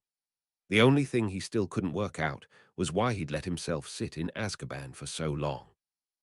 If he could have turned into a dog and broken out at any time, why hadn't he been hunting down the rat this whole time? He didn't really care about the answers anymore, though. He'd gotten what he wanted. The only thing stopping him from acting on it was the cruel world he lived in, which knocked him unconscious and only allowed him to wake up with a splitting headache when he was returned here. Lily sank down into the couch, shaking white and feeling so cold and empty inside she was sure a Dementor was lurking in a corner. Strangely, though she couldn't find the tears to go along, couldn't really feel anything but shock at how betrayed she felt. Peter had been here less than 2 days ago, had held her son, and hugged her goodbye. She'd even taken to calling him Wormy recently for the jokes from his friends of how much he'd been moving around and could never stay in one spot. She'd thought he was just stressed like everyone else in the Order, but never would she have spotted this. Remus didn't really know how to put into words everything he felt.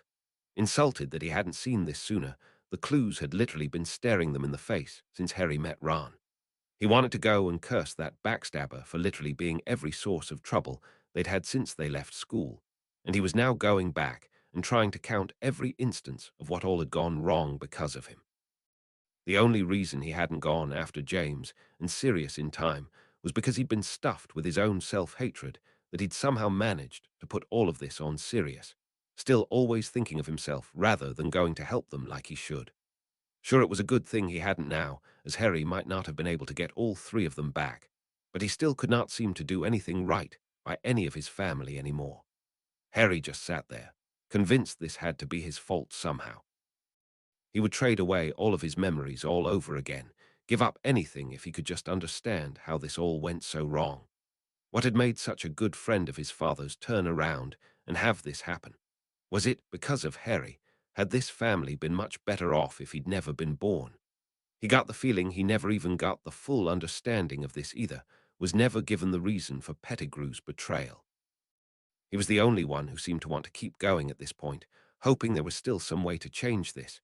He'd bargain away his own life that was what it took to make sure this never happened. He took another good look around the room and saw how wretched everyone looked. The book lay where it had fallen from his mother's hands, half under the sofa, and he wondered if it shouldn't just stay there. No one looked even remotely prepared to continue, but he knew that there was more to come this night. Unbelievably, though the large amount of pain had left, there was still something inside of him urging him that there was another very important thing to happen this night. How could it get worse, though, as he was sure that's what it had to be? Another bad thing to come in a long list of his life. The compulsion eventually won out, though, and he ducked down to retrieve the book that was currently poisoning his family's life. He knew, though, that it wasn't really ever going to get better. They could sit here for the next year and still be in shock over what they'd just learned. So Harry decided the best thing he could do for them was push forward and try to get out the full story, try to end this dreadful year, and come up with a real plan on how to stop this mess from ever happening. Remus realized what he was doing first, and though he couldn't even pretend at a brave face anymore, his voice came out in a ghost of his old joking tone.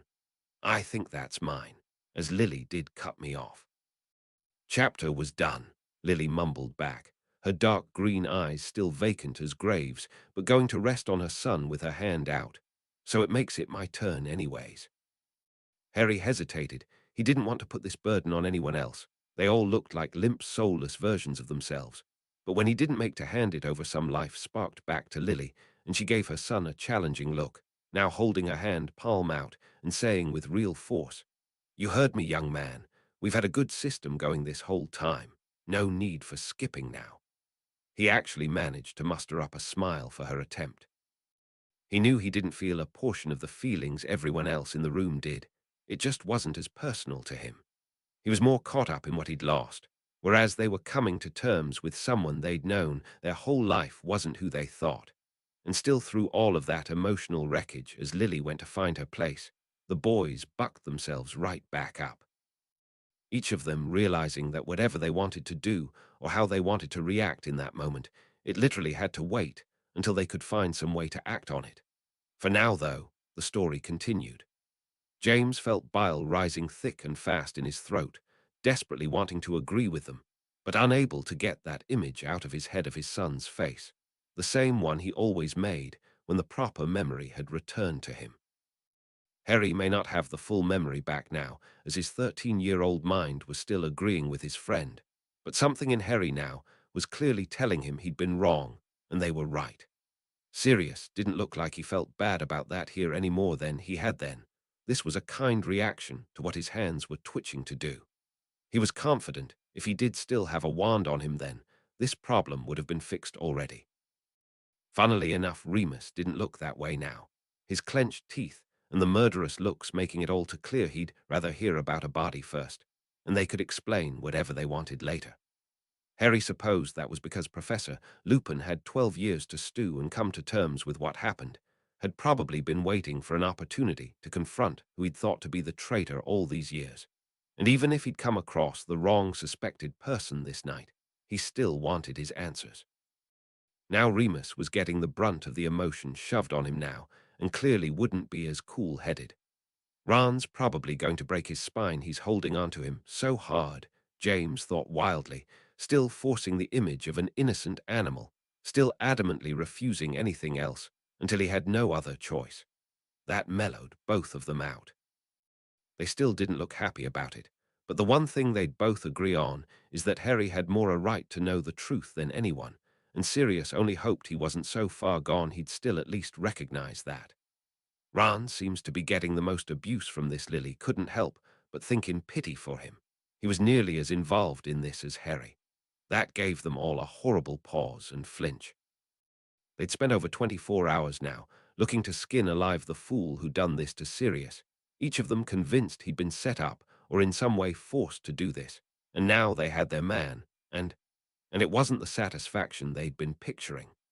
Lily was starting to feel really concerned that Remus was starting to act as psychotic as Sirius, pointing a wand at a child, even if it wasn't direct. Not that she could blame them one little bit. She reflected she wouldn't be much better in that heat of the moment.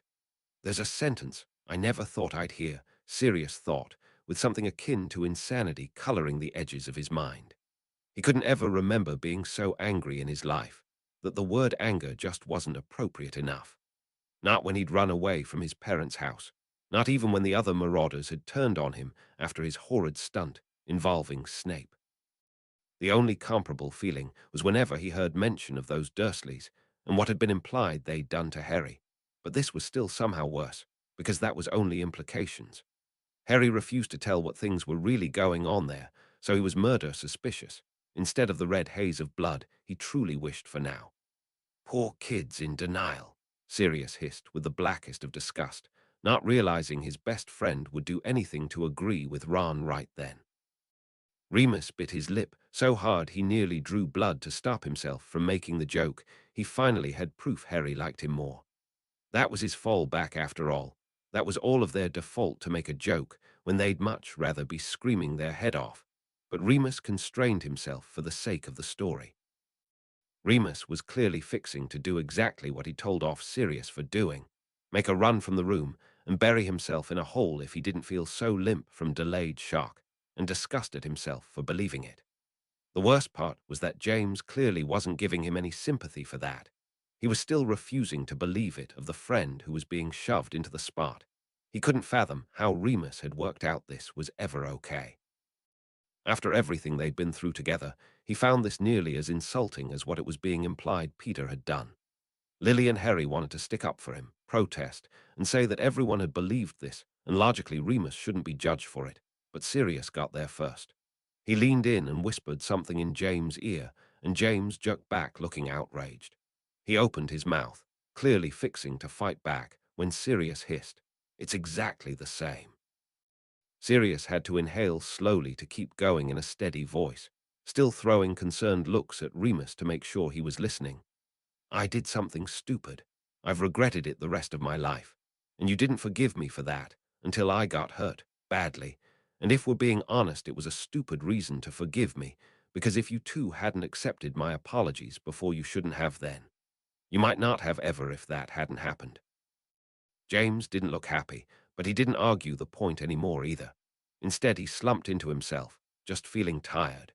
He was suddenly starting to feel as guilt-ridden as Remus as he realized that all three of his friends, his brothers, had been pushed away from him because of him. He'd been so horrid to Sirius after that accident with Remus. Sirius had avoided them for months, had nearly quit the Quidditch team, and what if he was right? What if they never had made up for that fight, and that game had saved them? Now he was doing the same thing to Remus, and it occurred to him that what if what Peter had done was his fault as well? Had he said something, done something to make Peter feel like he wasn't worth being in the Order, that made him turn on his family? Had he finally found what had caused his death, his wife's, and it was his own fault? He'd accept that blame, but it still wasn't enough for him to believe it really had been Peter to give them up to Voldemort. Surely whatever James had done to him wasn't that bad. Remus. Jaw was still chattering so hard it was a wonder he could hear anything between that and the clear guilt eating him alive. Lily and Harry were at a complete loss as to what to do to help him either, because the only person who could have convinced Remus he shouldn't walk out of here in shame was Sirius, and he was still watching James. Sirius seemed to realize that he'd gotten through to James, who didn't look mad at Remus anymore, but he looked about ready to burst into tears anyways. Sirius just thought that he'd finally caught up with the rest of them and had moved past denial, so no one was going to pressure him into saying more, and Lily convinced herself it would help if she just got it over with. "'Cause he's always played along with my games, no matter how stupid he found them," Sirius said bracingly, reflecting on the irony for the moment that he was actually being the calmest of the group right now. He'd finally gotten his answer, and while he was in no little bit okay with it, he'd learned long ago how to bottle up anger in particular and let it out when needed. Right now, as that was his dominant emotion, he found it much easier to play the role his friends had been trying for him this whole time and be the support. Remus' eyes flashed wildly to him, hope warring with confusion, as he realized from that little sentence alone, Sirius clearly didn't hate him like he should for his own betrayal in this tale. He wanted to say something, but couldn't decide which would be worse, for Sirius to just be making a joke he didn't mean, that he really hated and rightly now resented Remus, or that he really forgave him, which Remus most certainly didn't deserve. It occurred to Lily at the same time it had Sirius, that Remus then was being perfectly normal about this situation, then while here he was a mess. She still didn't know how to help other than to keep going on. Of course she did, Harry muttered to himself with remembered amusement at just how much Hermione put into her homework, even this year. "I never was the patient one," Sirius nodded solemnly, little bits of ice nearly cracking from his voice. He sounded so cold at what he couldn't be doing right now. It really was a bleeding miracle he was letting Remus explain at all rather than acting on it. He sincerely doubted he'd have that same restraint now. "Ugh," Lily began, looking at the boys for confirmation that this was perfectly normal. None of them reacted to it much, still too stem to react to much of anything normally, but Harry's face told her quite clearly he in no way thought that should be ignored.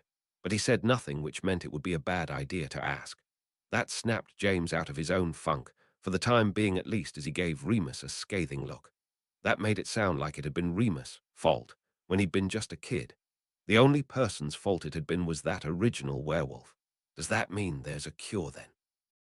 Remus blurted out, his mind possibly catching on the one thing that could have jolted him back into the current story. That potion they'd been wondering about, was it really possible? He hadn't even dared believe it before now, and he felt all the more selfish and guilty when he realized that what had caught his attention was again something all about him. But it had worked.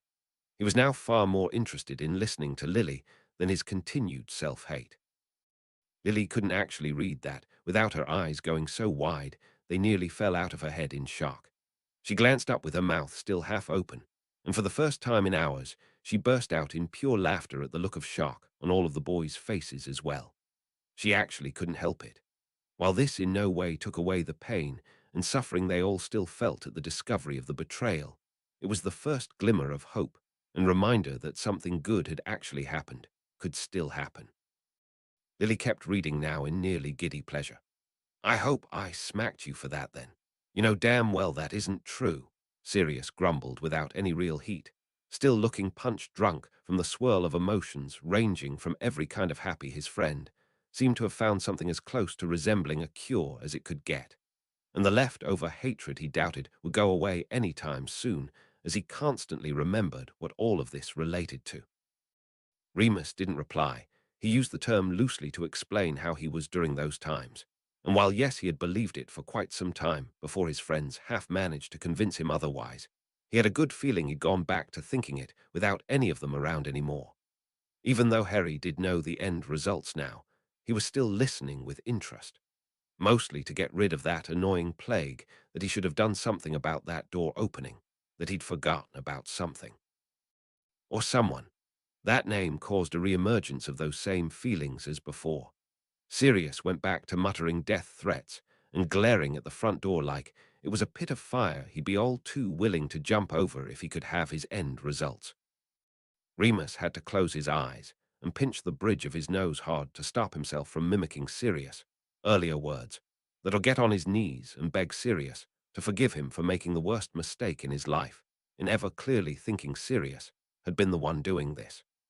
James still looked likely to vomit and shook his head furiously, unable to picture it, to even properly form where that name laid until he had it shoved in his face, and even then there had to be a good reason for it. James remembered a much more pleasant time, like an hour ago, where he would have made a joking pout about having been named last, about how they all would have made jabs at each other for whatever order that had come out because they were such good friends it had always equaled out. And now, he damn near sobbed that he'd come out last because his name had probably been the worst one to say for his friend, because he was the only one who was actually dead. That never got easier to hear, and James gave a wince all over again for the blunt reminder that his son knew virtually nothing about him, and he was learning it now of all times. He was the first to have the reflection that this was the vaguest form of answers as to why Remus had been avoiding Harry all year. Since Remus had believed Peter really had died by Sirius' own hand, then talking about this would be the worst form of punishment to his friend. James made a sound in his throat like he wanted to protest that. Yes, transfiguration had been one of Peter's worst subjects, but Remus made him sound daft. It sounded all the harsher coming from Lily's icy tones, like she was reading about Snape abusing Neville all over again. But James was truly finding it hard to come up with any way to protest this. He felt like he was alone on an island, trying to hold out hope this still wasn't true, but the longer this went on the smaller that land was getting. To be perfectly honest, I think you about covered it, Sirius hissed, his face looking remarkably close to how it had then, Harry reflected, even if it was directed at a door now instead of a living thing. You couldn't have worked that out. James asked breathily. He was starting to feel like the oxygen in the room was running out, but was still taking any tiny chance to keep his attention on his son. How many animals do you know that have prongs? I wanted a specific answer, Harry responded back with a light smirk, still trying to stay as calm as possible so no one would guess he was still turning over every detail looking for a way to change this and make it right. He knew that if any of them discovered what he was thinking, he had a very good feeling they'd try to convince him it wasn't his fault, but he knew better. He'd heard the longing in Remus' voice as he'd told this story back then, how close the friends all used to be, and the only thing he could work out in his head was that it must have gone wrong when he was born. Lily couldn't help a little bout of suspicious anger in her voice. They'd never told her of those parts of the stories, but since clearly nothing had happened or Remus probably wouldn't have forgiven himself and spoken of it so lightly, she decided now wasn't the time. It was our decision, Sirius scoffed. You make it sound like you tied us down and forced us into it. Remus didn't respond, and Sirius now understood how his friends had felt about him through this horrible story. He didn't like how quiet they were being. It really scared him, but he'd just have to keep trying. Well, I praise Merlin for whatever stopped you, James said with forced happiness, putting everything he had that it must have been lingering trust that Sirius must have been up to something good, that Remus still wouldn't betray him because something was telling him he shouldn't. James flinched like he'd been slapped, but didn't respond. He still believed his own line of thinking, as Remus was many things but never a coward. Whatever he was admitting to now was in the heat of a horrid retelling of his life. He would and should feel awful after having spent the past 12 years thinking about Sirius, and so Remus would put himself in a bad light. That caught Sirius' attention more than the others for a different reason.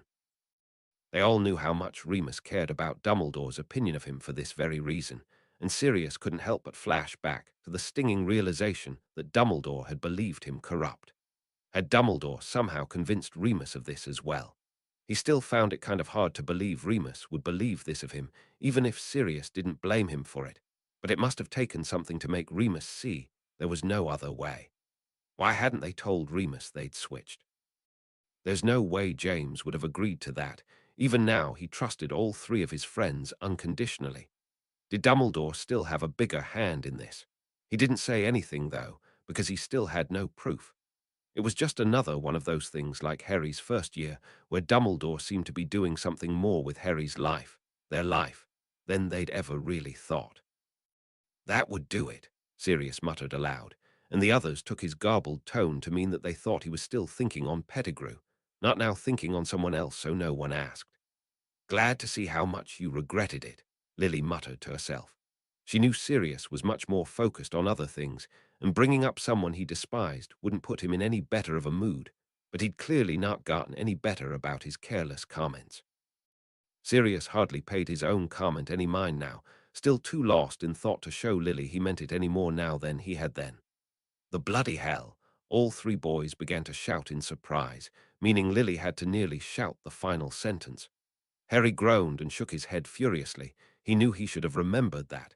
Sirius, though, looked outraged as he spat, pointed at Remus. Is he out of his bleeding mind? He's been there the whole effing time, and I'm in the room, and all he's heard was shit he already knew about Remus, but he's got his wand pointed at him. He should be looking to me, not him.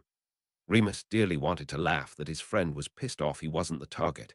It finally gave him some solid proof that Sirius didn't hate him, which he still didn't even understand, but he was far too invested with worry.